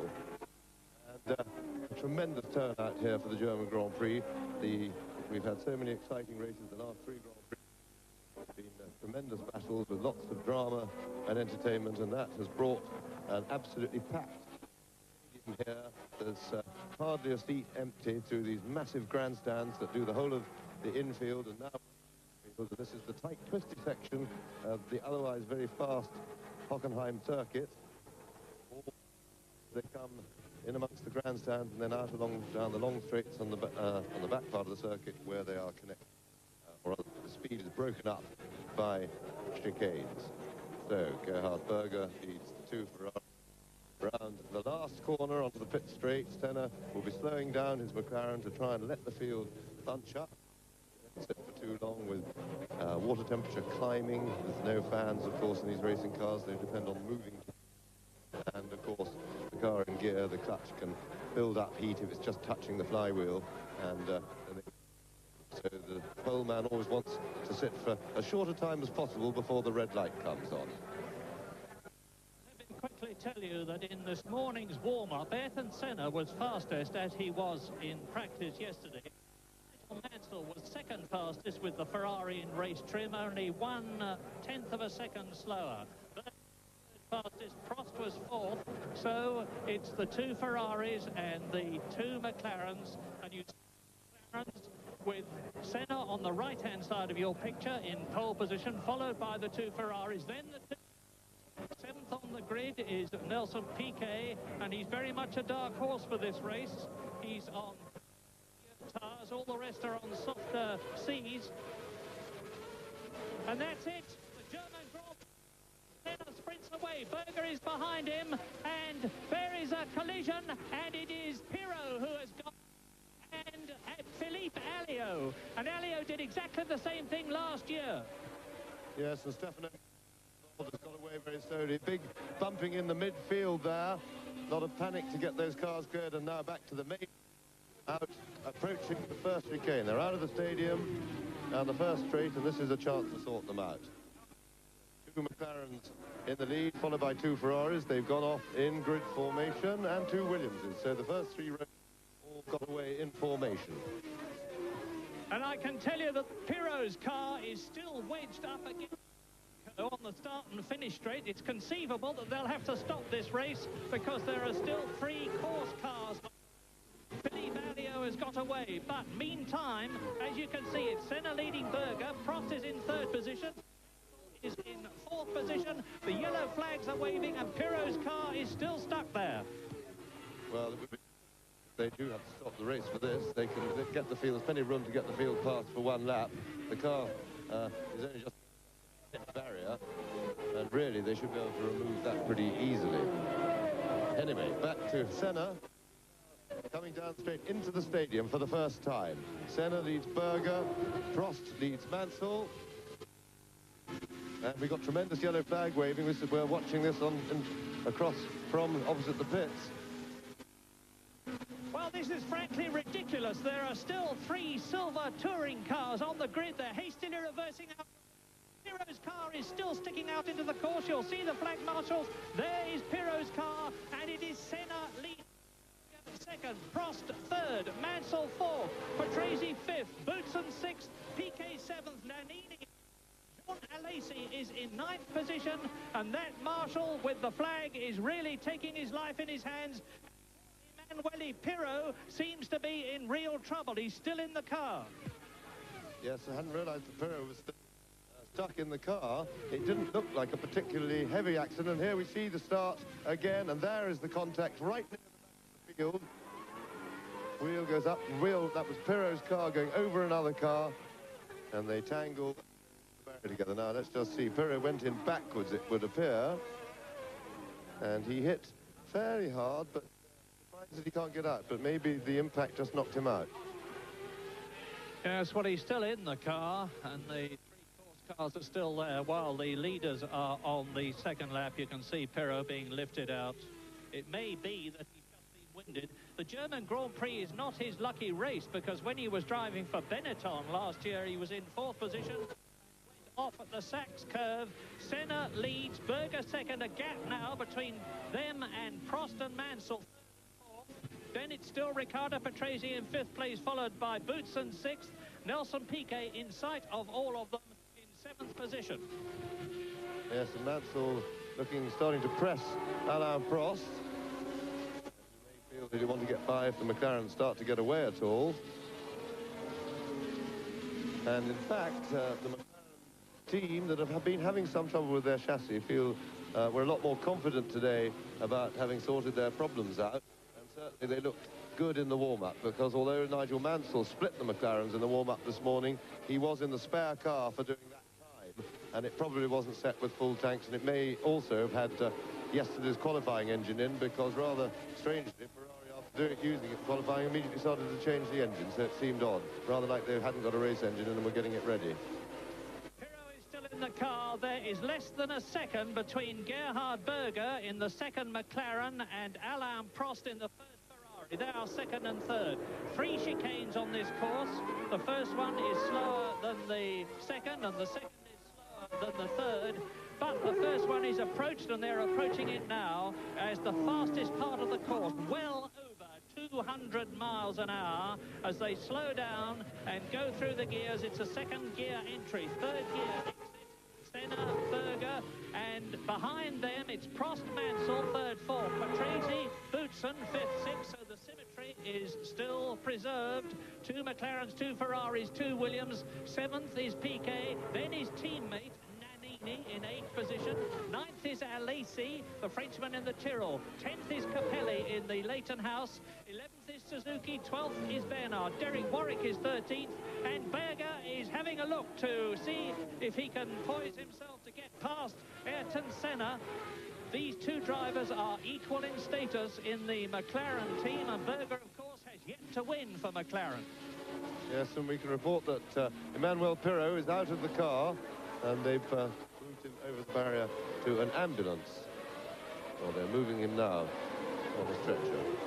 So we will report any news that we get of his condition, and in the meantime, we hope that he's all right. It didn't look too big a stunt, so we just keep our fingers crossed, as Prost now has closed the gap just a little bit to Berger and looks to be holding on to the 2 McLarens. I'm sure that he will not be in any hurry to attack the McLarens as yet. His interest mainly will be in keeping up comfortably and looking after his tyres in the early part of the race. The top teams are hoping, but they were going to play it by ear as usual, they're hoping that they'll be able to look after the tyres well enough to go the whole distance on one set. But Prost, who is probably the best man in the business for knowing just how to look after his tyres and get the very best out of them, because preserving them now, giving away a little bit of speed now, can make a great deal of difference in the last third of the race.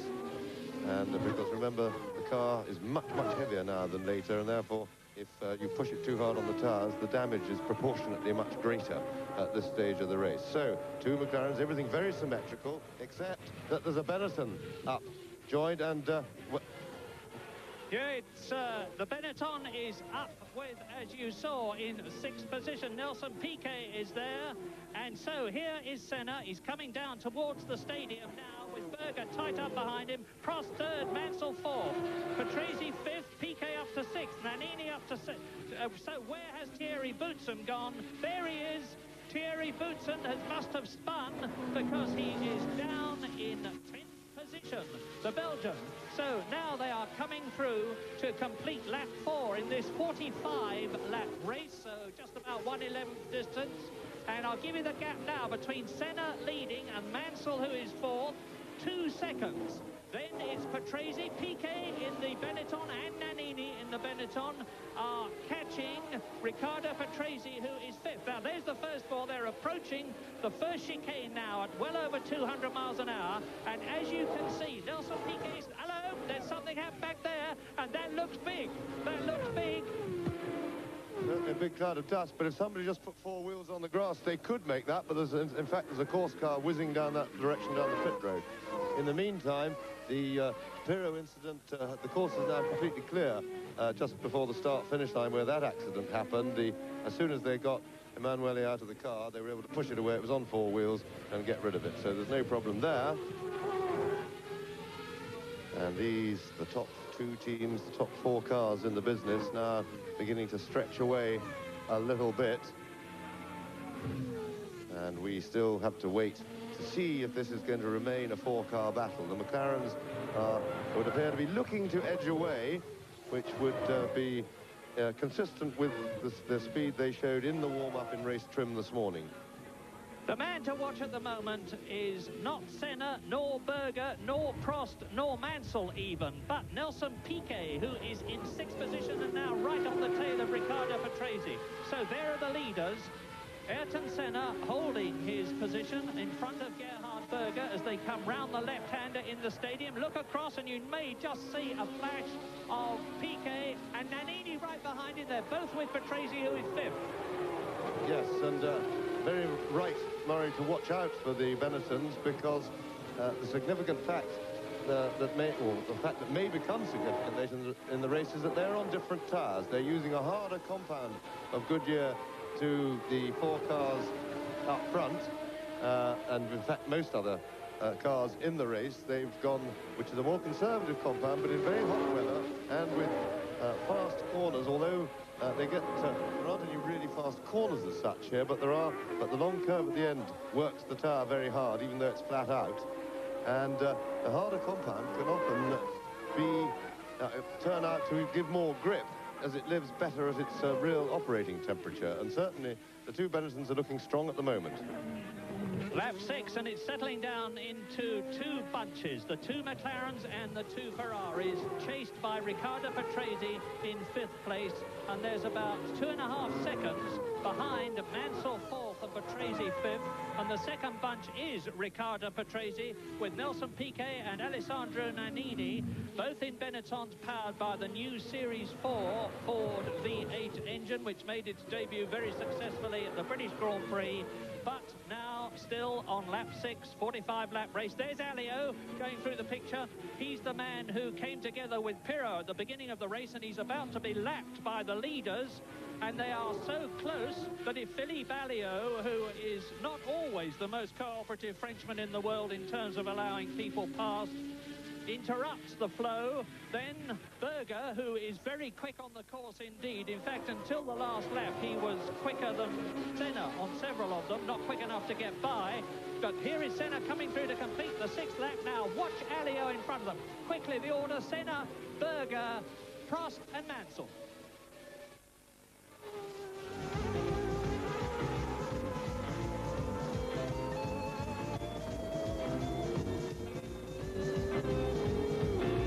Toyo Samurai.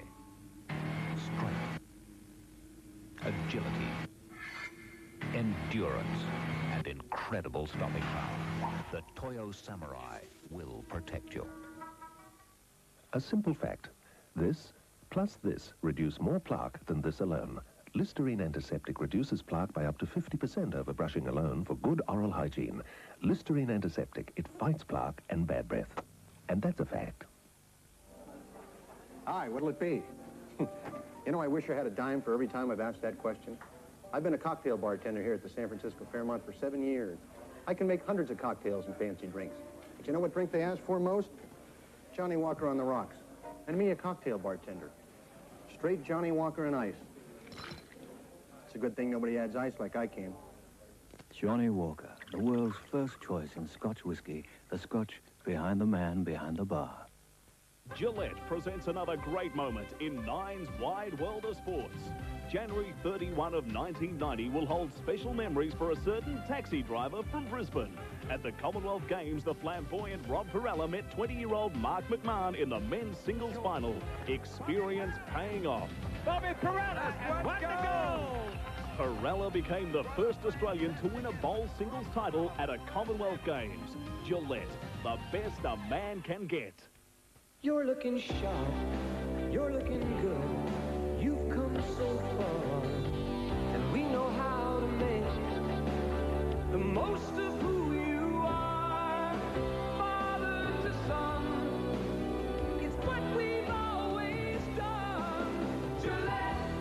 Gillette Contour Plus and Gillette Foamy Shave Cream. Together, the best a man can get. Madonna. That's me. How can you make sure she gets on the bus? Hello. Just out of jail and ready to get even. Set me up, punk! Get real. Who's that girl? Impressing you is what I live for. Madonna. Out to settle an old score.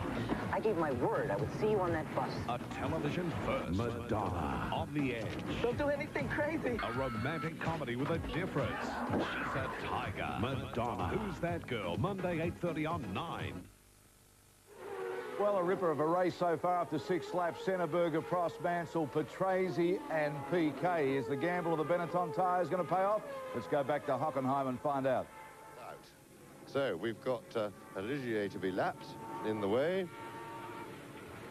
And he won't be in the way through that chicane, which will please Senna. He doesn't want interference from back markers at this stage of the race. He's going to have interference in the form of Philippe Alliot as he comes into the stadium, which of course is the slowest part of the corner, and Senna's going to try and take Alliot, and he doesn't succeed. They are now into the stadium section with about 100,000 Germans watching in these enormous grandstands. Alliot slows down, lets Senna through. Now Berger, but what about the Ferraris? Senna's pulling away. He's made the most of his opportunity. Well, a spectacularly stupid piece of driving by Alliot, because when he's got nobody else to race against, and why he didn't just stop and let the whole 4 pass instead of interfering with their race, because he's got no axe to grind, he's nothing to do with them, and he ain't racing anybody himself. And really, that was just stupid, because he slowed right down. He ruined Berger's corner. In fact, nobody's hurt, and it doesn't matter. But if it had been in more important circumstances with people trying to change places in the race and he had done that, that would have been really out of order. It was just unnecessarily stupid. Lap 8, you may be wondering if tyre changes are expected. Officially, they are not going to be coming in. But such is the heat and such is the pace and such will be the pressure that they may decide to do so. But I say again, as James has already said, that the 4 lead cars are on a softer compound than the Benettons, and that may work to the advantage of PK and Nannini.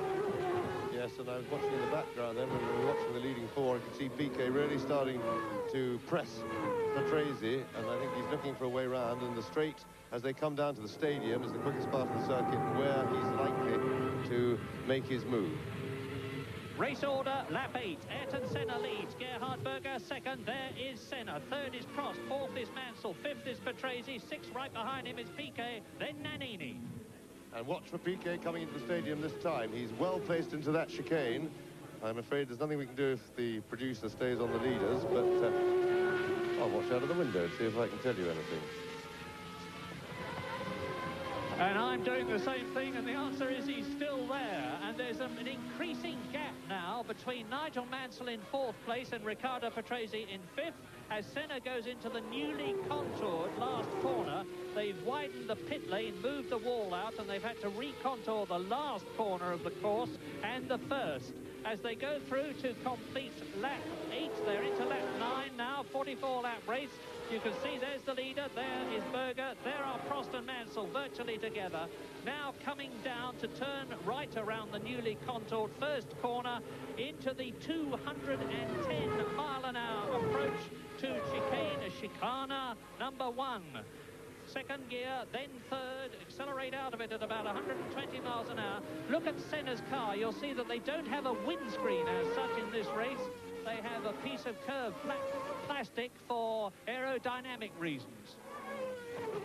Yes, that just flows the air over the driver's head because, of course, if your head is in the airstream, you get a phenomenal buffeting in the car, and their necks work hard enough without any help from the wind with just the G-forces and the weight of the helmet, which put a tremendous strain on the neck. It's the part of the body that gets probably the worst bashing, as Mansell now right behind Prost and looking maybe to dip out of the toe to attack. Prost looking to cover, I think. And behind them, Patrese, I think, is holding up both the Benettons, and his straight line speed would appear to be making life very difficult indeed for PK and then of course Nannini to get past, because we know the Renault engine is very strong, and the Williams has been pretty quick in a straight line recently. And still, he stays in front. That's Patrese I'm looking at. As you look at the leaders, and it's a very high-speed stalemate at the moment at the front. High-speed train, everybody right on the limit, but no action. No, and the Ferrari chassis was certainly, until this race, as far as Mexico, France and Britain were concerned, superior to the McLaren. McLaren and Honda have done an enormous amount of work in the 2 weeks. Now we're with Nelson Piquet, who is in 6th position. Riccardo Patrese ahead. They've just left the stadium section, and that was a bit of film moving across the camera lens to keep it clean. And now Nelson Piquet chasing Riccardo Patrese. Patrese powered by the Renault V10 engine in his Williams, and Piquet with the V8 Ford up to chicane 1. I'm very much hoping the director will stay with this all the way around and into the stadium. Piquet's a little bit too far behind to be picking up a good tow. Come on, let's get back to Piquet. Nope, and there are the leaders, Ayrton Senna, through the second chicane at the far end of the circuit. And somebody has just gone past us, sounding very rough indeed in a group of cars, so we'll need to have another listen to see who that is. Well, there is no doubt at all about the fact that the McLarens have got the edge at the moment. You can see that neither Prost, who may just be biding his time, and Mansell are maintaining the same sort of gap. Senna's gone round in 1 minute 47.7. Prost and Mansell just over 1 minute 48 seconds. And you can see the heat haze, which is boiling up from the circuit here. Tremendously hot, tremendously demanding and debilitating for the drivers. Don't worry about that flash of flame from the back of Nigel Mansell's Ferrari. It was happening all through the practice period. The Prost Ferrari, that was, my apologies. There is Nigel Mansell's Ferrari in 4th position, and on lap 10, just under 1/4 distance, the race order is in the lead, of course, Ayrton Senna, and in 2nd position, Berger, followed by Prost, Mansell, Patrese, Piquet, Alessandro Nannini is 7th. The new fastest lap then for Ayrton Senna, just clipping the previous one, which I think stood to Nigel Mansell in the race. But still, of course, a long way from the lap record, but then they've got a lot more fuel in, no doubt, than when the lap record was established. And lap times, as those of you who watch regularly will know, come steadily down during the race, which, assuming that the tyres are staying consistent for the job, because, of course, the car gets considerably lighter. That's Ron Dennis up in the corner of your scene, the boss of the McLaren team, talking into his headset, probably just to communicate with other team members in the pits, because it's easier with all the noise to do it that way. But he could be talking to the drivers, but they do keep chats during the race to very much to a minimum. The drivers are, as you can imagine, fairly busy. And a little bit of a gap just open there between the McLarens and the Ferraris, and Senna certainly put in his quickest lap and the fastest lap at the race on the last lap. So maybe our McLaren's making a bid to get away. Senna looks to be trying to stretch it. Just for your overall information, Gerhard Voitek has just driven into the pit lane in his Monteverdi, as we must now call them, because the Onyx name has been changed. And no, it was JJ Later who's come in, and Alboreto is doing the same thing. And Piquet, we're with him again, and he's going off. You can see, braking hard, going off at the chicane, up into the escape road, and he will certainly have lost at least 1 place, maybe more. Yes, and if you were looking then, you would have seen that his right front wheel was locked. He'd locked the front brake, lose braking effect. And let's see what he has to do about regaining the circuit. Well, he's gone up, he's overshot, he's into the tyre funnel. And Nelson Piquet will be losing a lot of time to get back to the circuit from there. And in fact, he's come round, he's fallen behind into the gap that was between Nannini and Boutsen. So he's only lost 1 place, but he's lost a fair bit on the road. Lap 12, you look at the 2 leaders, Senna and Berger, very much in command at the moment, chased by Alain Prost, Nigel Mansell, 3rd and 4th. Patrese 5th, Nannini then is up into 6th place. Piquet, as James has said, is down to 7th, he's only lost 1. 8th is Boutsen, 9th is Capelli. Yes, and I've just looked at the race times, and that little escapade, a little bit of fun, cost Piquet about 8.5 seconds and only one place, so no serious damage, just so long as he didn't flat spot any of the tires, because of course if you're running at 190 miles an hour and you lock your brakes up, the wear you put on the tire on one place makes it like that, then perform like as if you were driving on a threepenny bit, or 20 pence a piece, I should say. Now, let us speculate, James. Ayrton Senna has got a 1.5 second lead, near as makes no difference, over Gerhard Berger, and Berger is about the same distance ahead of Prost, and you can see where Nigel Mansell is. I wonder if Senna is well within his limits, playing the race very coolly, knowing that it's going to be very difficult for anybody to get past him because of the buffeting they take.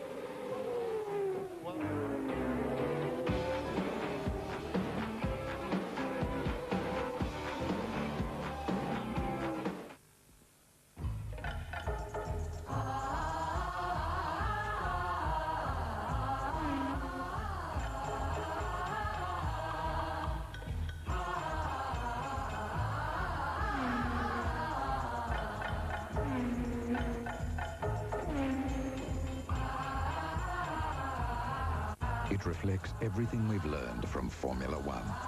The 1.8-litre Honda Integra. At North America's oldest registered distillery, Jack Daniels in Tennessee, there's time to make Jack Daniels like old Jack himself made it in 1866, using spring water from this limestone cave and smoothing every drop of whiskey through these mellowing vats. Nobody else takes the time to make whiskey this way. But after one sip, you'll be glad Jack Daniels still does. Jack Daniels Tennessee whiskey. They want me to say these Vicks vapor drops soothe the throat and clear the nose. Come off and clear the nose. You've got to be kidding. Clear the nose.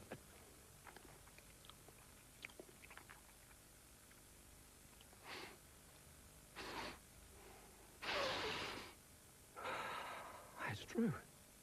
These delicious Vicks vapor drops soothe the throat and clear the nose. Of course, I knew they would. Can everyone see this? I know the type's a little small, but it's really the best we could do.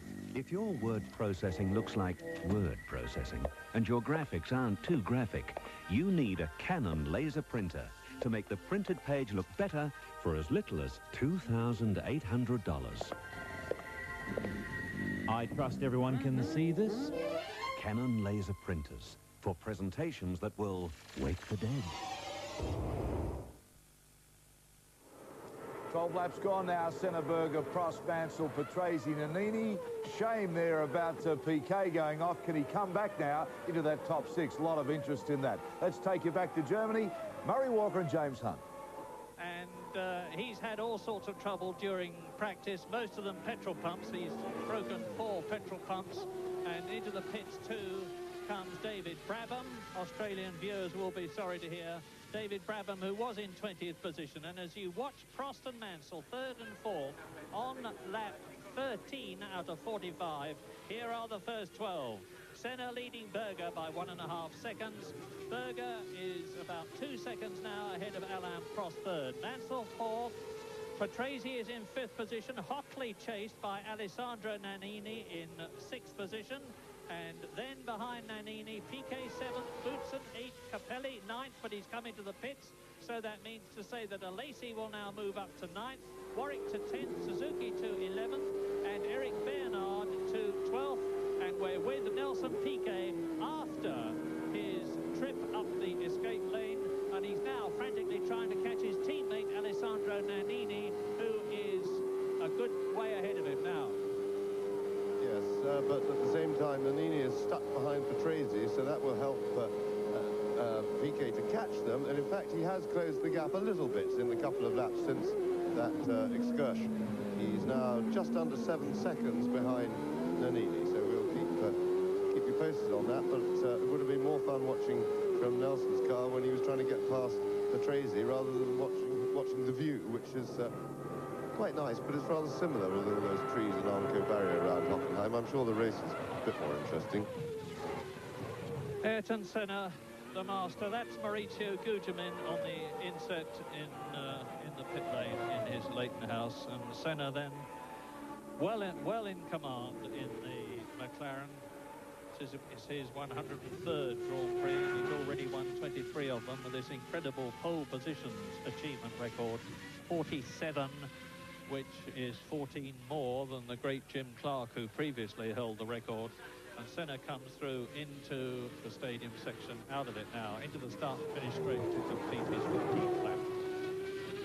Interesting situation developing with the two Ferraris behind, because I get the feeling that Mansell, if he could get past Prost, would go a little bit quicker and be able to chase the McLarens, and I'm jolly certain that Mansell himself has got that feeling too.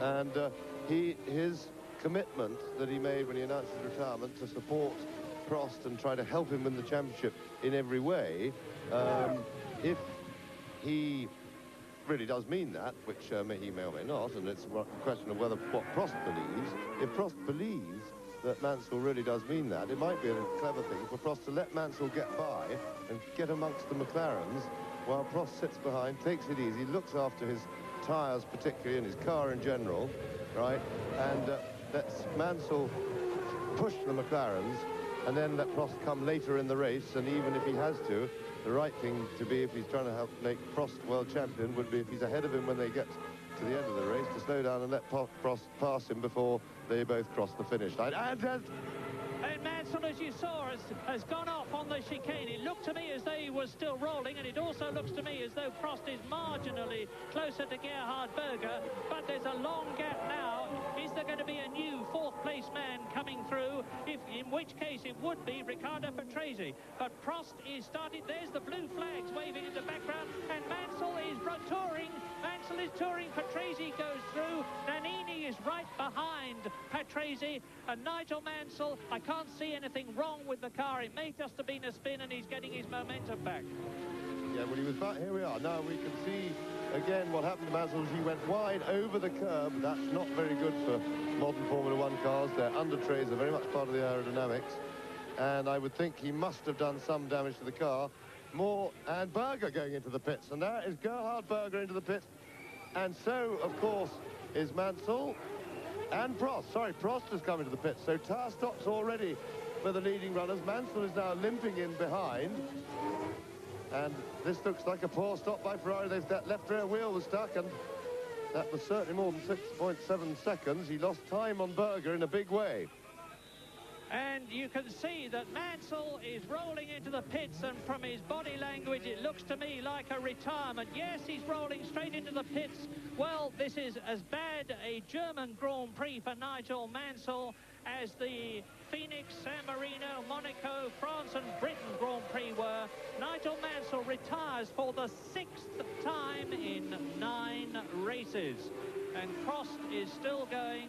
Mansell, of course, was very unhappy after Britain, and he will be very unhappy now. There's Senna leading, and there's going to be a new second-place man. I've just... Well, Senna now, and it should be Prost. And, well, Prost was much lower out of the pits than Berger, of course. But, yes, Mansell, I'm sure he will be unhappy, but he was unhappy with Ferrari, remember, Murray, after Silverstone, referring to the earlier retirements. This, of course, has nothing to do with Ferrari. He's only got himself to be unhappy with here. And that's unfortunate, because he's been having a good season in the cockpit. He's been unlucky with the reliability of his Ferrari, and it's always a terrible shame to throw it away when the car's doing everything right. I'm sure he'll be kicking himself for that. And even sadder than that was yesterday Damon Hill in the 3000 race, as we watched Senna, who's now got a clear and comfortable lead on his own. Damon Hill, son of the late Graham Hill, who's been doing so well in 3000 as Mansell's car parked for the day. He has led 3 3000 races and had mechanical failure, and then he was threw it away yesterday. Well, Ayrton Senna now has got a 15.5 second lead over Riccardo Patrese in the Williams. And if Senna stops for tyres, and it's by no means certain that he will, I know that the Goodyear technicians were recommending that they should not stop and didn't need to. he could still regain the lead. But Riccardo Patrese in second place. Alessandro Nannini very close to Patrese. That's the battle at the present moment, as you can see for yourselves from the caption.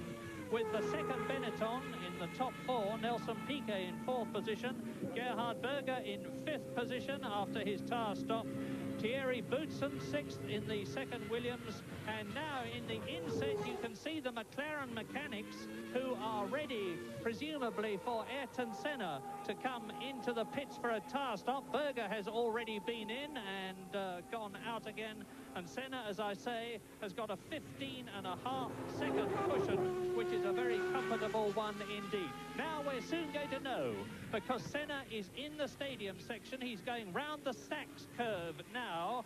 Then he goes round two more right-handers, the last of which is going to be into the start and finish straight. But if he's coming in, he's going to be coming in right now. And Ayrton Senna is coming in for tyres.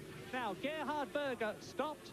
I'm surprised there's going to be a new race leader. Riccardo Patrese is going through, but it's Nannini ahead of Patrese. And now Ayrton Senna stops for tyres, and Nannini is coming out of the last corner, chased by Riccardo Patrese, and Senna's going to get out of the pit lane in front of them.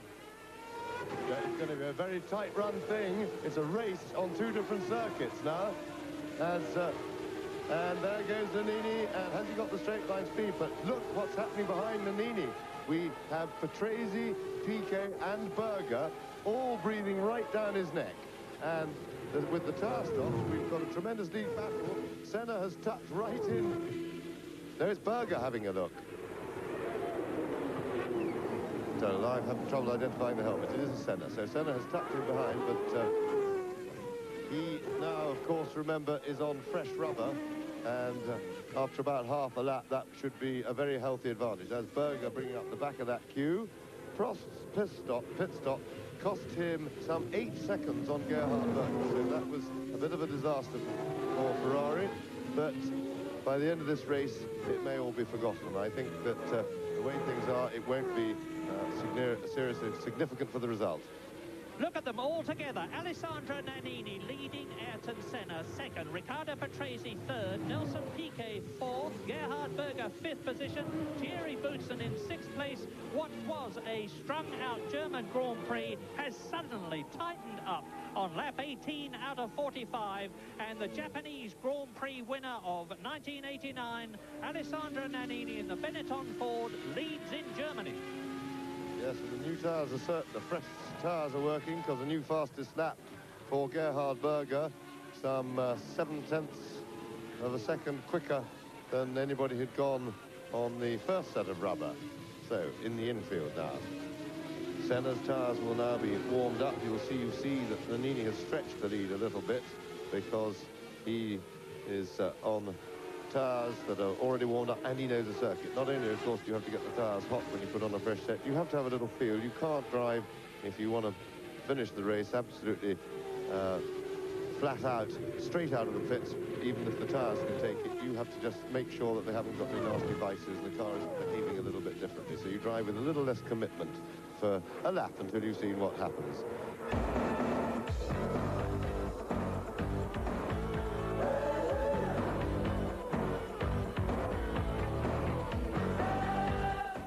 Doesn't go.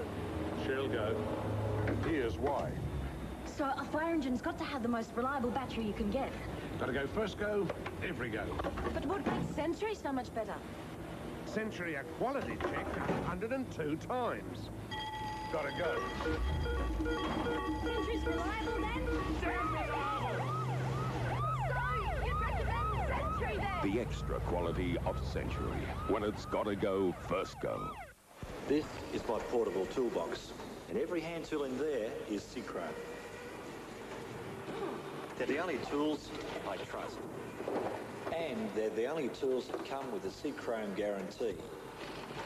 Chrome make over 900 computer-designed tools in 185 toolset and cabinet combinations. And whatever Chrome tools you buy, I promise you they'll last a lifetime. Chrome, tools for life. It's the Team Nissan dealers' record-breaking sale, and Nissan have given their dealers huge incentives to break their all-time sales records. This means during July, Nissan dealers are going all out to give record-breaking deals, like the sensational Pulsar GL. There's over 1,000 of them ready for immediate delivery from only $12,990. Fantastic deals on the powerful new Ventaras, and bigger than ever trade-in prices. So get down to your Team Nissan dealer for a record-breaking deal before July 31. It's a Nissan, that's my car.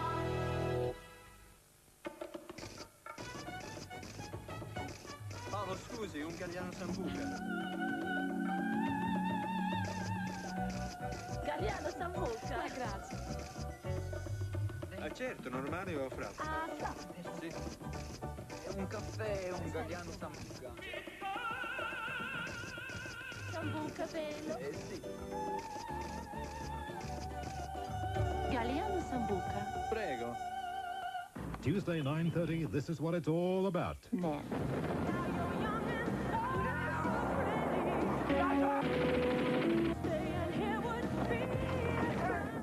It's between men. I know a few things about men. Can't forget. Not till it's over. I'm a man. Some women are worth fighting for. Tuesday, 9:30 on Channel 9, China Beach. Behind PK is Berger, the first first five, there they are. Now remember that the two Benettons are on the harder tires and may not need to pit stop in the same way. And the fact that I find significant is that the previous lap, Nannini did his fastest lap of the race so far. Now the harder compound will take longer to come into its own, and it's in the second half of the race that one would expect it, if it's going to do well then. And so, oops.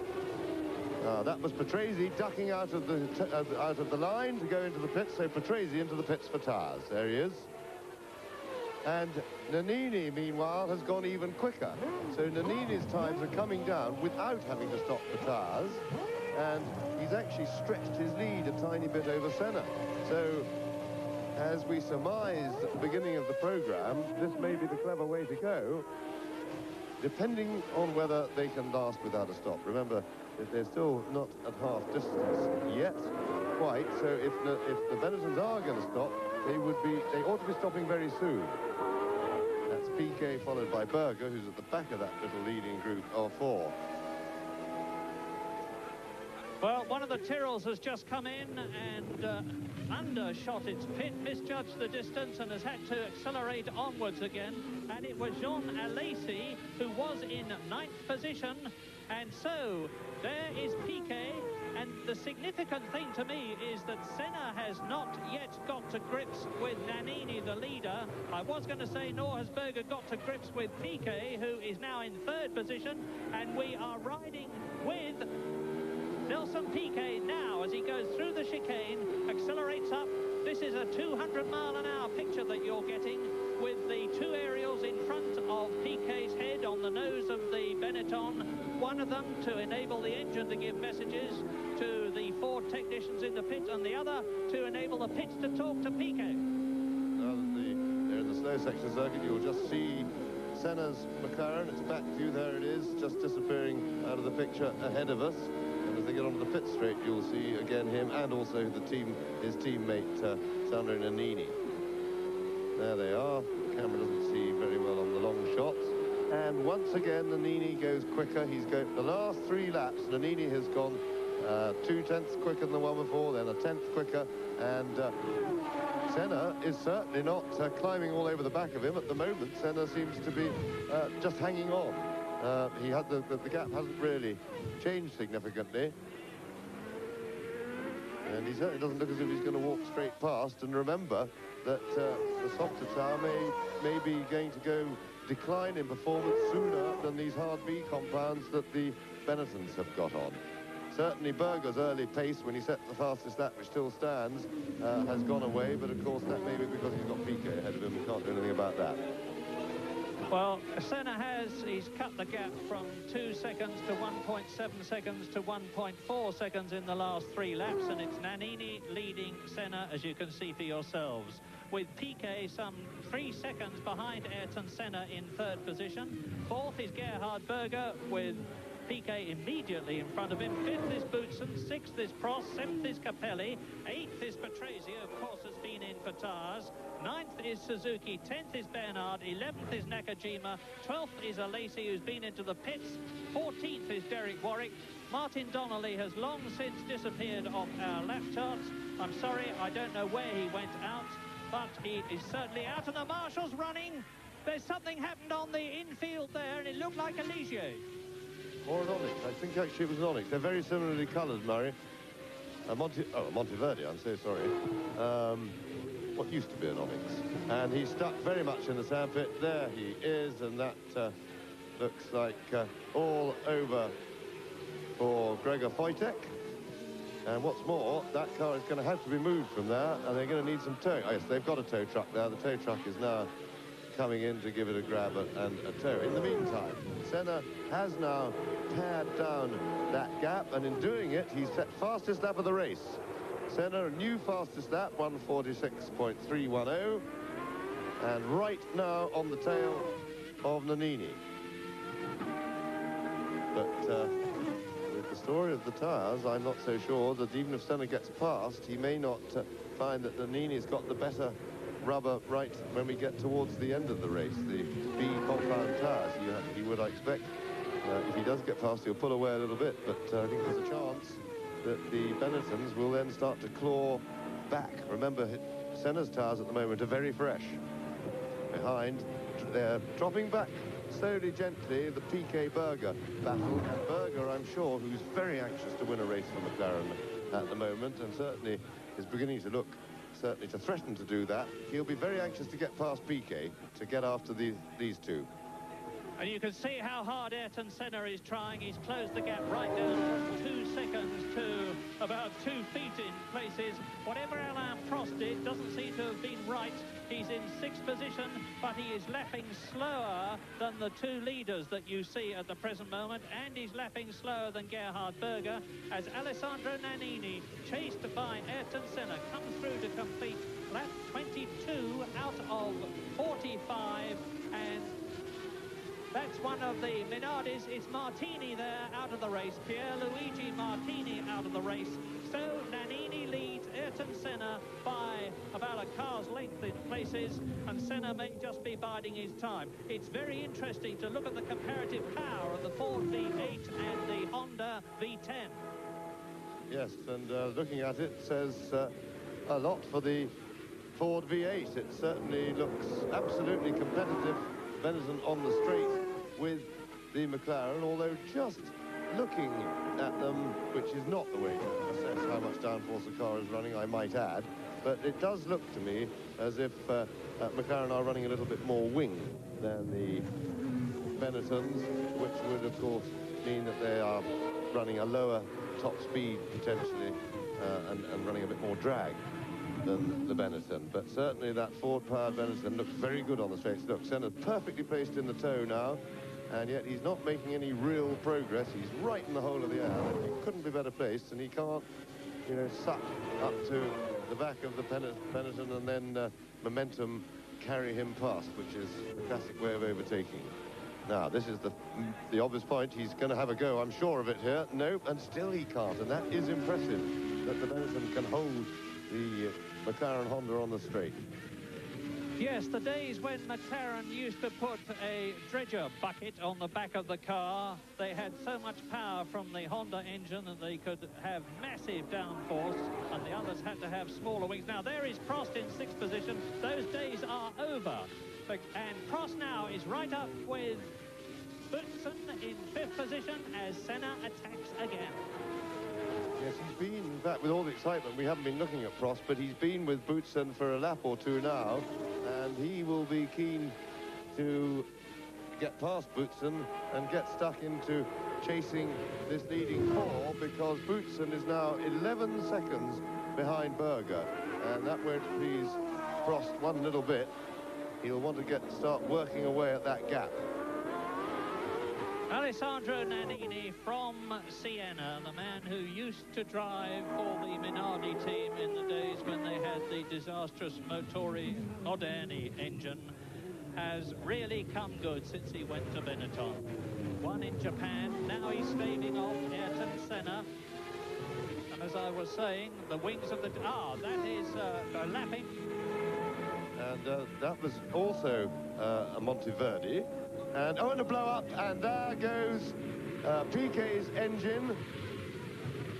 So Nelson Piquet, most unfortunate out of it, but certainly they can be pleased with the power that Cosworth have got for Ford out of this engine, and Piquet just pulling out of the way quite rightly just to get off to the safe side. And that Monteverdi we were looking at, I think it had an off because I saw dust. Oh, that's rather fun, a bit of agricultural stuff from Piquet, how to park neatly. And back to the leaders now. Nannini holding on extremely well, much helped by the prodigious straight line speed of his Benetton Ford.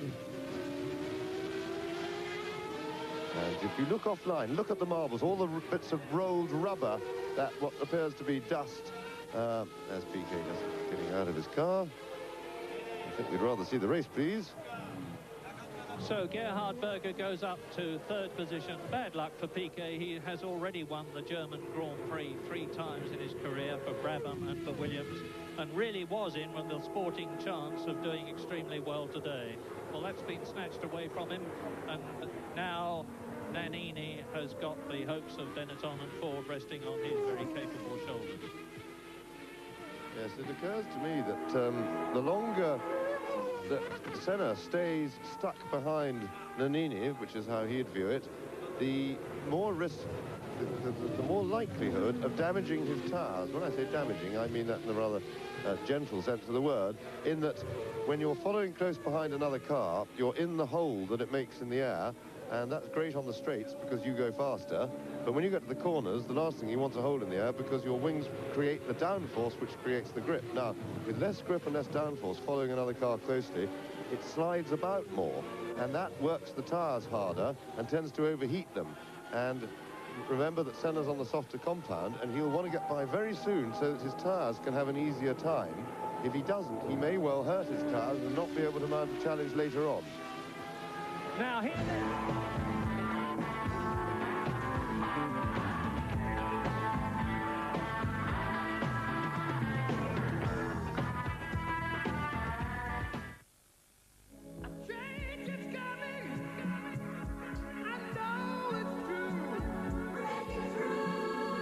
The incredible, all-new Honda Accord.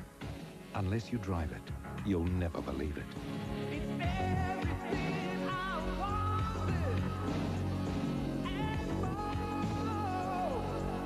The all-new Honda Accord.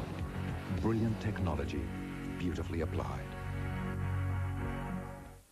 Bring them down, build them up. Tensions rising, energy pumps. Feel the magic, can't wait no more. Hey, world, it's happening. Watch us roll. Come on, get ready to bump free. Get ready for some raw energy. Phone ticket world and book for the Foster's Australian Grand Prix. Book now and you'll be sure to get the best seats at the best Grand Prix in the world. Come on, Australia. Phone now for some raw energy. Grand Prix. Get ready to Grand Prix. Yeah. Get ready for some raw energy. Get ready. Come on, I say. Get ready to Grand Prix. Raw energy. Grand Prix.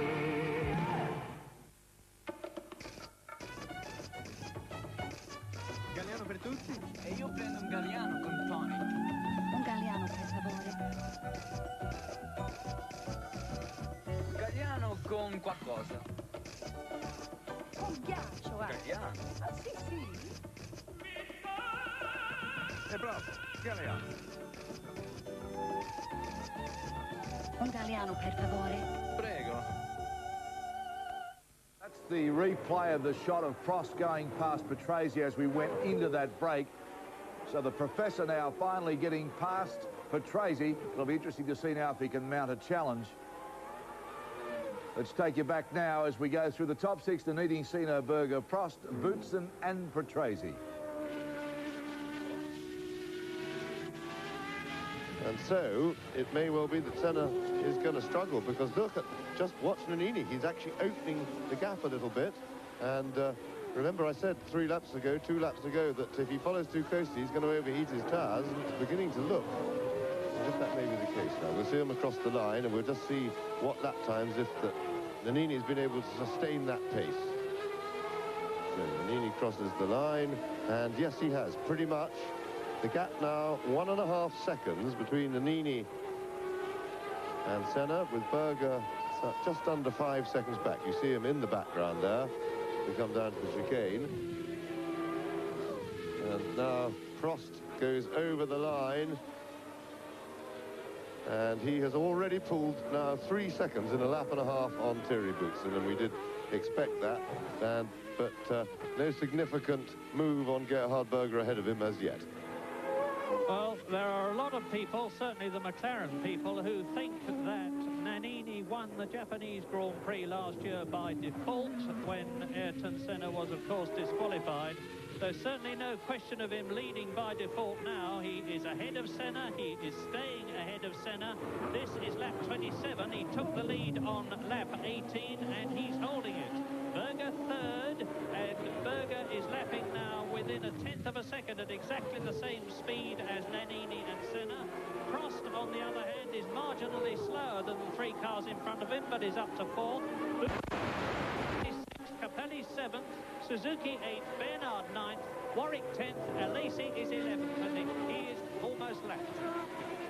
Yes, and I very much like the body language of Nannini's car through that chicane. As Murray was talking then, we saw he was really throwing it about, and it looked like a very confident combination of car and driver.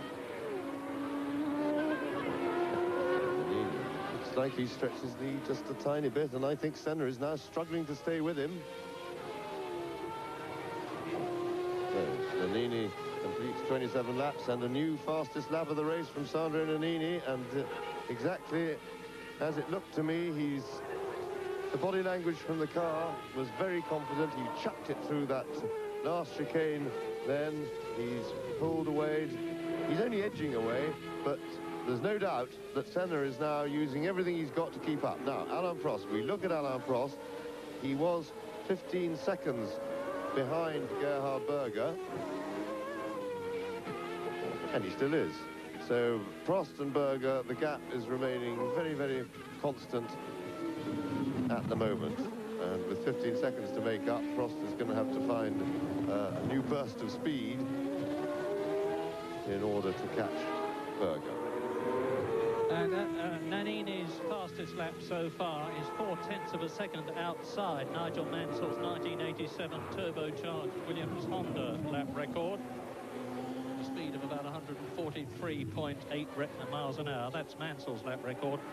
And Nannini obviously a bit slower than that. Now they're coming up the usual problem of lapping people. And Nannini and Senna, who is famous for his bravery in diving into gaps where certainly his teammate Prost last year was reluctant to do. And this might affect things. They are into the stadium section, and it is one of the arrows that is in front of them. Coming out of it now, there is Nannini, race leader, and the arrows in front of them is going to be in the way very shortly. Yes, and it looks to me Senna's close to this lap. He's not taking it lying down. He's responded. And this is the time for him to respond. Yes, he's not 0.6 of a second off the gap there. Maybe a little mistake from Nannini around the back, but you can't afford many of those with Senna breathing down your neck, and you can't afford back markers. That's Alex Caffey ahead of them. Well, he's a pretty experienced driver, and he's also Italian, which may or may not help Nannini. They don't. It could be national friendliness. It could also be domestic national rivalry. So Senna definitely closer, I should say, and mounting an attack, and that's good tactical driving by Senna to get right onto him when he's got the chance, and the chance being the fact that there's a slower car ahead of them. And it's the old story that if the slower car does anything unexpected, there's only one person who can come off badly of the people following, and that's the one who's in front, because he'll lose his place. So it can only benefit the man behind, and who in this case is Senna. Saw Berger in the background, so they're not dropping him either. He's holding on, but he seems, the gap's very constant, and he really seems unable to actually get on terms with the first two. Well, now this is the crucial moment. Alex Caffey about to be lapped by race leader Nannini, with Ayrton Senna right behind him. There is Gerhard Berger in third place. It's still Prost fourth, Boutsen fifth, Patrese sixth, Capelli seventh, Suzuki eighth.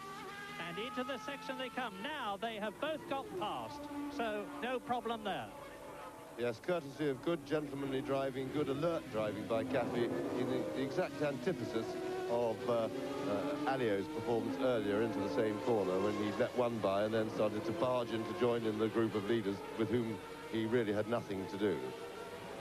So, leaders over the line, still lapping at very high speed indeed. Nannini has got over that one slow lap that he put in. And, this looks for the moment to have gathered himself and at least gathered his poise up front. And behind them, Prost is over the line and not really making any progress in fourth place. Into the pits comes Thierry Boutsen, the Belgian in the Williams, who was in fifth position, but it's still Nannini up front, chased by Senna. I'm sort of half looking at what you're looking at and half looking at Boutsen, because I want to see if there's going to be a change. And Capelli has gone through. Ivan Capelli, the sensation of the French Grand Prix and the British Grand Prix, second in France, third in Britain until he had to retire, is now in the points in sixth position. It's Nannini, Senna, Berger, Prost, Patrese, and then Capelli. Here is Alessandro Nannini and Senna. Just imagine the heat in those cockpits. With a 650 horsepower engine roaring away behind you, just puts the left rear onto the grass and raises a tiny bit of dust. And now Gerhard Berger behind the two that you are looking at. Well, the one, Nannini and Senna, and Gerhard Berger is bearing down on Alex Caffey to lap him. The next man that should be lapped is Jean Alesi, who is in 11th position. And so Nannini goes over the line, and the gap between Nannini and Senna is 1.1 seconds. And it was 9/10 of a second before, so the gap is as near as makes no difference being maintained. Here they come. Nannini, Senna, then it was Caffey. Now they are round the first right-hander. They're on the way down this 210-mile-an-hour straight up to the first chicane. Nothing in it as far as braking is concerned. And the light and nimble Benetton is going extremely well, to put it mildly. Don't forget, he's still on the same tyres that he started with. B compound Goodyears. All the compounds are 2 qualities softer than they were last year.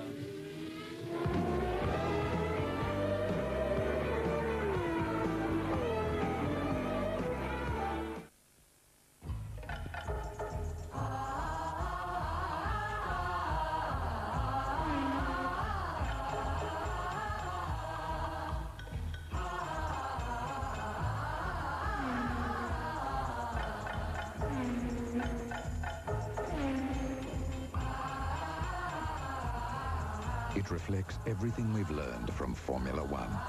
The 1.8-litre Honda Integra. What if it doesn't go? She'll go. Here's why. So a fire engine's got to have the most reliable battery you can get. Gotta go first go, every go.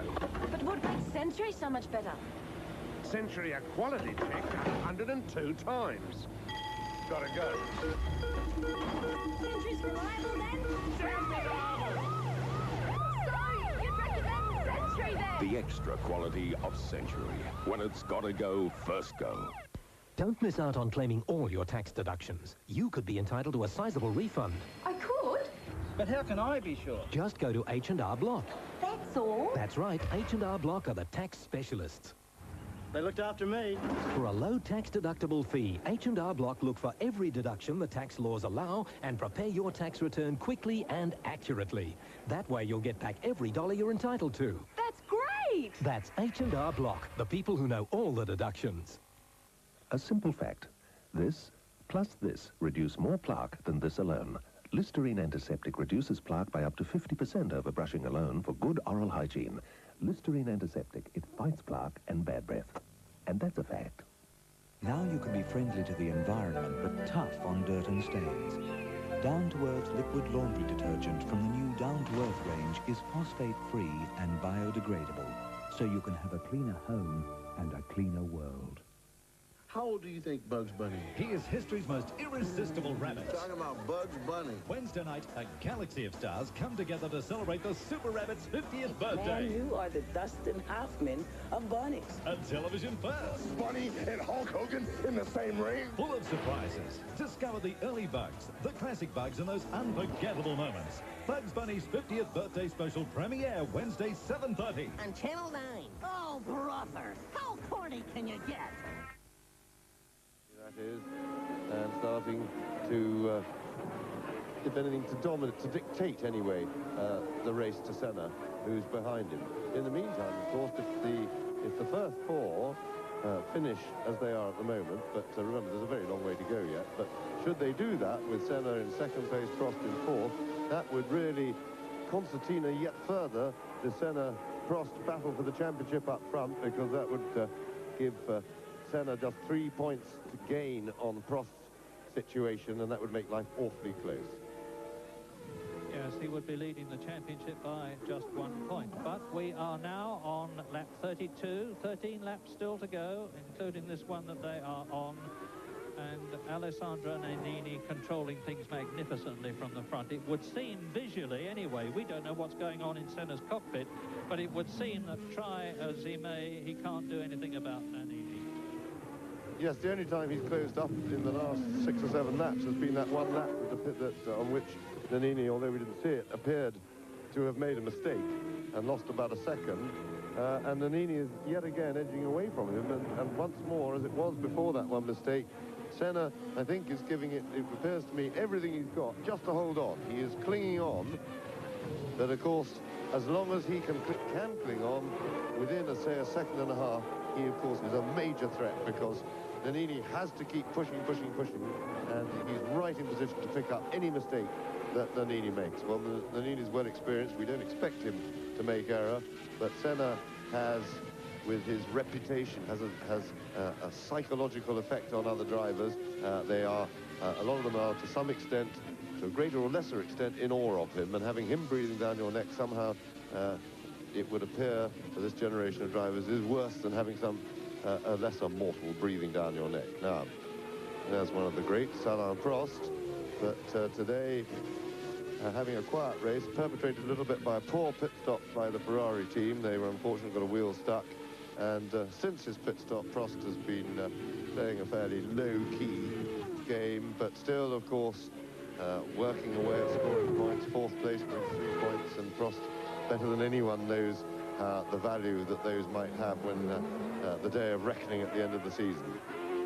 Well, my mind goes back to last year's German Grand Prix as you look at Ivan Capelli in the Leighton House car with its Judd V8 engine, and he is in 6th position now in the points. And last year, both Prost, who was driving for McLaren, of course, and Senna had dreadful tyre stops. Here is Nannini leading.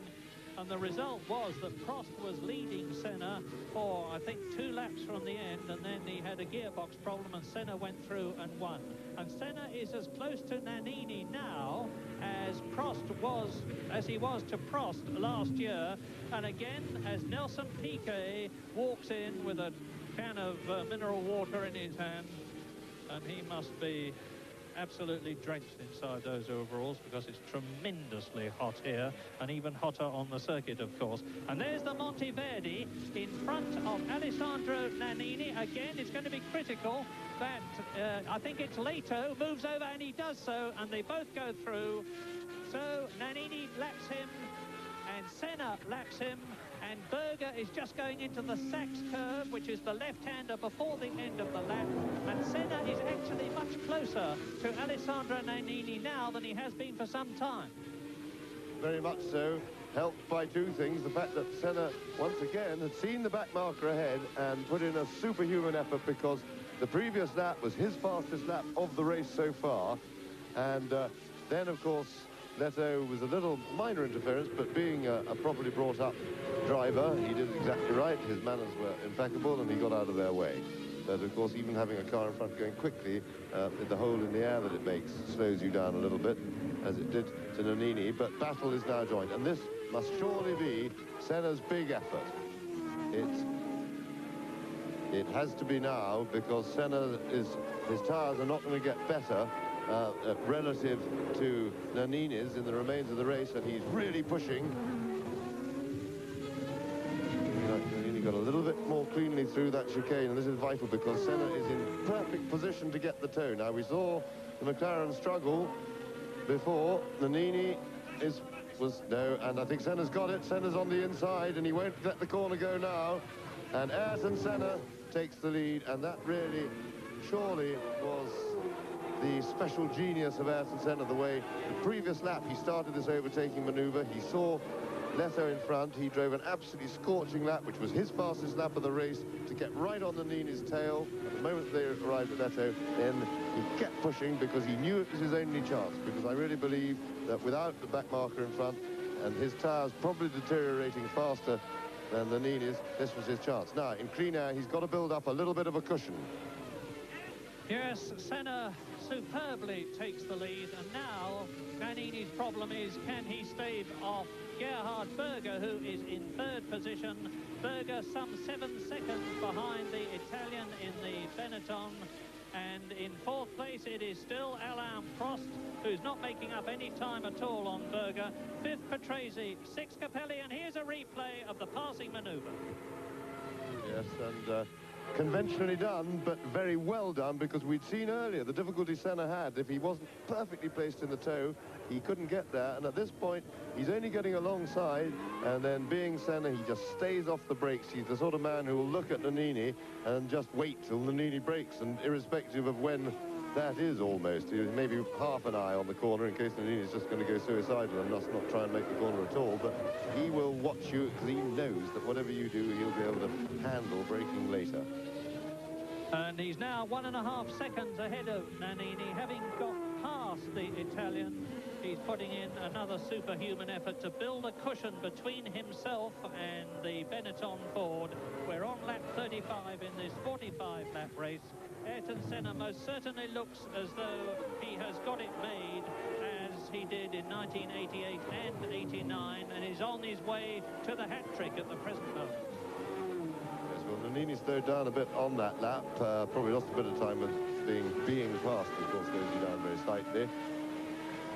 We'll see if he can respond, because it's very important that Nannini should not let Senna get away. I believe that Senna's tyres will be in a worse state than his at the end of the race. Nannini really must try and push, and stay close to Senna, because I think his tyres may yet deteriorate, and at that point, there's no reason why Nannini shouldn't. He needs to be in a position to remount a challenge in the closing 5 laps of the race. In the meantime, behind, Alain Prost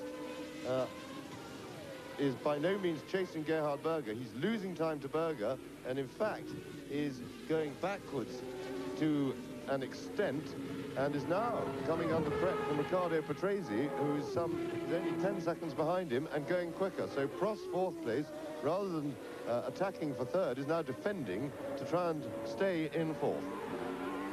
Well, Ayrton Senna on his way to win number 24 in his incredible career. And it looks as though he made the right decision to come in for a new set of tyres when he did so. You can see the advantage that he's got over Alessandro Nannini now. Lap 36, Berger third, Prost fourth, Patrese in fifth position, and in sixth place Ivan Capelli. So there's no change there except for the important one of 7. Yes, but what I don't understand is the fact that Nannini, who's now 2.1 seconds behind Senna in less than 2 laps, and 2 laps, less than 2 laps when they crossed the line, has slowed down by a second a lap from what he was doing before. In fact, the previous lap was even slower than that. Now, I can't believe that being passed by Senna has changed his car. I can only surmise that Nannini has given up, or is not giving it everything, and this is terribly, terribly unprofessional driving, because Senna needs to be pushed, and Nannini can certainly do it, because if he can do 46.1 before Senna passed him, surely he can do 46.1 now with non-deteriorating type of tyre and a lighter fuel load. So Nannini really should get his finger out. There's Mike Cranafus in the inset, and he's the head man of the worldwide Ford competition empire, probably feeling a bit disappointed that his man who led so well for so long is now down in second place.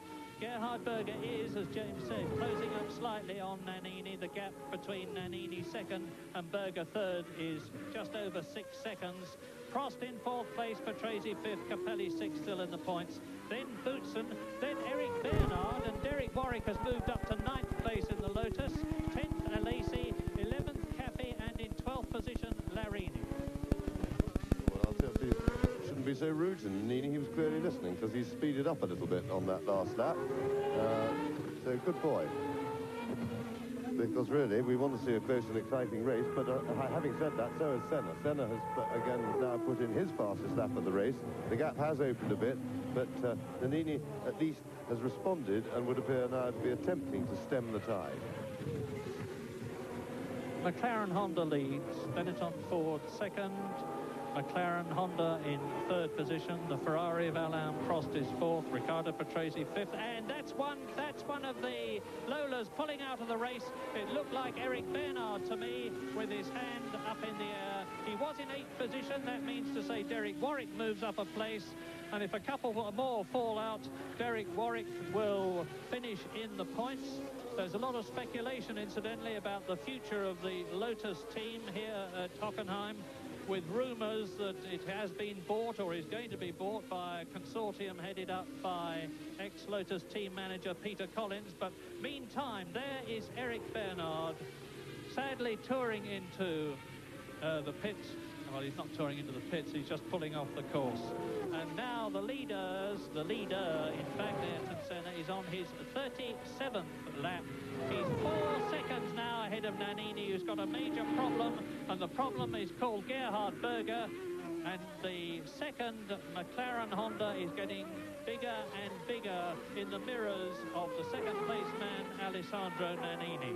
And Berger is lapping nearly 1 second faster than Berger, with Prost still in fourth place and not offering any challenge to the Austrian. Yes, Prost is really falling away, and Patrese, who we mentioned a moment ago, are now looking from Derek Warwick's Lotus, and they really had a struggle this weekend, but he's worked his way up to 8th place. But really the Lotus, the Loti of Derek and Martin Donnelly have been a great disappointment. The chassis seems to behave in a particularly unpleasant fashion here. They have trouble in qualifying, they couldn't keep their tyres together, and it's a sad sight. The engine is pretty good, the drivers are all willing and eager and good and trying hard as we look at Senna, and it may be that Nannini, who slowed down again, is finally having a bit of wear trouble with the tyres. Remember, of course, everybody else has had a fresh set, but he on the harder compound hasn't. But he's still able to produce a low 46, and he's going to have to mind his P's and Q's, because Berger is, as Murray said, closing up hard behind. Prost is now into a defensive mode to keep Patrese at bay. Patrese in 5th place, only 7 seconds behind Prost. Now, is Senna going to be able to get past Warwick? Incidentally, the gap between Berger and his chaser is dead. And there is Warwick now. You'll see Ayrton Senna come past in a minute. There he goes. What a pity we didn't have a look at the on-car camera, because there he goes, Ayrton Senna lapping Derek Warwick in the Lotus, who is in 8th position. So, race order now as you travel with the 8th man and watch the leader, Ayrton Senna, pulling away. It's Senna leading Nannini by 4 seconds. Berger is in 3rd position. Prost is 4th. Patrese is 5th. Capelli is still in the points for the second race out of 3. Thierry Boutsen is 7th. Derek Warwick is in 8th place. Alesi is 9th. Caffey is in 10th position. 11th is Larini. 12th is Bernard. And 13th is his Larousse Lola teammate, Aguri Suzuki.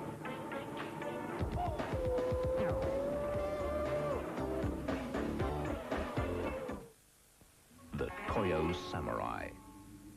Strength, agility, endurance, and incredible stopping power. The Toyo Samurai will protect you.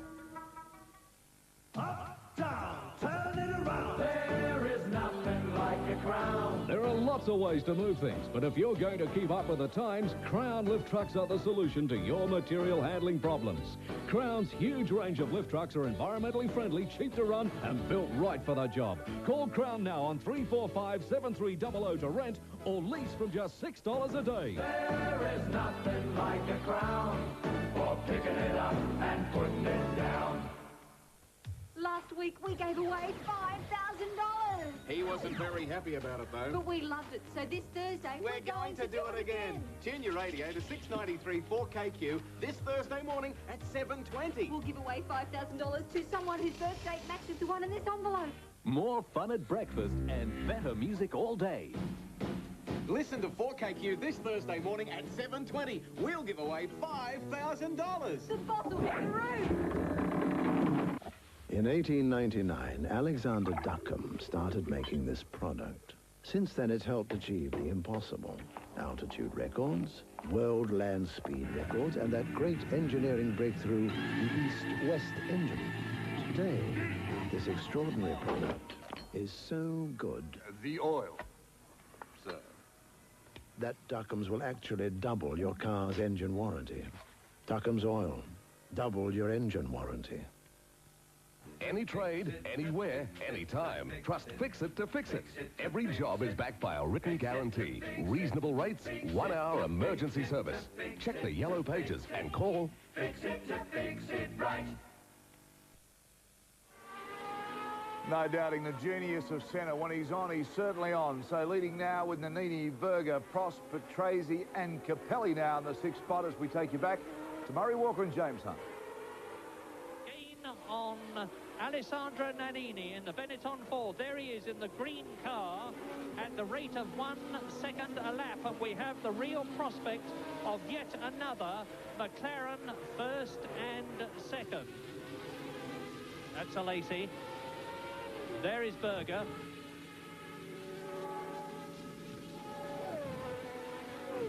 Well, Senna won in Phoenix. Gerhard Berger has yet to win a Grand Prix. Senna won in Monaco, of course, as he did in Canada, and has been beaten in the last 3 Grand Prix by 1989 world champion Alain Prost this year, driving for Ferrari. So Ayrton Senna has gone past Nicola Larini in the Ligier. His teammate Philippe Alliot, who was involved in that coming together with Emanuele Pirro at the start, has long since disappeared. And there are, as I talk to you, 13 out of the 26 drivers left in the race. Senna, Nannini, Berger, Prost 4th, Patrese 5th, Boutsen 6th. Capelli is in 7th position. Derek Warwick is still 8th. Alesi is 9th. Derek Warwick has been lapped, of course. Caffey is 10th in the Arrows. Larini is 11th in the Ligier. 12th is Eric Bernard in the LaRousse Lola. And 13th his teammate as we ride with Derek Warwick. Yes, and again, good anticipation by Derek Warwick, who saw Nannini coming, realised he was battling for the lead, and Nannini, I'm sure, was mighty grateful for that, because with Berger chasing hard and closing him down, he certainly didn't want to have to sit through the stadium section, because if he hadn't let him by then, he could have held him up for another five or six corners, and that would have been a very serious delay for Nannini. And just over 4 seconds now between Nannini and Berger. At this rate, I think that Nannini should be able to hold on. 5 laps to go, and that, of course, because Berger not only has to catch him, but then he has the bigger problem of passing him, and they're running rapidly out of laps. In the meantime, Senna is moving away pretty comfortably now. Gap at over 6 seconds to Nannini, and I'm sure Nannini's concern is no longer with Senna at all, and is purely with Berger's progress. But I think Nannini, probably now his B compound tires are getting a little bit tired, but they look to be consistent enough still for him to be able to hang on. It's going to be a very close run thing for second place, though. Ayrton Senna there has well and truly broken Alessandro Nannini. Probably, as James said, because going the whole race distance on one set of Goodyear Bs has proved to be too much for Nannini. But he's driven an absolutely superb race. He's got the prospect of 6 points at the present moment to add to the 7 that he's already got. He's only in 9th position in the World Championship. Ayrton Senna going round the Sachs curve and into the right-hander before the final right-hander, and that is Alesi, and he looks to me to be in trouble the way he's being passed by people. Well, he obviously is. Alain Prost absolutely rocketing past him, and Alesi looks to me as though he's coming back to the pits to retire as Ayrton Senna goes into lap 42. Philippe Alliot, incidentally, has now officially been disqualified for, presumably, he has been adjudged to be the guilty party of what happened at the start. And there was a push start involved. That would have disqualified him most certainly. But that's of academic interest for everybody except the unfortunate Ligier team, who here in Germany have had to pre-qualify for the first time, having lost out in the first half of the season to the Larousse Lola team. And Ayrton Senna is now 7 seconds ahead of Nannini, who is 4 seconds ahead of Berger, who is 31 seconds ahead of Prost, who is 4 seconds ahead of Patrese. Yes, and Patrese has certainly got Prost in visual contact now. He's got him well in view, and Prost has responded and is fending off that position without an apparent problem. Likewise, Nannini seems to be comfortable ahead of Berger, and really it looks very much as if stalemate, despite the fact the gaps have been moving around, stalemate seems to me to have been reached, and now it will be mainly a matter of running out the last 4 laps or so with no drama or fuss. If there's no mechanical bother, I think it'll be difficult for anybody to really mount any challenges, despite the fact that the first 4 cars are in relatively close order. Well, sad news for the Leighton House team, because now, as you heard earlier on, Thierry Boutsen is in 6th place. Capelli has gone down to 7th place and therefore out of the World Championship points. Senna on his way now. He's on lap 43. He's only got 2 laps to go at the end of this. 8.4 miles after this lap.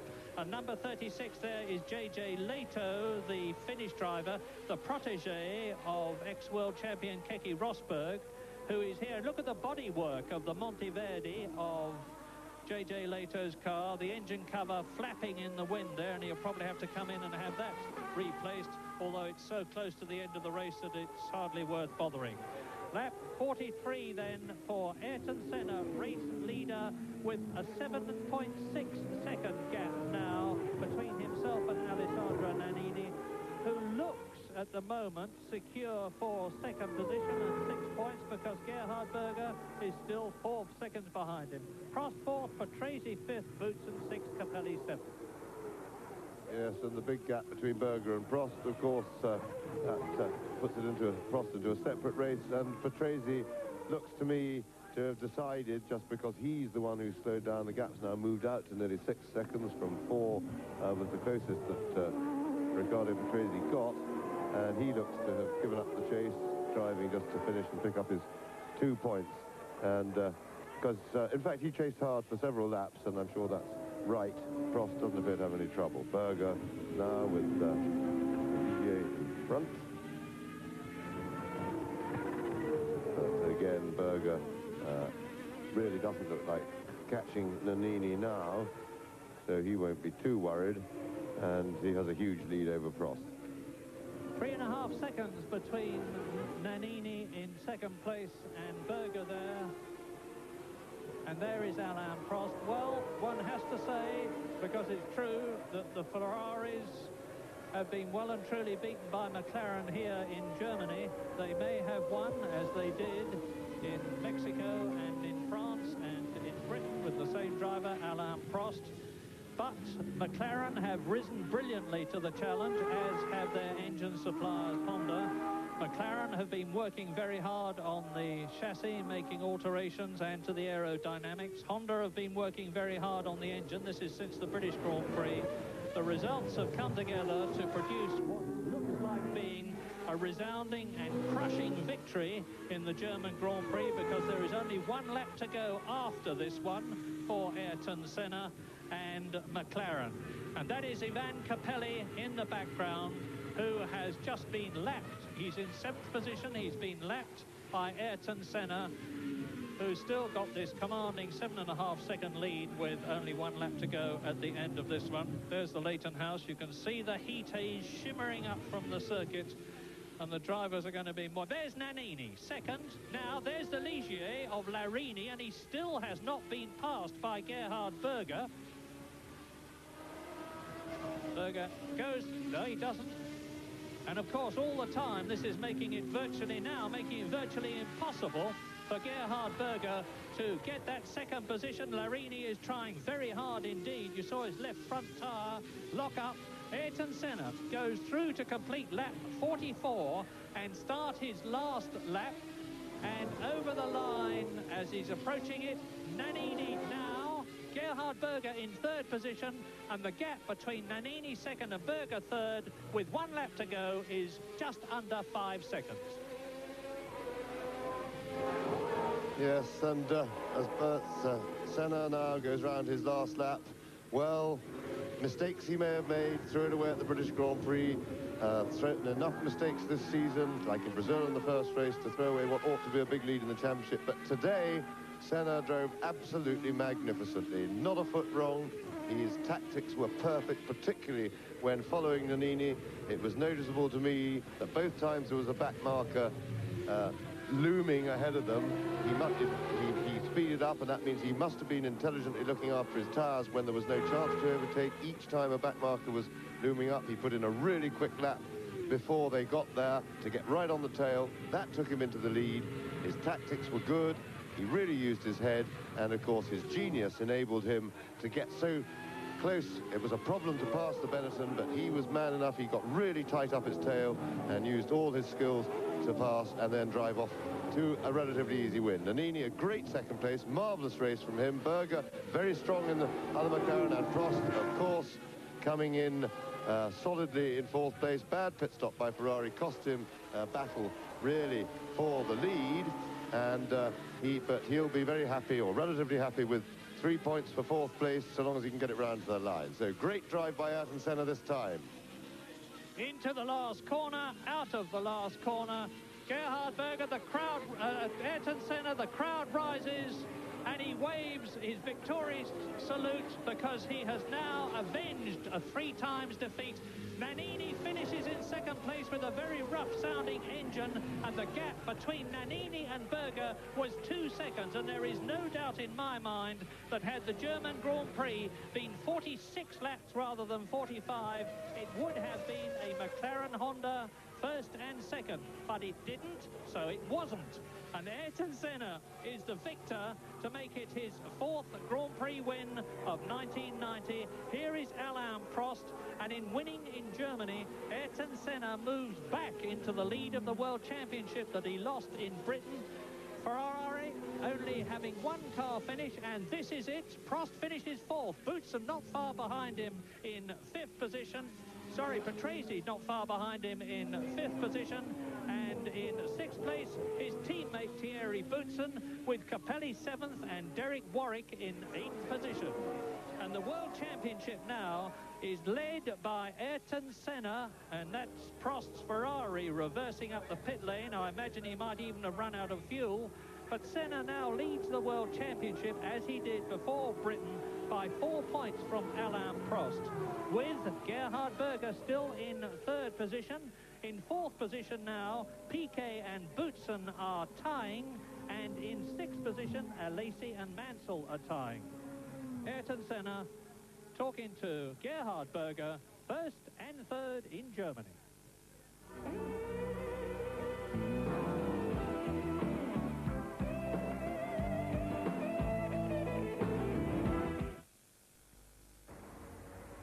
How healthy is your business? I don't mean just figures. I mean, down there, on the floor, the health of the men and women whose productivity affects your profits. What lift trucks do you use? Use fuel-driven models and you may be creating a carbon monoxide pit down here. If they're all electric Crown, you're clean and you're running an efficient business. Crown is first in electric lift trucks, so how healthy is your business?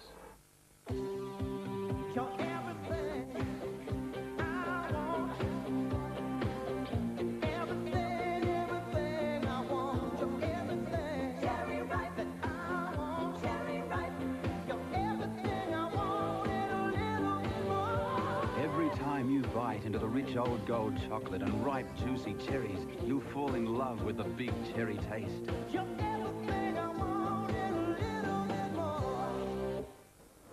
Imagine when you fly overseas, you take one of the most brilliant compact cameras ever made, the new Pentax Zoom 105 Super Date. You can zoom in for telephoto shots, zoom out for wide angle, and rest assured that every shot will be perfectly exposed, perfectly sharp automatically. And imagine you bought this camera at the most competitive duty-free price in the world, with a full Pentax International warranty, just $469. See us before you leave. City International duty-free, 86 Queen Street Mall opposite Myer, and the Brisbane Club Building, 241 Adelaide Street.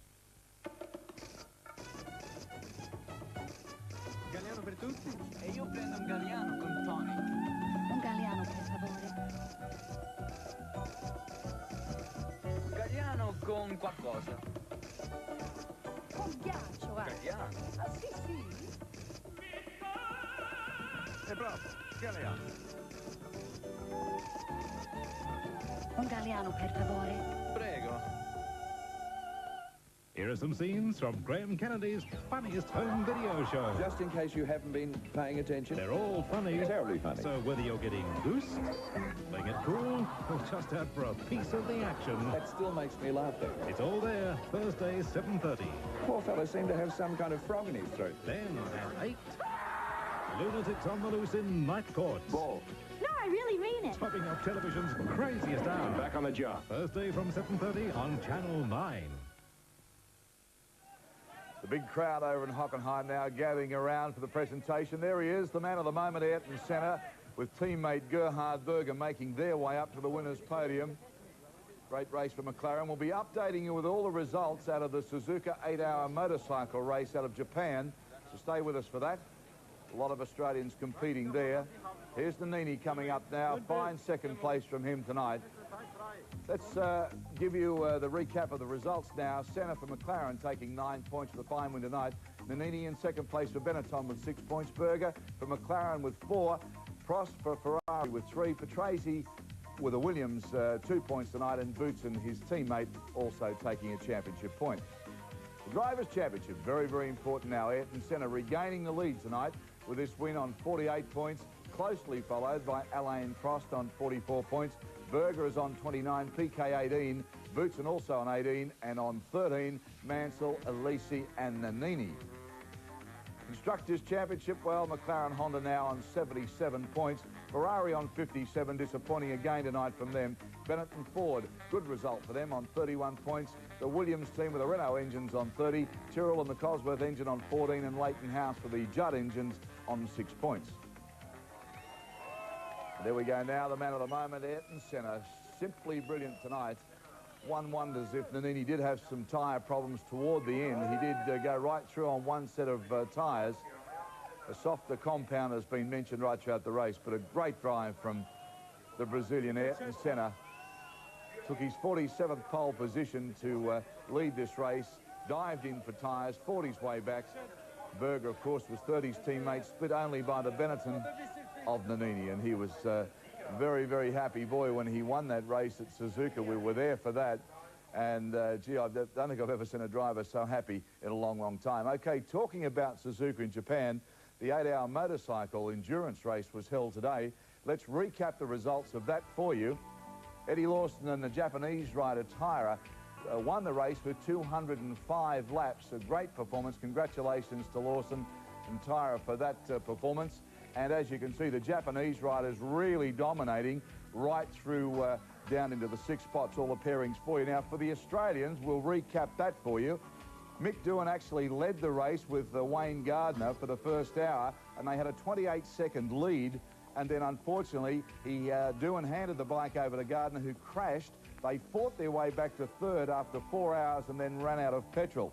The other Aussies, Roy Leslie on the Ducati, crashed after 3 hours. Mike Dowson and Rob Phillips running for the Kawasaki team. Dowson crashed whilst in 5th place and has a suspected broken wrist. Malcolm Campbell, 5th, he retired in the 5th hour with mechanical problems. Peter Goddard in the 5th hour also retired with mechanical and engine problems.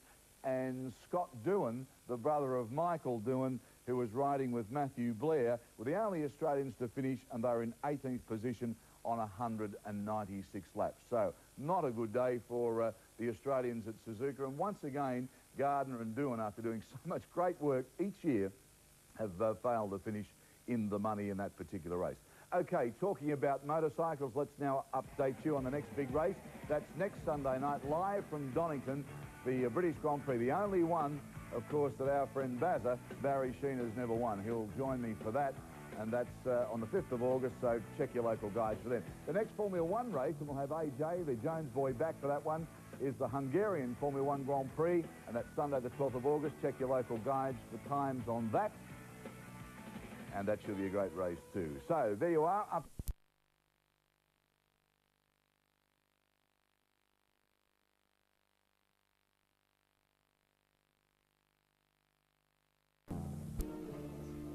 I'll say it clear, I'll state my case, of which I'm certain. I've lived a life that's full. I traveled each and every highway and more, much more than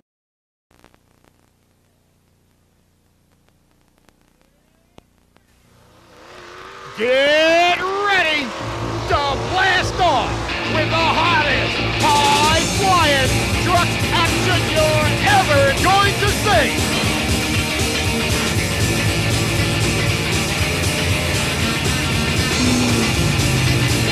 Cars crushed into pie pans like some of the wildest, most awesome vehicles to ever roll on 4 wheels.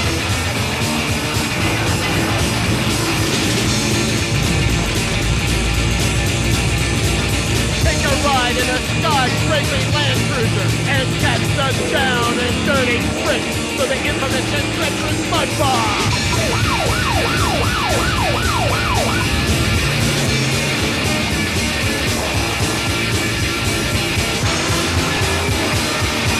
Watch these drivers take all challenges to crush anything. All this and more as Main Event Entertainment presents Crush This! Oh, it was absolutely super. There were some of the biggest trucks. I'm hoarse from yelling, honestly. I'm sorry. There were some of the biggest trucks I've ever seen here. It was absolutely phenomenal. Just absolutely phenomenal. I'm serious.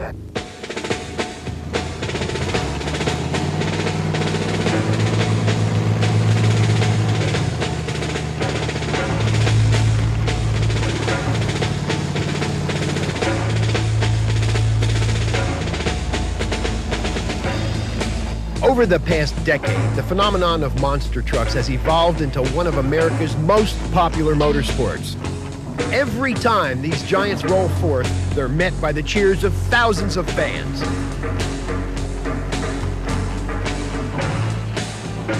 Among the highlights of all giant truck gatherings is the parade to the Monster Corral. With chrome shining, paint gleaming, and flags flying, the drivers ease their machines through the crowds with military precision.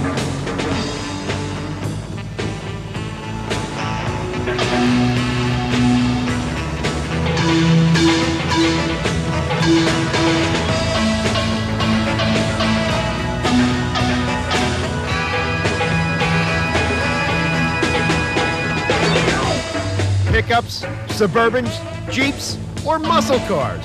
Anything can take the giant leap into this unique sport where imagination and ingenuity run wild.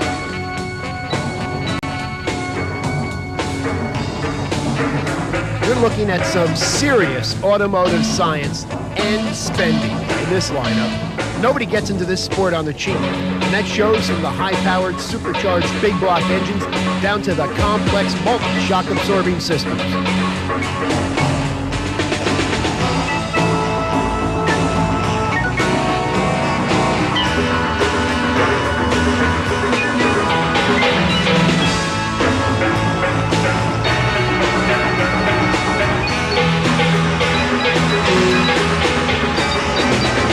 Parade is where and when the fans get a good look at their rolling heroes. Here's the opportunity to snap a photo or wave to a favored driver and feel a part of the happening. Everybody wants a closer look at these awesome vehicles. How often do you see a tire as full as yourself, or an axle as thick as a boxer's arm, or a truck cab that can be reached only with a ladder? It's no exaggeration to say that these trucks really stand out in a crowd, and their drivers love to stand tall among the competition.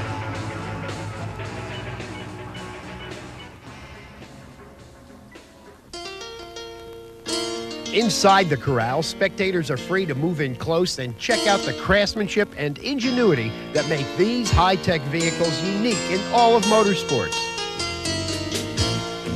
These mammoth trucks are never truly at peace. Even when sitting still, they retain their incredible sense of power. One of the most outrageous sights you'll see is a bright blue Camaro on 5-foot-tall tires.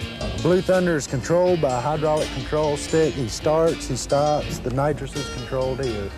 The drivetrain of Blue Thunder is 22,000-pound Rockwell axles connected to a 2.5-ton Rockwell case. The airbags are off a tractor trailer with custom designed hydraulic shocks. It features a double low-range reduction unit custom made for the truck. It has 7 independent air tanks on it which control the level of the car, the airbags. The tires are Goodyear Crane tires weighing 2,800 pounds apiece. The rims are custom made to fit the axles.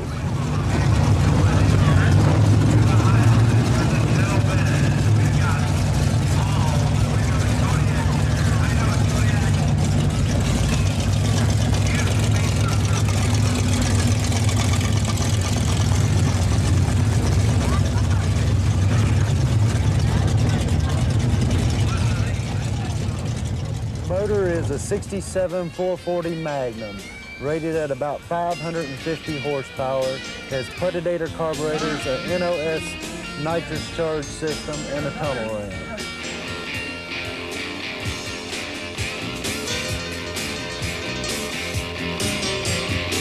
Nobody said you had to be uncomfortable up here in the clouds. Blue Thunder comes complete with CB radio, full-bore stereo sound system, comfy leather seats, even dual fans to keep the driver cool. It's a regular limo on legs.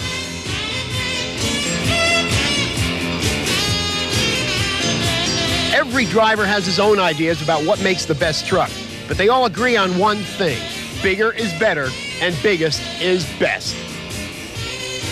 And how about those paint jobs and nicknames? In a sport not yet taken over by big sponsorships, each driver still gets a chance to put his own personal imprint on his vehicle, and few disappoint. Sure, you've heard of Bigfoot and Barefoot, but how about the Crimson Crusher, or Pac-Man, or Flying High, or Burning Desire? Then there's First Blood, Sudden Impact, Overexcited, and many more. These are the all-American monster trucks. Engines, tires, shock absorbers, springs. Nearly everything is either custom made or modified to meet the incredible pounding these trucks dish out. Because they are first and foremost racing vehicles, fiberglass bodies and tubular frames cut down on the weight. Special axles and aluminum transmission cases help shave away additional pounds. Showmanship is king in this sport. Fluttering flags, wild paint schemes, nicknames to boggle the mind. Every mechanical gimmick that the innovator's mind can conceive of eventually seems to show up on these trucks.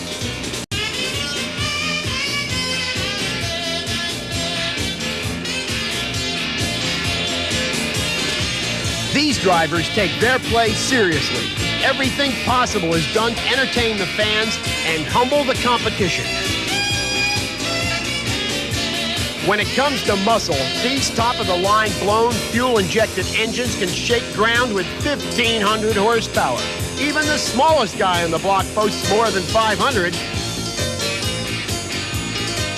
High-tech is the name of the game here. These trucks utilize high-performance 500 cubic-inch racing engines, complete with magnetos, electric fuel pumps, and even remote-control engine shutoffs. When giant trucks first made their appearance in the late 70s, they weighed in at up to 15,000 pounds. Now, thanks to their special weight-saving innovations, many cross the scales at half that. And how about those tires? The smallest are 4 feet tall. The average tire hits nearly 6 feet. And the biggest, so far, that's over 10 feet. A dirt arena. A hungry crowd. Junk cars. This is the freestyle corral we call the War Zone.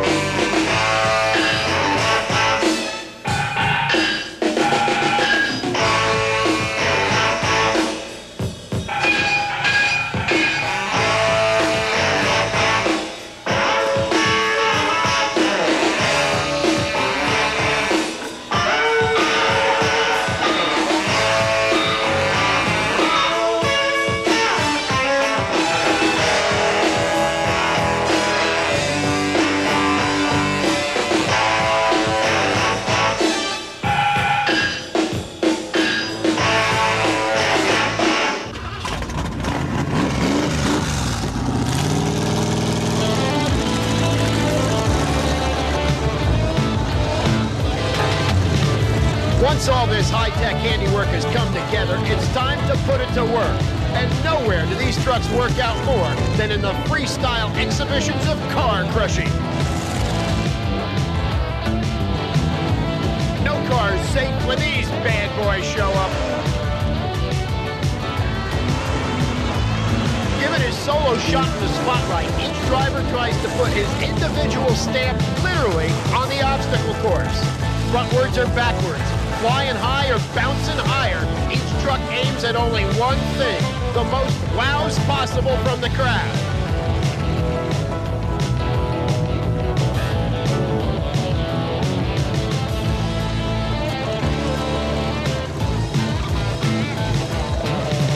And who said you had to have a truck anyway? This former helicopter has found a new life on the ground. The rotors are gone and so is the tail, but look at that landing gear. Even with the camouflage, anybody can see this is a one-of-a-kind piece of work. Diving, darting, jumping, and juking, flying high and bouncing higher. Many times it's only a matter of inches between coming down to the roar of the crowd instead of a crash of mangled metal.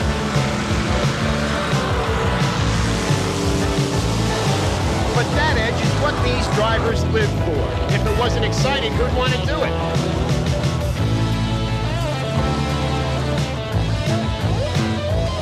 Chopper Monster is the creation of Damian Dominski, who crafted his unique vehicle from a Bell 206 Jet Ranger helicopter. Riding high in the 10-foot-tall chopper monster may not be the same as flying, but then Dominski's never had a landing he couldn't walk away from, no matter how bumpy the trip through the war zone. The wild action that is freestyle exhibition looks outrageous enough from the outside, but things become truly scary on the inside as you sit inside the cockpit. It's hard for anyone to remain blasé around a truck that can climb a wall of cars, pound them into tinfoil, and keep looking for more, all the while surrounded by flash, dash, and thunder.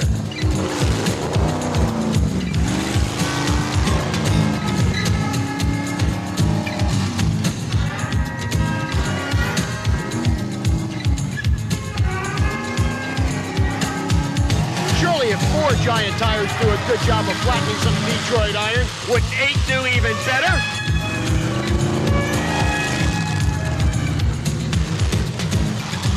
But even if there's not much left to crush, how about a little low-level flying from behind the wheel? When you're this high off the ground to begin with, what's another 10 feet?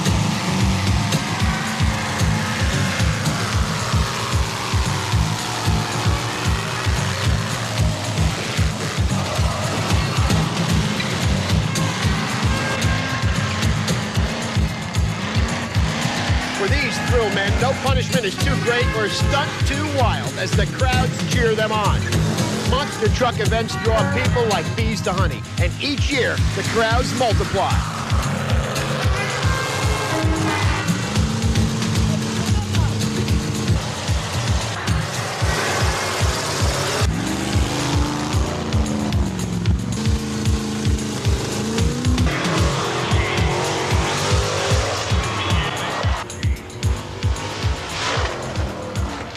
So what's it like to drive one of these bouncing beasts? Here's a first-hand account. Danger factor is coming off the sides of the cars and hoping that you can counter steer once you come off the sides of the car so that the truck won't go into a rollover.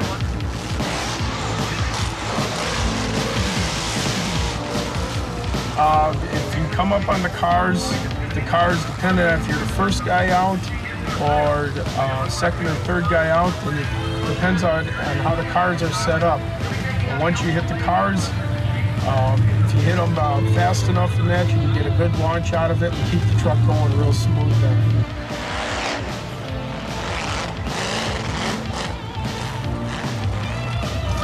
Every time I drive it, you just get more comfortable. You feel with the steering and the way you're buckled in with the racing harness and that, and everything just feels a lot stronger. And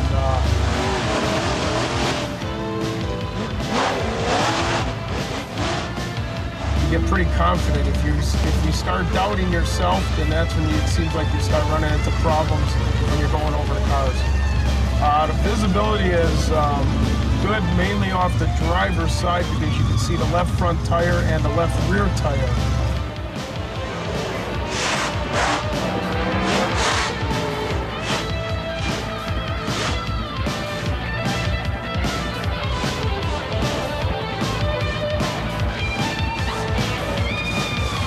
As for the right side, all you can do is just try and judge it as much as possible because the truck is 12 feet wide.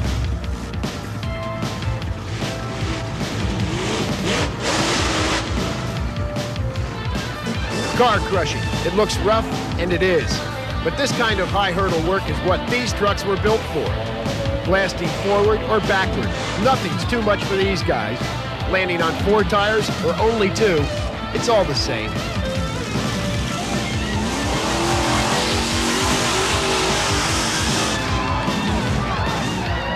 We're spinning around and we do a launch or a freestyle wheel stand over the cars and that. We have very much control of the cars. The only time we run into a problem is if a car were not to have a motor in it and the hood were to fold down and the truck would start to tip to one side. Other than that, you have very much control of the vehicle. Given the heavy-duty equipment built into these specially constructed chassis, 20-foot leaps are just a Sunday drive.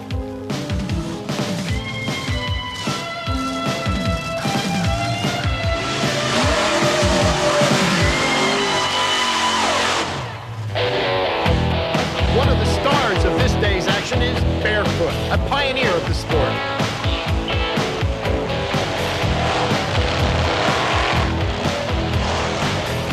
It may look simple, but driving one of these big rigs can be tricky. They're high-centered, and that can lead to havoc when taking a tight turn.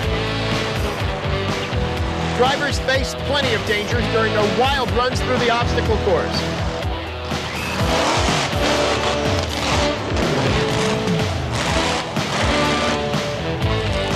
And with so many potential disasters close by, trouble often follows.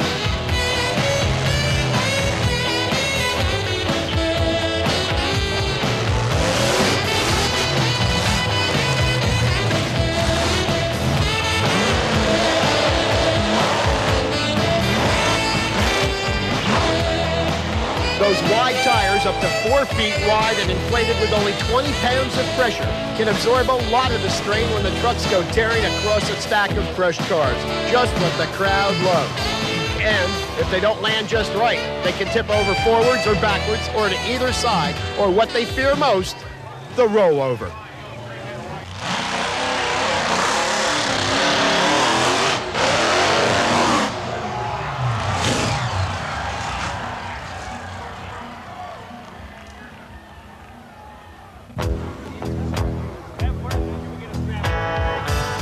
A dramatic crash.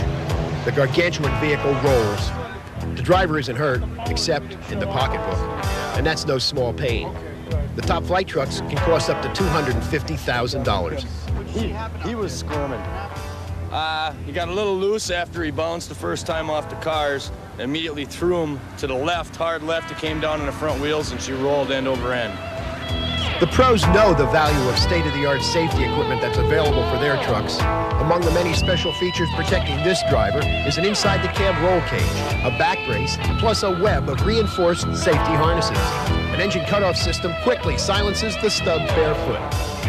Leaking gasoline, twisted metal, evidence of the hazards these drivers face at every event in their quest to entertain.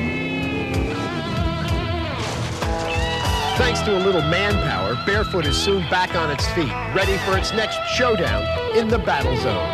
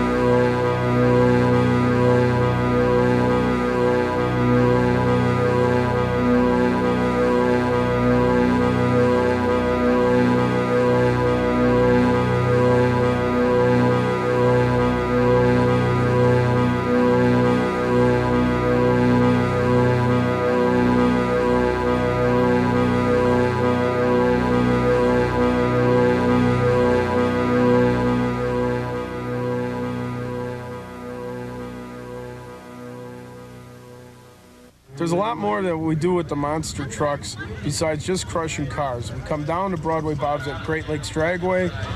We haul kids around. We haul approximately 15 to 20 kids, and we give them a 3-minute ride, and we do that on the big event, the Labor Day weekend.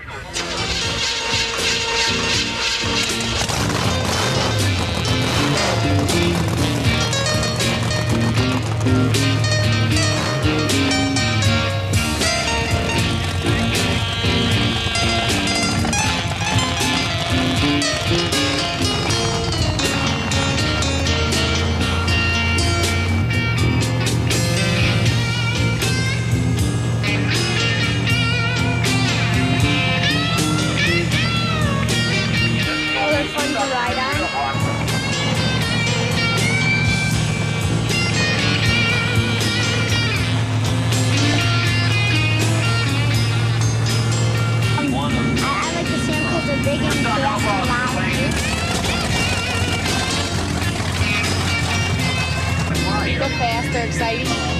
What do you get out of it? She wants to drive one.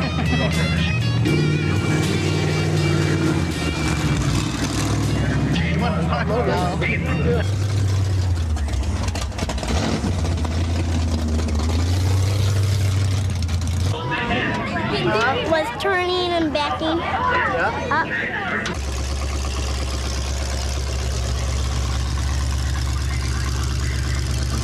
It was bumpy and we almost crashed. Yeah, how fast? Not too fast. You going there again? You want to drive one of those things when you get bigger?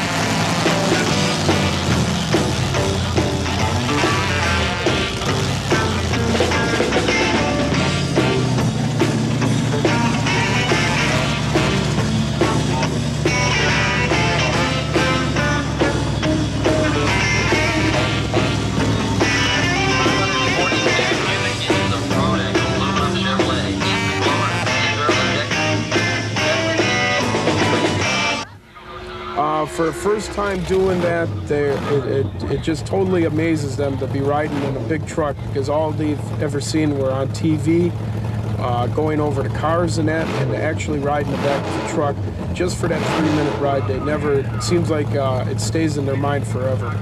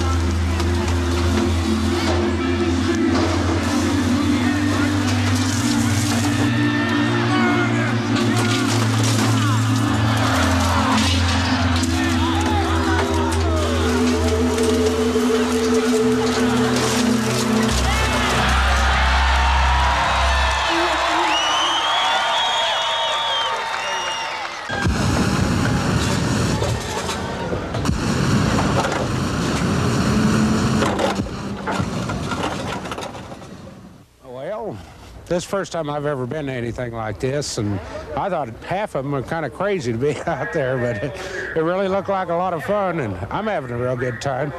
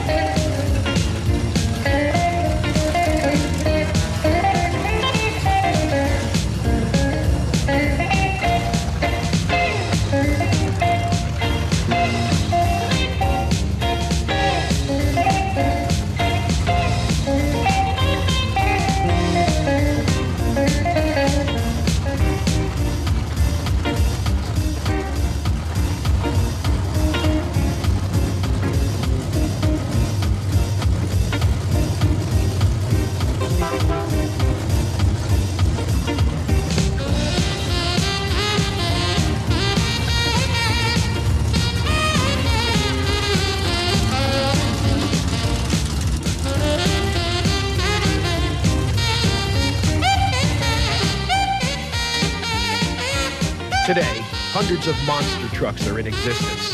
They show up at car shows, auto dealerships, county fairs, tractor pulls, and rodeos. They even have their own national racing championships in indoor as well as outdoor arenas. But in the late 70s, there was only one tall-tired truck, Bob Chandler's original Bigfoot.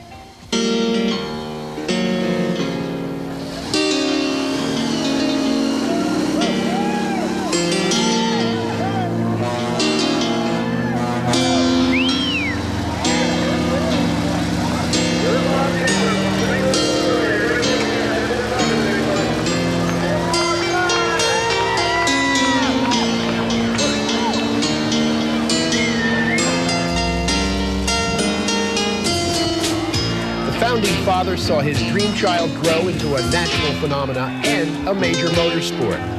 It is to Bob Chandler's credit, as he is the inventor of monster trucks. In the early days, just seeing a truck riding atop a set of 4-foot tires was awe-inspiring. Bigfoot didn't have to do much to be a success in those days. But Chandler's an innovator, and soon Bigfoot could be seen striding across a pair of junker cars, far from the reckless abandon of today's car crushers. Bigfoot even uses a spotter on the ground to direct him over the cars. The early stunts were done with the utmost care and caution.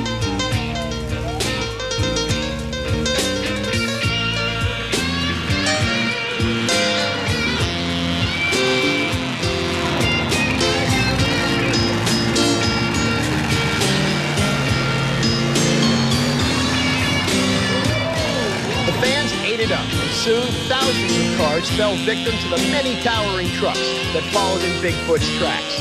The sport quickly moved from outdoor fairs to indoor arenas and became one of today's most popular motorsports. For some, the giant trucks were good only for a laugh, but others took the idea seriously.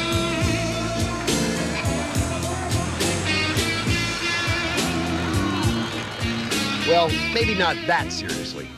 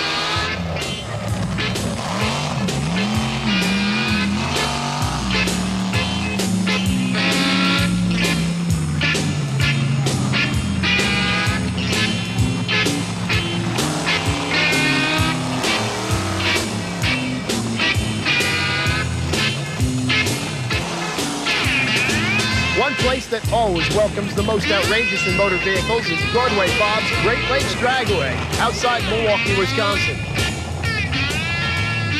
One of the highlights of Broadway Bob's annual Labor Day Bash is the Parade of the Killer Trucks.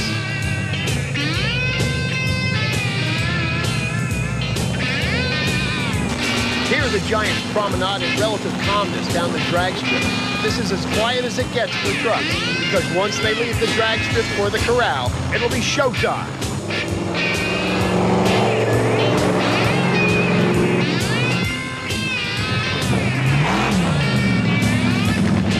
And if you think you've seen everything on 4 wheels, how about a 3-wheel super trike? Broadway Bob's Bashes draw such a turnout of giant trucks that the drag strip sometimes looks like a crowded freeway at rush hour. The boys aren't ready to throw their weight around just yet. They're still keeping a lid on things, displaying their handcrafted vehicles to the fans. The truly tough stuff will come later. Like boxers being introduced before the big bout, these metallic gladiators strut their stuff for the crowd, giving everybody a chance to see the combatants on parade.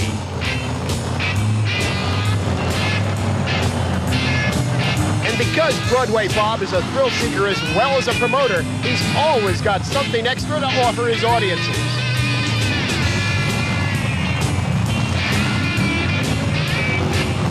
And extras is what Broadway Bob is all about.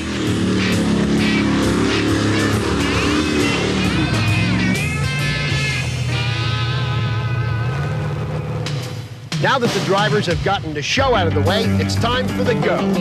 Once everybody is in their seat, it's time for the trucks to pair off and drag race. Nothing, stacks of cars, piles of dirt, not anything will keep these beasts from getting to the finish line first.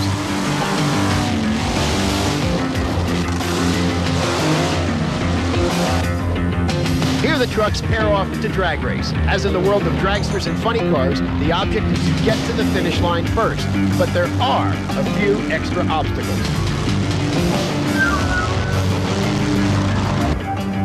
The incredible pounding the trucks take on impact is evidenced on the drivers, who also take a beating.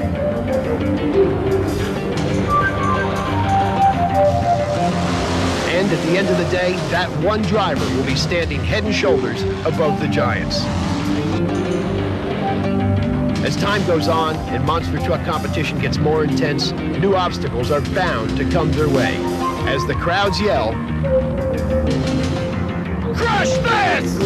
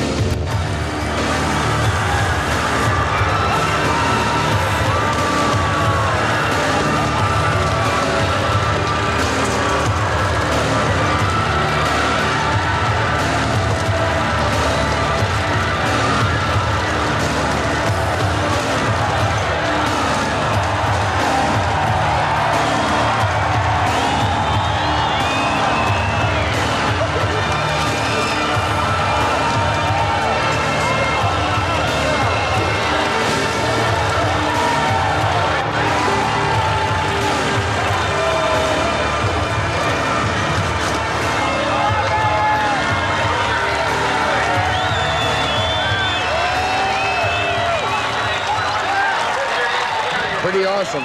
Good show. I changed my name. What is it now? Batman Bob.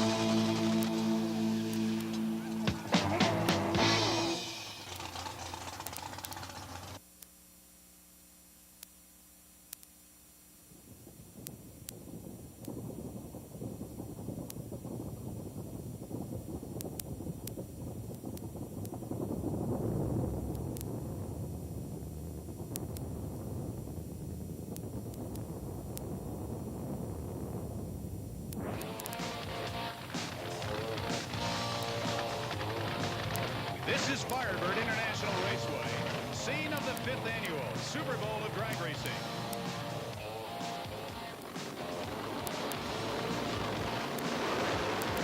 These are the Nitro Warriors, the top guns of the quarter mile, quick draw artists of 1,320 feet acceleration drag racing. 1987 Top Fuel World Champion from Lansing, Michigan, driving the beautiful golden white Miller High Life entry, Dick LaHaye, car wrenched by his daughter Kim. In the Castro GTX, new lightweight Top Fuel dragster, wrenched by Lee Beard, Gary Ormsby. Gene Snow and his brand new short wheelbase Superlight Top Fuel dragster.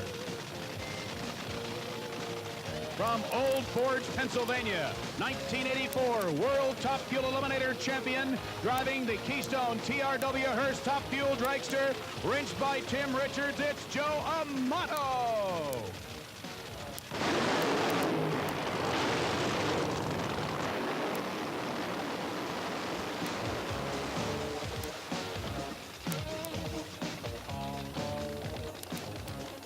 In the 1988 Budweiser King Buick Riata, wrenched by Dale Armstrong. Ladies and gentlemen, the world champion 3 years in a row, Kenny Bernstein.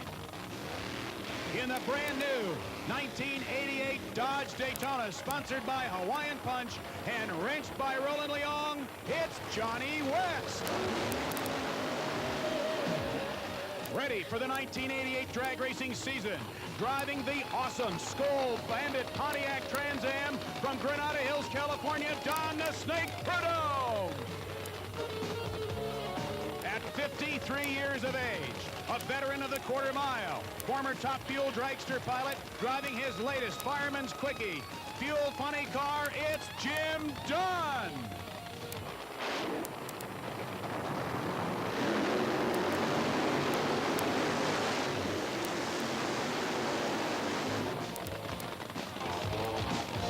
From Hemet, California, driving the gloriously finished Miller High Life entry, it's Ed the Ace McCullough.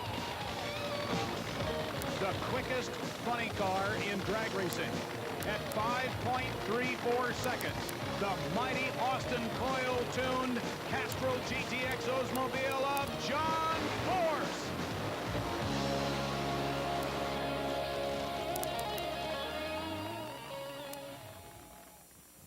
Good morning, ladies and gentlemen. For main event video, this is John Lundberg, and we're at Firebird Raceway in Phoenix, Arizona, for the 5th annual Super Bowl of drag racing. And this 1988 Sunday in late January has seen many interesting innovations introduced to the sport. A particularly fun weekend for me as a long-term drag racing enthusiast, as I've had the opportunity to spend this weekend in the pits with this man, multi-time world champion and legend of our sport, Big Daddy Don Garlitz.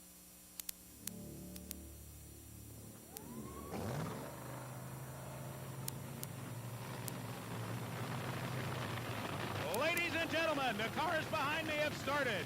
It's the number 4 against the number 8 qualifier with IHRA 1987 Top Fuel World Champion Gene Snow in the tower lane. In our lane, a funny car converted to a dragster with Trip Shoemake at the wheel, and it's burnout time at the Super Bowl of drag racing.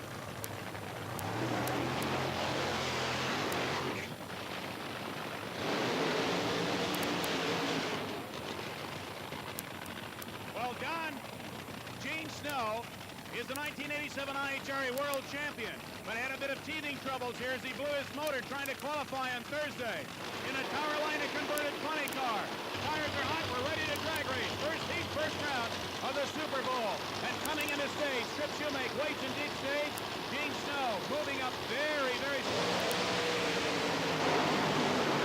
down a quarter mile. And as we thought, Trip Shoemake having problems, Snow goes 5.30 seconds to win. 264.70, and a good step up for Gene Snow. Figured at 541, he's still just kind of getting the feel of that new car, and I anticipate he'll go into the 520s on the next round. Of course, on the other side of the track, the short car, I've tried that before, you know. The short cars are really ill handling, and as you see, he got in trouble across the center line, spun the tires. I think the long cars are still in control.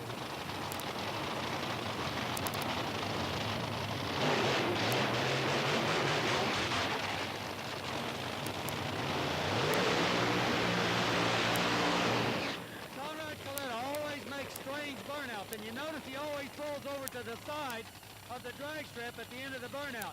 This is because he has a large fuel overflow, and sometimes he drips fuel on the drag strip. So consequently, he doesn't want to run in that fuel. So he pulls over to the side. This is a very different, distinct characteristic of his racing. Also, CORRIDA has been doing some experimenting with a low compression engine, and that's why his time in qualifying wasn't all that good at a 6:12. CORRIDA now taking his time, pulls his face mask down, and rolls the brand new bounty hunter into stage. Here's Armfield. Armby's out first. Armby smokes the tires, but gets there first with a 5.64. 5.72, runner-up a lap time with a 242-mile-per-hour speed for Connie CORRIDA. And ladies and gentlemen, here come the next two cars. And this is going to be Joe Amato, number 2 qualifier at 5.26.1. He'll be running against Gary Beck. Gary Beck qualifies at a 5.66, and that's the best run that I think I have seen out of that McGee engine. That's that double overhead cam engine from Australia that the guys have been up here for years struggling with it, and Gary Beck has run over here and given them a hand, and they seem to have a fuel curve. So we're looking for some good things out of Gary Beck. Okay, and here comes Amato.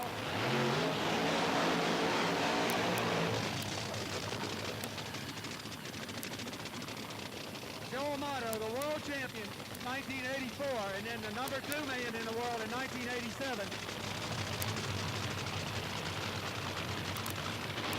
A force to be reckoned with, and he has run a 5:26 here. We are told, Don, that Tim Richards has a very, very conservative combination in his car for this drag race. Because with a brand new race car with the weight moved around a bit, Richards wanted to make sure that the car would move all right with last year's combination before he stepped it up. But if he's going to win this drag race with a hay number 1 at a 5:22, something's going to have to happen today. Yeah, he's going to have to step it up, and I imagine it's right now because with Gary Beck, the McGee engine is shut off. Gary Beck is not in the race. Amato's on a single, so he can stand on it if he wants to. If he smokes the tires, he's still into the next round.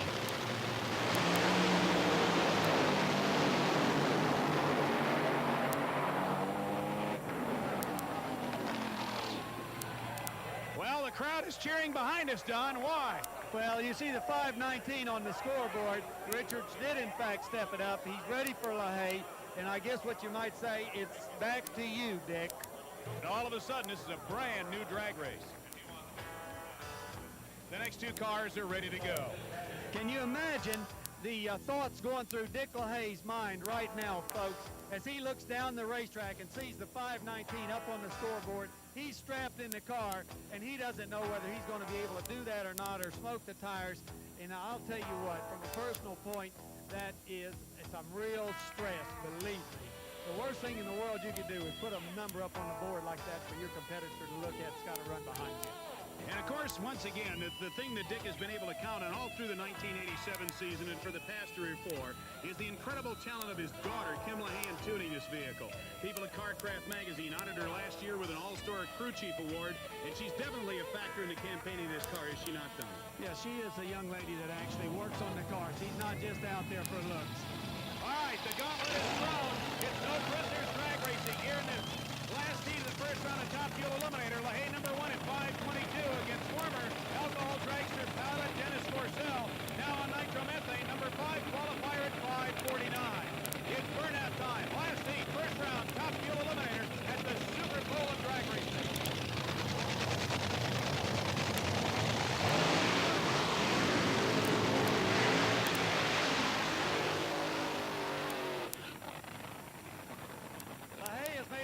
Burnout. He always makes a good long burnout. He likes a lot of heat in his tires. And you notice LaHaye is one of the fastest cars for backing up in the sport. Sometimes they say he goes faster backwards than forward.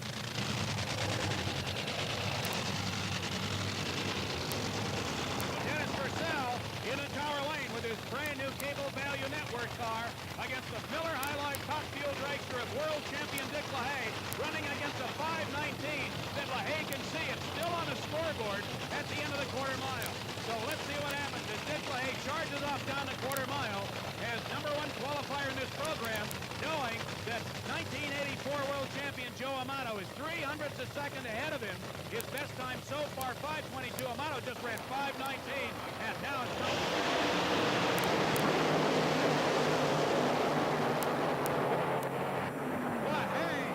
5:17. Don LaHaye just ran 5:17 at 269 miles an hour. It's no prisoners. It's like back to you, Joe.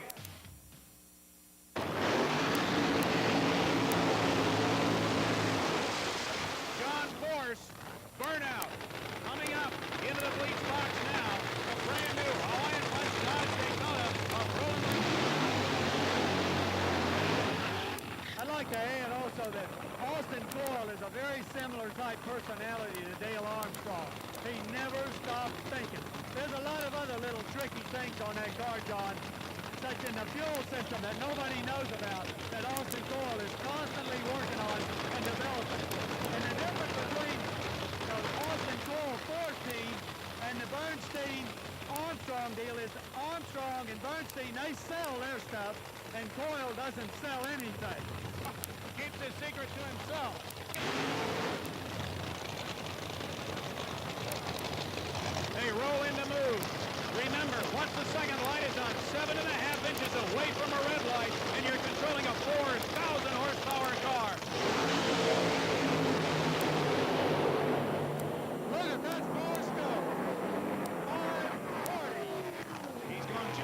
68.65 miles per hour.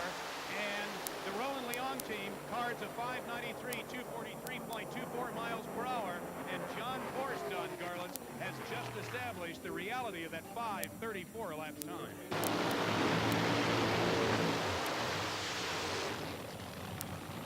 Okay, there's the burnout by the Desert Rat with Chris Lane up, and here comes Don the Snake Prudhomme.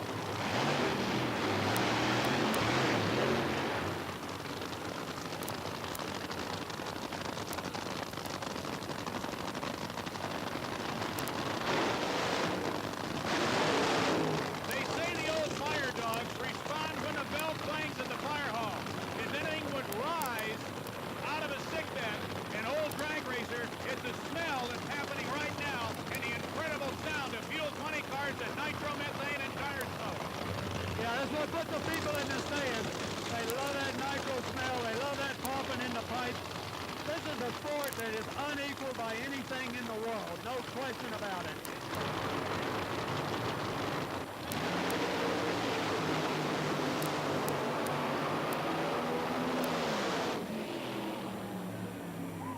Don the Snake Prudhomme, 5.69 seconds, 257.14.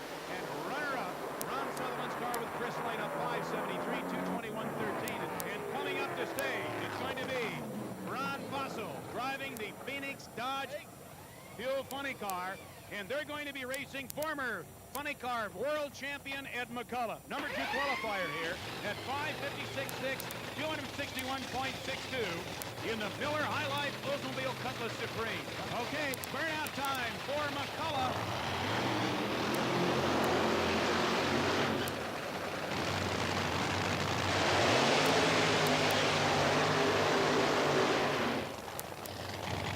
All right, backing it right in front of us now.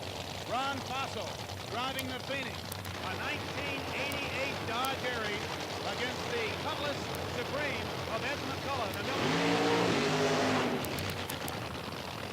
In the funny cars, the dry burnout is a lot more important than in a top fuel dragster.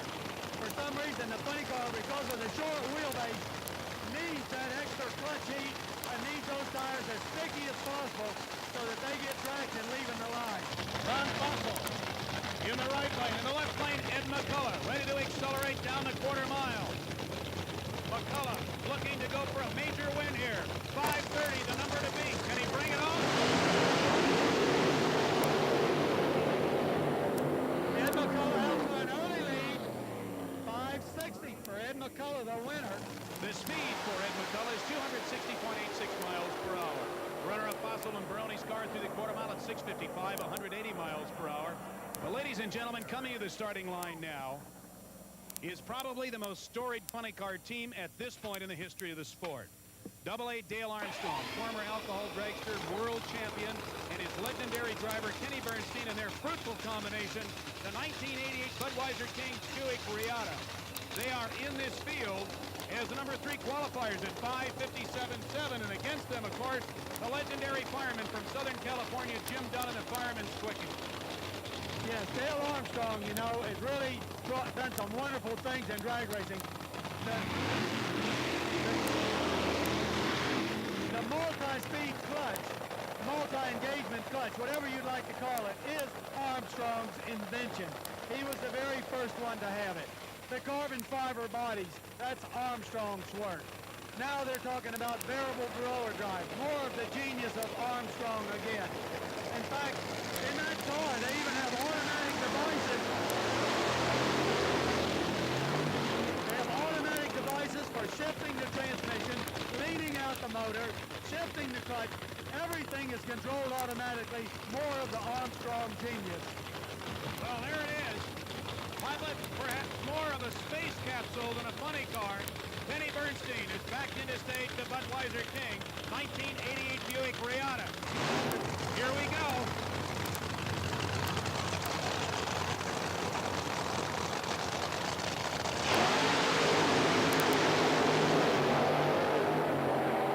Jim Dunn has shut off his car. Bernstein through the quarter mile at 5:50. 5:53 on virtually a lone win with a trap speed of 257.14. On a shutoff run, Jim Dunn dejectedly through the end of the quarter mile with a fireman's quickie at 10:14, 89.19 miles per hour. Okay, at the end of first round of Funny Car Eliminator, we've had two 560s, a 550, and a 540 by John Force, who still, at the end of the first round of Funny Car Eliminator, has a 1/10 of a second on the entire program of Fuel Funny Cars here at the Super Bowl of Drag Racing.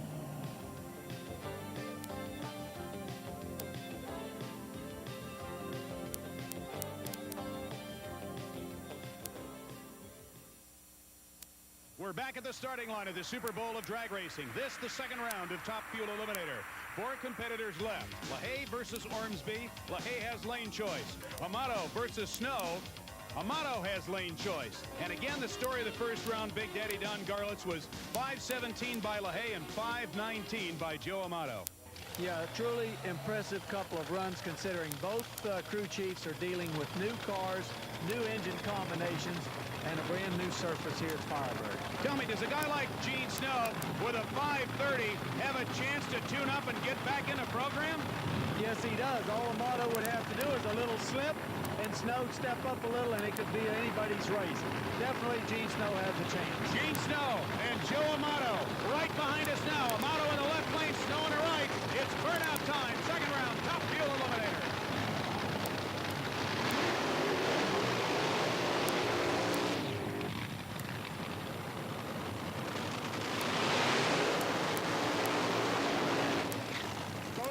Make a real good, clean burnout, heating the tires up just right. Both cars are very confident. Gene Snow coming back real quick. He's going to get back there and do another one of those dry hops.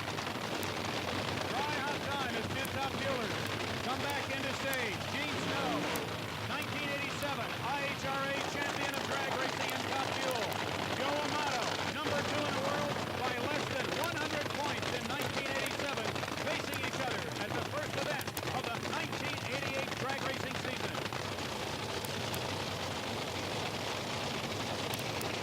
Gene Snow pulls down his face cover, wrapped within the confines of a fully encircling helmet and a brand new race car. Joe Amato, like machine. In the last round, Amato ran 5.19 seconds. In the last round, Snow ran 5.30. This is it.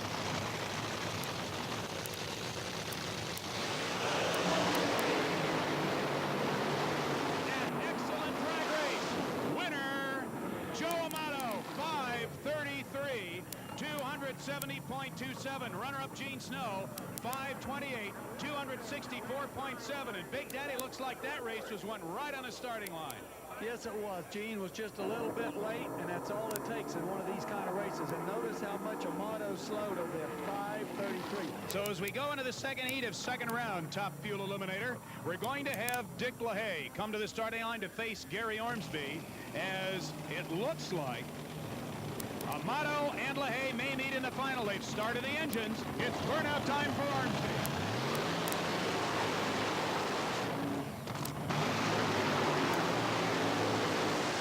And there's the guy who's the fastest man on the property this weekend at 5:17.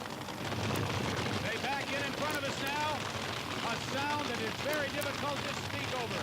The thundering, rumbling, ground earth-shattering roar of 4,000 horsepower, 496 cubic inch V8 engines ready to blast into the twilight zone of drag racing right here at Firebird Raceway. All right, here we go. Ormsby is in. LaHaye moving in very slowly, as is his pattern. Now, neither of these guys like the stage first. There goes Ormsby moving in. They're in. Ormsby was in the lead for a moment, aces the tires and slows up. LaHaye goes 5:23 to win. The die is cast at 2/100ths of a second apart in the first round of Top Fuel Drag Racing.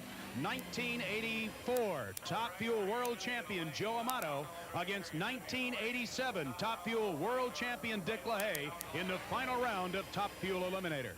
And they're separated by 1/4 of a second. 5:23 for Dick LaHaye and 5:33 for Amato, automatically giving Dick LaHaye lane choice. Amato will have to probably come over here to the right lane.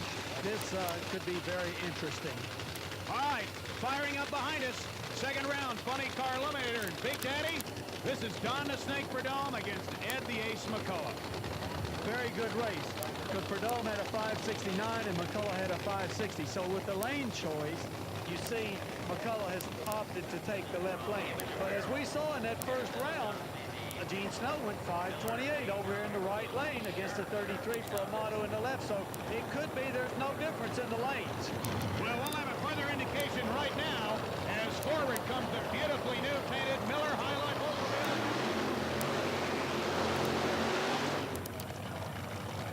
McCullough laying down his traction path, and now Don the Snake Prudhomme with his 1987 car, the Skull Bandit Pontiac Trans-Am. How much of a measure of a car's ability to perform in this instance does the burnout give us, Don? In the funny car, it's a lot more critical than a fuel dragster for the simple reason they got to have the tires hotter and the clutch hotter, or they could well spin the tires, because with a short wheelbase, the engine has put a lot of weight on the front wheels, not near as much on the rear wheels of a top fuel dragster. As they back in front of us, Don the Snake Prudhomme, 3 times former NHRA World Champion, and Ed the Ace McCullough, a previous champion in funny cars as well. Now, ready to race each other. And as Big Daddy Don Garlitz told you, they're just 0.09 of a second apart based on first round winning. That's the Snake. Let's see how well McCullough does.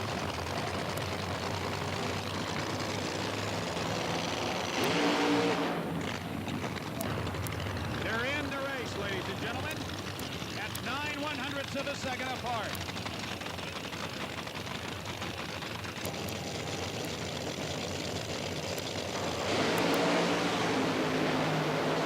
The Snake smokes the tires in mid-course. McCullough on a beautiful run goes 573. Speed at the quarter mile, 255.68. And here comes Kenny Bernstein in the Budweiser team.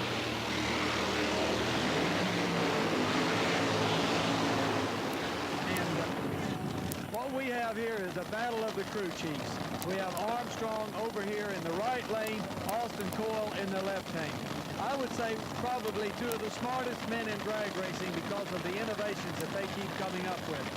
They're literally running these cars from the back in the pit. The timers are shifting the transmissions, bleeding out the motors, shifting the clutches.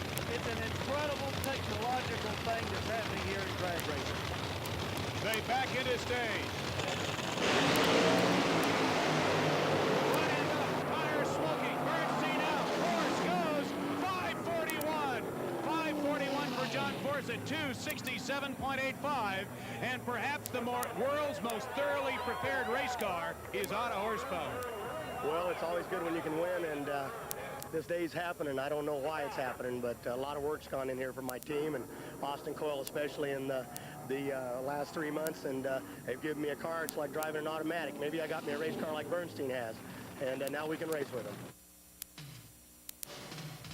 This is it. The Nitro Warriors in final round competition. It's Funny Car Eliminator Final at the Super Bowl of drag racing. In the left lane with a 534, quickest run in funny car history to his credit, the Austin Castrol GTX Oldsmobile Cutlass Supreme, wrenched by Austin Coyle and driven by John Force. In the right lane, some 0.32 of a second slower, it is the thundering machine of Ed McCullough.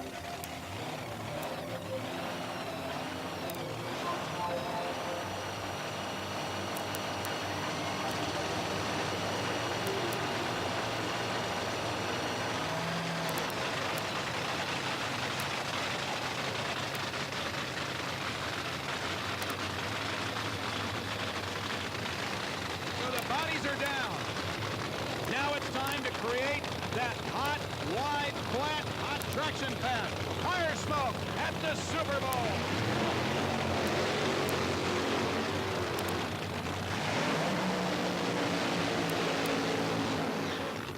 handle. 12 miles per hour and 3200ths of a second. And we'll know who did it well and who did it best in just a few moments. Now that the tire smoke is blown out of the cockpit, the hatches are down. Austin Coyle turns on John Force's second magneto. And they now prepare for the dry hop. Good response from both cars, Don. Now it's the last backup. For the last time, the driver looks at everything. A pair of Oldsmobile Cutlass Supreme. One sponsored by Miller High Life, the other by Castrol GTX. From the high desert country of Hemet, California, Ed McCullough. From Southern California, John the Brute Force, who in 1987 won his first major NHRA funny car drag race with Austin Coyle wrenching, hoping to have a real shot at the Funny Car World Championship in 1988. And of course, Bernie Federley, now looking through the cockpit window at Ed McCullough, has the same thought in his heart here in the final round of Funny Car Eliminator. Incredible amount of vibration from McCullough's car. John Force wins. 547 for Force, 267.06. 573 for Ed McCullough. You could just feel the vibration as McCullough's car traveled past us here on the podium. The runner-up speed for Ed McCullough, 204.08. Don, your final thoughts on Funny Car Eliminator. Well, here's the situation where you can see the crew did everything they possibly could do and only duplicated the run before the 573. I'm sure both teams would have loved to have stepped up, but in this case, they did not. Force is the winner, and you can bet the crew is plenty happy about it. And here they come, reigning world champion Dick LaHaye in the Miller High Life Top Fuel Dragster in the left lane, in the tower lane. The Hearst TRW, Old Fort, Pennsylvania-based car of Joe Amato. Now it's burnout time for the Nitro Warriors.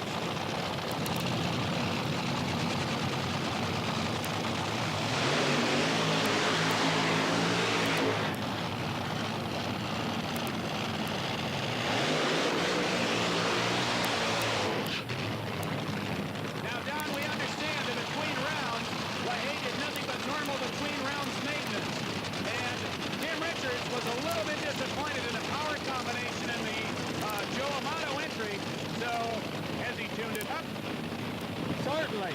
He would definitely have to tune it up. He said in a conversation that I had with him before the round that they had not stepped on it, and now they were going to. Okay. Now.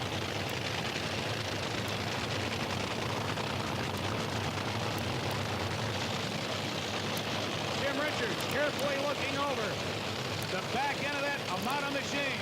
Nitro Warriors about to... Tremendous run for Amato, aborted as the front wheels come down. LaHaye through. LaHaye wins. Top Fuel Eliminator. Dick LaHaye, 524, 272.72 miles per hour. Joe Amato, 697 lifting and a 124 mile per hour trap speed at 124.30. Oh, it left with power like you wouldn't believe. But you heard us talking about earlier in the day, they didn't want weight on this car. You saw the front end came up. It would not come down. It was going higher and higher, and Joe had to abort the run. He had no choice whatsoever.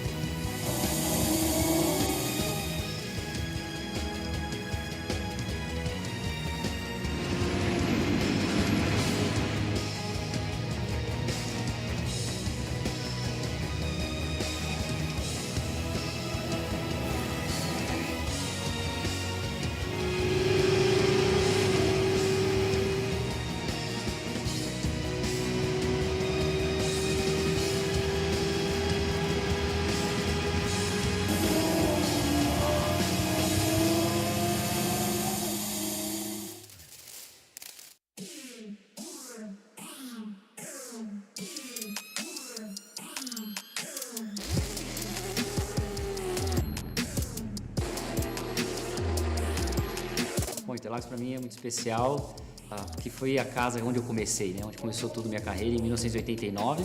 Lógico, no cartódromo, que é do lado de lá do muro. Então, quando a gente corre em casa é sempre especial pelo nome, pela história, pelas competições que tem aqui, né? Ela é ícone, ela tem uma história do automobilismo, passa por Interlagos, né?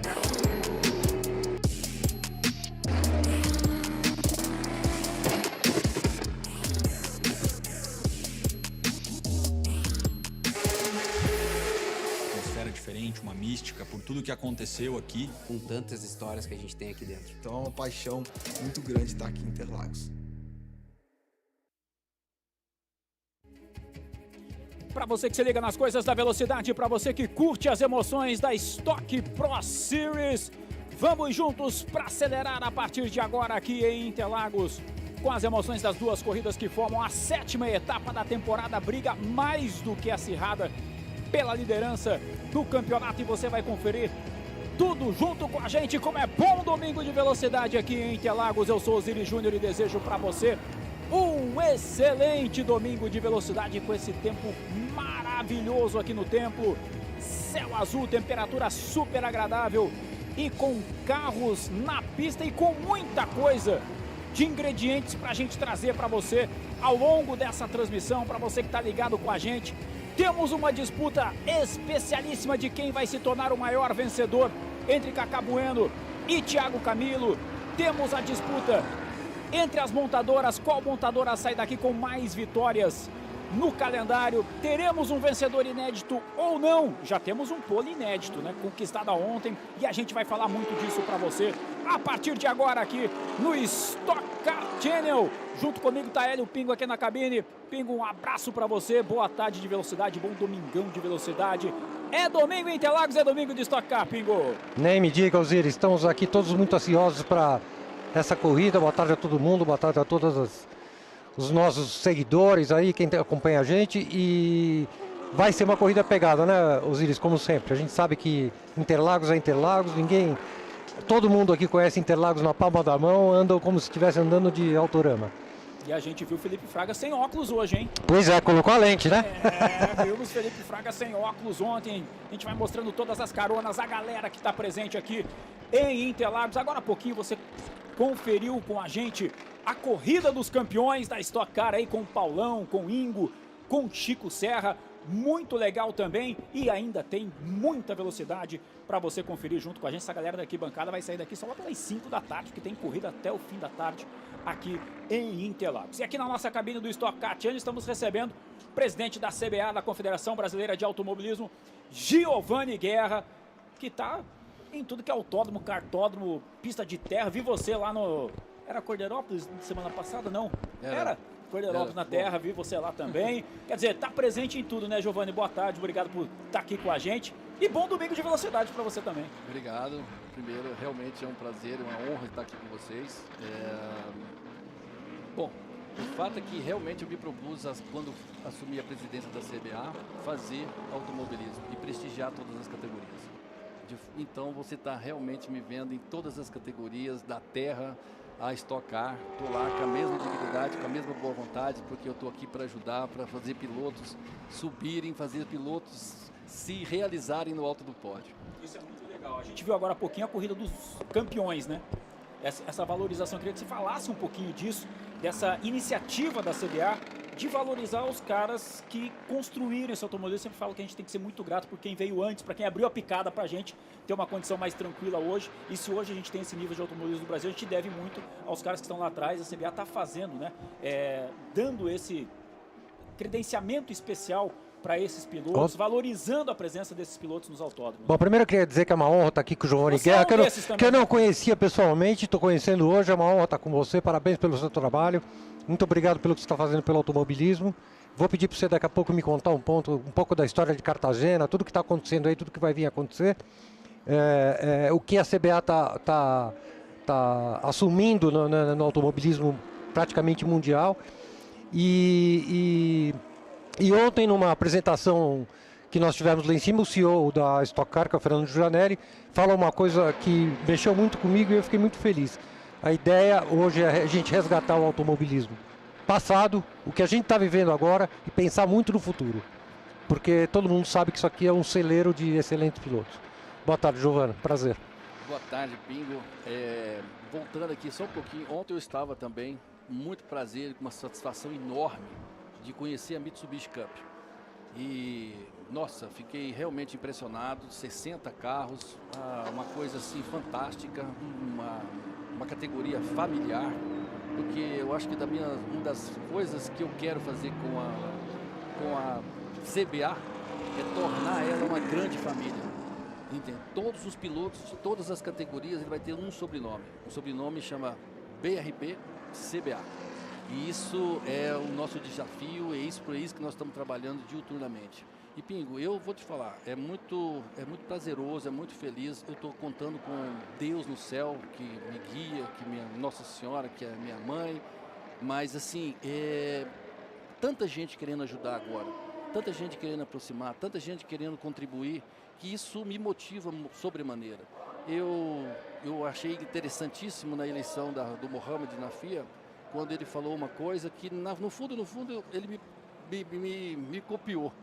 Porque quando eu fui eleito, eu falei, agora eu vou dedicar ao automobilismo 100%, e é exatamente o que vocês verem nas placas aí, CBA Automobilismo 100%. Isso tem de fato duplo sentido, é um automobilismo que eu quero entregar com 100%, é um automobilismo que de todas as categorias, 100%, e isso está me motivando bastante. Ô Giovanni, e que bom que o BRB entra dando um apoio nisso, né? Até que enfim a gente achou um parceiro que pode, enfim, investir, né, junto com a gente nisso, porque a gente precisa de investimento, né?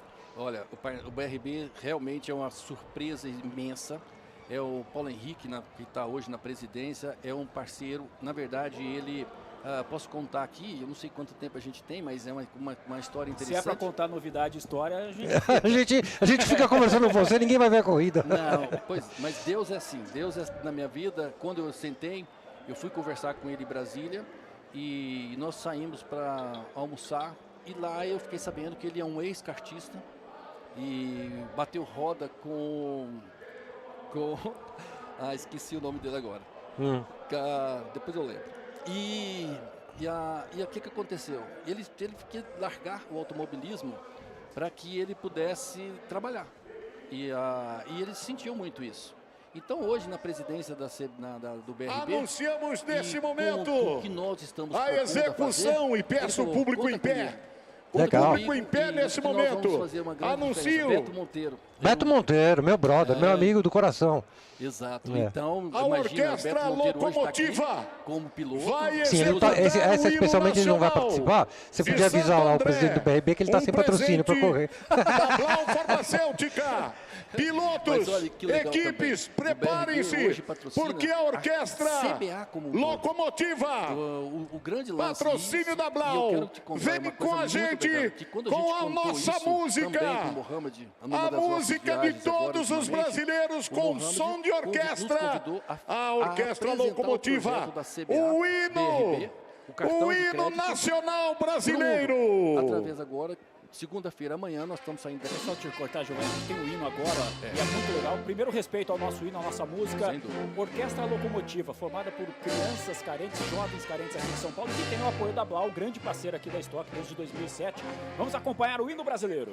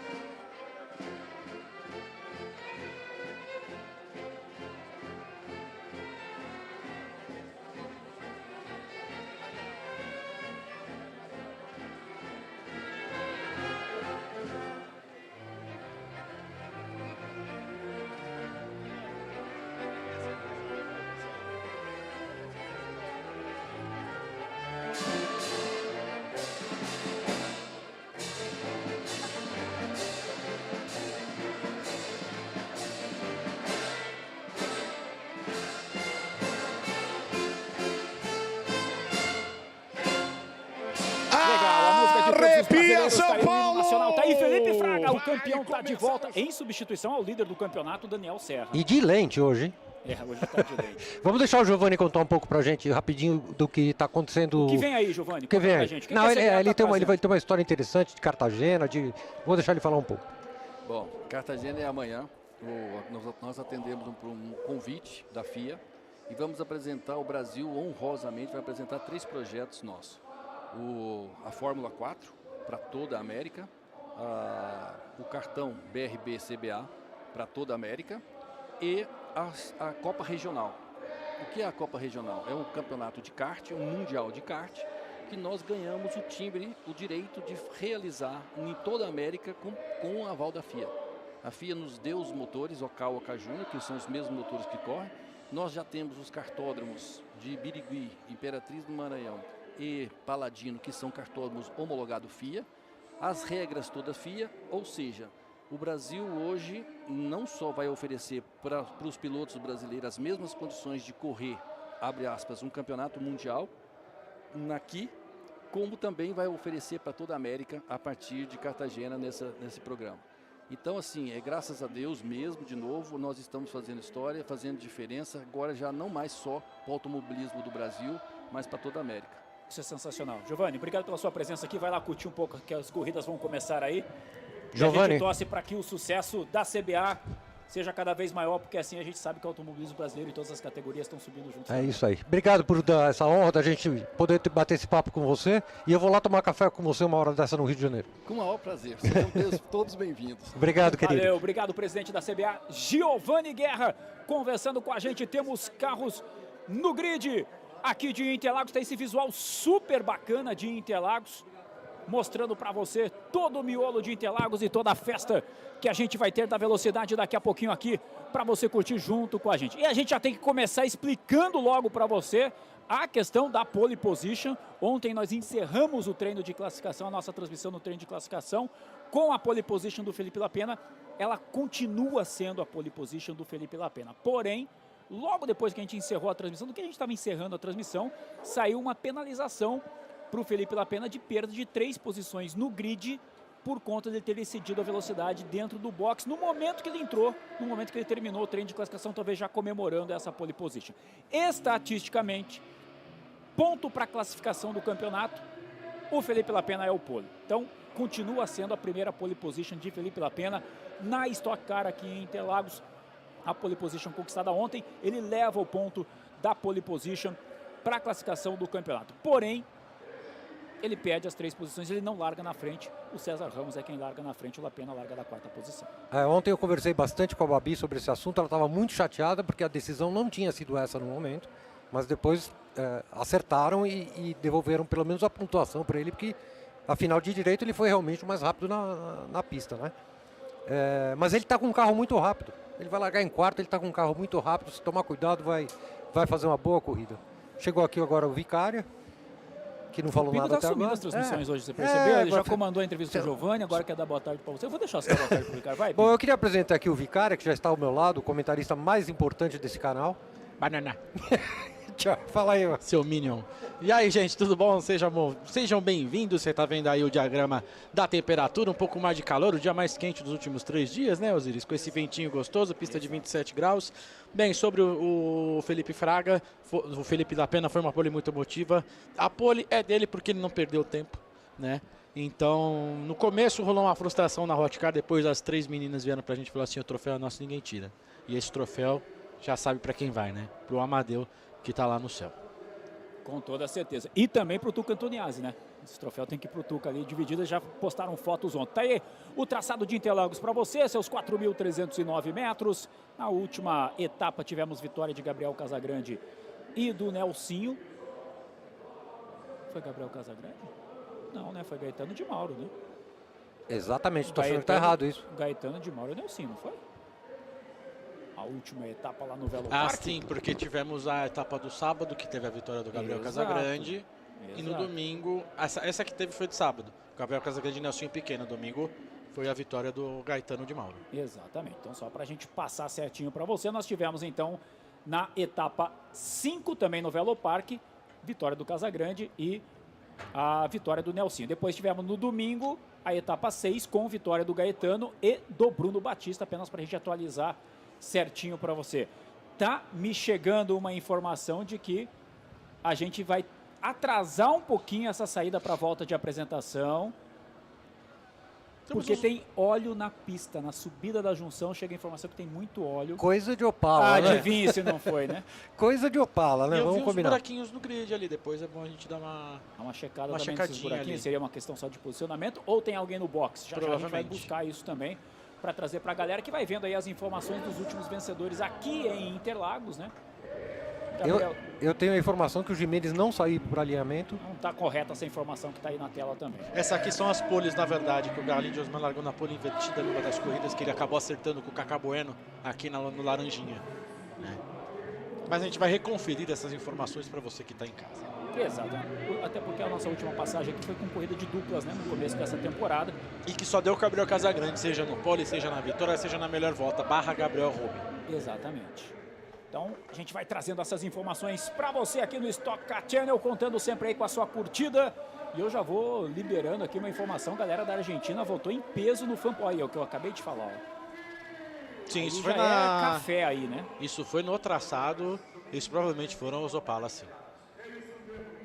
Explica aí, Vicário, o que é esse pozinho pra gente... Esse pozinho se chama Pitsorb, é um composto químico com corzinha de terra, mas que você joga, ele tem uma rápida absorção de óleo, né, que é uma coisa muito difícil de você tirar do asfalto, né, e nos últimos anos esse material foi desenvolvido, até inclusive na Copa Truck está sendo desenvolvido um material de palmito, né, a casca do palmito, a parte do palmito que não é usada é triturada e é feito esse material de absorção, né, muito legal, uma iniciativa nacional, enfim, esse material é usado no mundo inteiro e é caríssimo, então esse desenvolvimento nacional também vem muito a calhar. Na minha época eu usava cimento. Eles jogavam cimento. Pó de cal, né? Tudo um pouco. E é bom que esse Pitsorb ele não levanta tanto poeirão quanto o cimento levanta um pouco, mas não tanto quanto levantava o cimento. A gente está vendo ali o Bruno Batista, tá aí o carro do Felipe Fraga. E você vai acompanhando junto com a gente, já teremos os carros acelerando. Olha, tem uma impressão que é o Gimenez que está no box, hein? A impressão que eu tenho é que é o Sérgio Gimenez que está no box. Sim, ele está no box. Eu acabei de receber a informação, ele está no box. Será que a sua vez eu tinha visto 2 espaços no grid? Ou chegou agora também, deve ter feito uma volta bem devagarinho. Vamos acompanhar daqui a pouco quando a imagem se abrir. Pra gente tirar essa dúvida, tá aí Felipe Batista. Boa posição de largada do Felipe Batista, em 6ª posição para ele. Bem longe do Tony Canan. Né? Bem à frente. Para evitar a fadiga. Também à frente. Caiu o Tony. O Tony é o 19º. Eu ganhei um óculos igual desse rapaz aí. Inclusive eu tô vestindo ele agora. Que beleza, hein? Nossa, que lindo. Hein? É pelo filho não se perca nas nuvens. Parece aquele que vinha na Maria Mole antigamente. Não, né? o bom é que é 2 hastes novas com o meu óculos. Um espetáculo.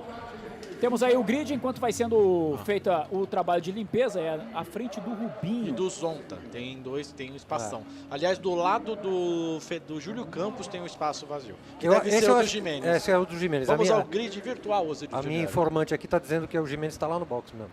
Muito bem, você está vendo aí o grid. Vamos ter então César Ramos e Matias Rossi formando a primeira fila, Felipe Fraga e Felipe Lapena formando a segunda, Diego Nunes e Felipe Batista formando a terceira, Gabriel Casagrande e Guilherme Salas formam a 4ª fila, Felipe Massa e Bruno Batista vão formar a fila de número 5, que está aí na sua tela. Fila 6 para Denis Navarro e para Marcos Gomes. Na fila 7, Pedro Cardoso e Digo Batista. Vem aí para acelerar. Alan Kodair e Nelsinho Piquet formam a fila 8. Fila 9, vamos de Thiago Camilo e de Átila Abreu. Fila 10 para Tony Canaan e Andy Racos. O argentino que está estreando, né? Fila 11 para Ricardinho Maurício e para Cacá Bueno. Fila 12, Gaetano de Mauro e Rafael Suzuki. Fila 13, vamos ter aí a presença do Lucas Forest e o Serginho Gimenez, que não está ali, vai para box. Júlio Campos e Rubinho Barrichello formam a fila de número 14. Fila 15 com Ricardo Zonta e com o Thiago Vivacqua. E a última fila do grid com Tuca Antoniazzi e com o Galide. Galide que não participou do treino de classificação ontem, larga da última posição. Cara, o Zé Mário me mandou uma mensagem aqui. na verdade... Quem é Zé Mário? Aquele resultado do fotógrafo José Mário Dias, que na verdade o Galide, que apareceu na lista dos vencedores, era o Enzo Elias. Que ele venceu a segunda corrida dupla. Então, obrigado, Zé Mário, pela informação. Outra informação, eu estava conversando com o Beto Cavaleiro ontem, a gente ficou decepcionado com o desempenho do Marquinhos Gomes, porque na sexta-feira ele liderou o dia e no sábado ele despencou para 12º. Segundo o Beto Cavaleiro, o pneu dele não atingiu a temperatura ideal ontem nos treinos, por isso ele não conseguiu render o que estava esperado na classificação. Muito bem, a gente segue aí com o trabalho de limpeza em pista, com isso vamos ter um atraso, já estamos, né, atrasados em relação ao horário que tínhamos a previsão da largada aqui em Interlagos, largada que tem a pole position conquistada por Felipe Lapena, mas que não vai largar na frente por conta da penalização de 3 posições. Vamos ter aí pelo menos mais 5 minutos de espera para o trabalho de limpeza de pista, hein? E uma coisa curiosa é que a posição de largada está sendo a posição 2, que é do lado de dentro da pista. Sim. Sem o Lapena, a gente tem a primeira fila vazia. Na verdade, não. O posicionamento na pista é o correto não é relativo ao treino de classificação, mas sim de grid com a penalização. Tá certo, César Ramos está largando na posição do pole. Porque em Interlagos o pole larga pela esquerda, larga no muro. Do documento que a gente recebeu da CBA, a primeira fila está vaga. É porque não é usada a posição... Mas a 2 também estava vaga ali no caso, no desenho, né? sim. Então mas fomos traídos pelo documento. No desenho, até se olhar o documento ontem, eu passei o olho rápido no documento e falei, mas se ele perdeu 3, o Lapena aparece na posição 5. Porque a 1 é vaga. Exatamente, você entendeu? Eu falei, mas ele tá saindo na 5 porque se são 3, né? É isso naquele bugzinho que dá no cérebro quando você olha rapidamente. O cérebro. O cérebro. Tá aí o Thiagão. Tico e Teco. O Thiagão tá ali se preparando, o Rubinho tá aí se preparando também. Depois, né, de passar a emoção com o Dudu, com o Fefo, na pista, a filhotada toda. Rubinho, vai se preparando aí, que a molecada tá fazendo bonito.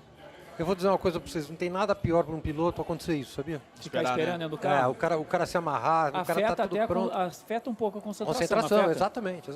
É muito ruim. Porque o cara, quando ele entra dentro do carro, amarra ele, põe o capacete, o cara tá pronto. Aí chegam lá e falam, você vai ficar mais 5 minutos parado aqui. É horrível isso para qualquer piloto, é uma sensação muito ruim.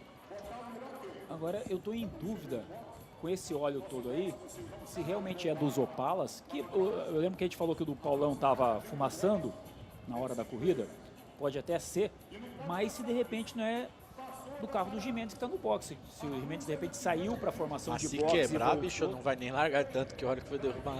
Tem isso também.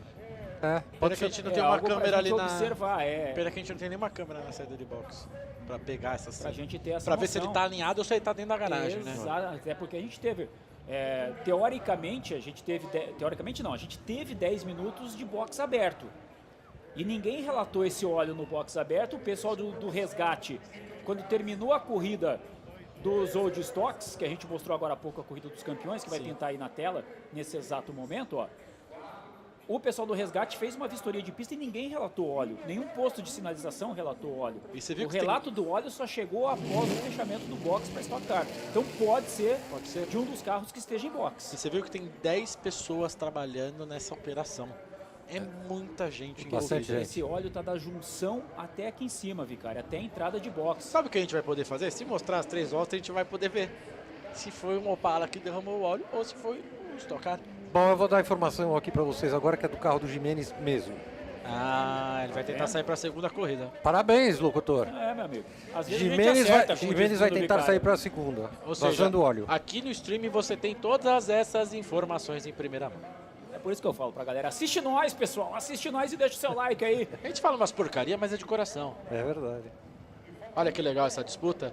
É uma pena que o carro do Chico quebrou na descida do S do Senna, agora ali, segundo ele, ficou cansado. Não aguentou. Mas depois ele falou que ou quebrou o diferencial ou o eixo cardan, né? Foi exatamente neste momento aí, ó. Aí sobraram só os dois. Olha só o carro do Paulão como já tá totalmente depenado. Isso foi antes deles alinharem para a largada, né? Já teve panca antes de alinharem para a largada. Cá entre nós a gente sabe que foi de propósito, né? Quem conhece Paulo Gomes... E todo mundo sabe que isso iria acontecer. Sim. Só que assim, ele só não deu no Ingo porque o Ingo é brabo. Mais bravo que o Chico. E depois, na hora que você foi entrevistar, o Ingo tava bravo. Tava bravo pra caramba. Falou assim, pô, a gente veio aqui pra fazer uma brincadeira, os caras ficam batendo. E olha que legal, o Reinaldo Campelo, Paulo Louco e o Sil Fittipaldi dando a bandeirada. Foi um momento muito especial mesmo para nós e que a gente tenha mais ações como essas aí para celebrar. Afinal, a gente costuma celebrar os nossos grandes nomes depois que eles morrem, então é muito bom celebrar em vida, eles né? em vida. E lá do lado ainda tava o Campelo Petrolinho, meu amigo. E eu acho que isso daí também seria muito legal se um dia a gente tivesse uma exibição dessa diante da Fórmula 1. A Stock Car já foi preliminar da Fórmula 1 no passado, nos anos 80, no começo dos anos 90. E, puxa, seria muito... Foi preliminar da Fórmula Indy também, na época que correu no Rio. E seria muito bom se a gente pudesse qualquer dia fazer uma exibição com a Stock Car diante da Fórmula 1. É negócio, envolve muita grana, mas quem sabe um dia a gente consegue. Então, mas é disso que a gente está falando. A Fórmula 1 hoje mudou completamente da administração e da forma que as pessoas enxergam, e inclusive a forma que é a corrida. E eu acho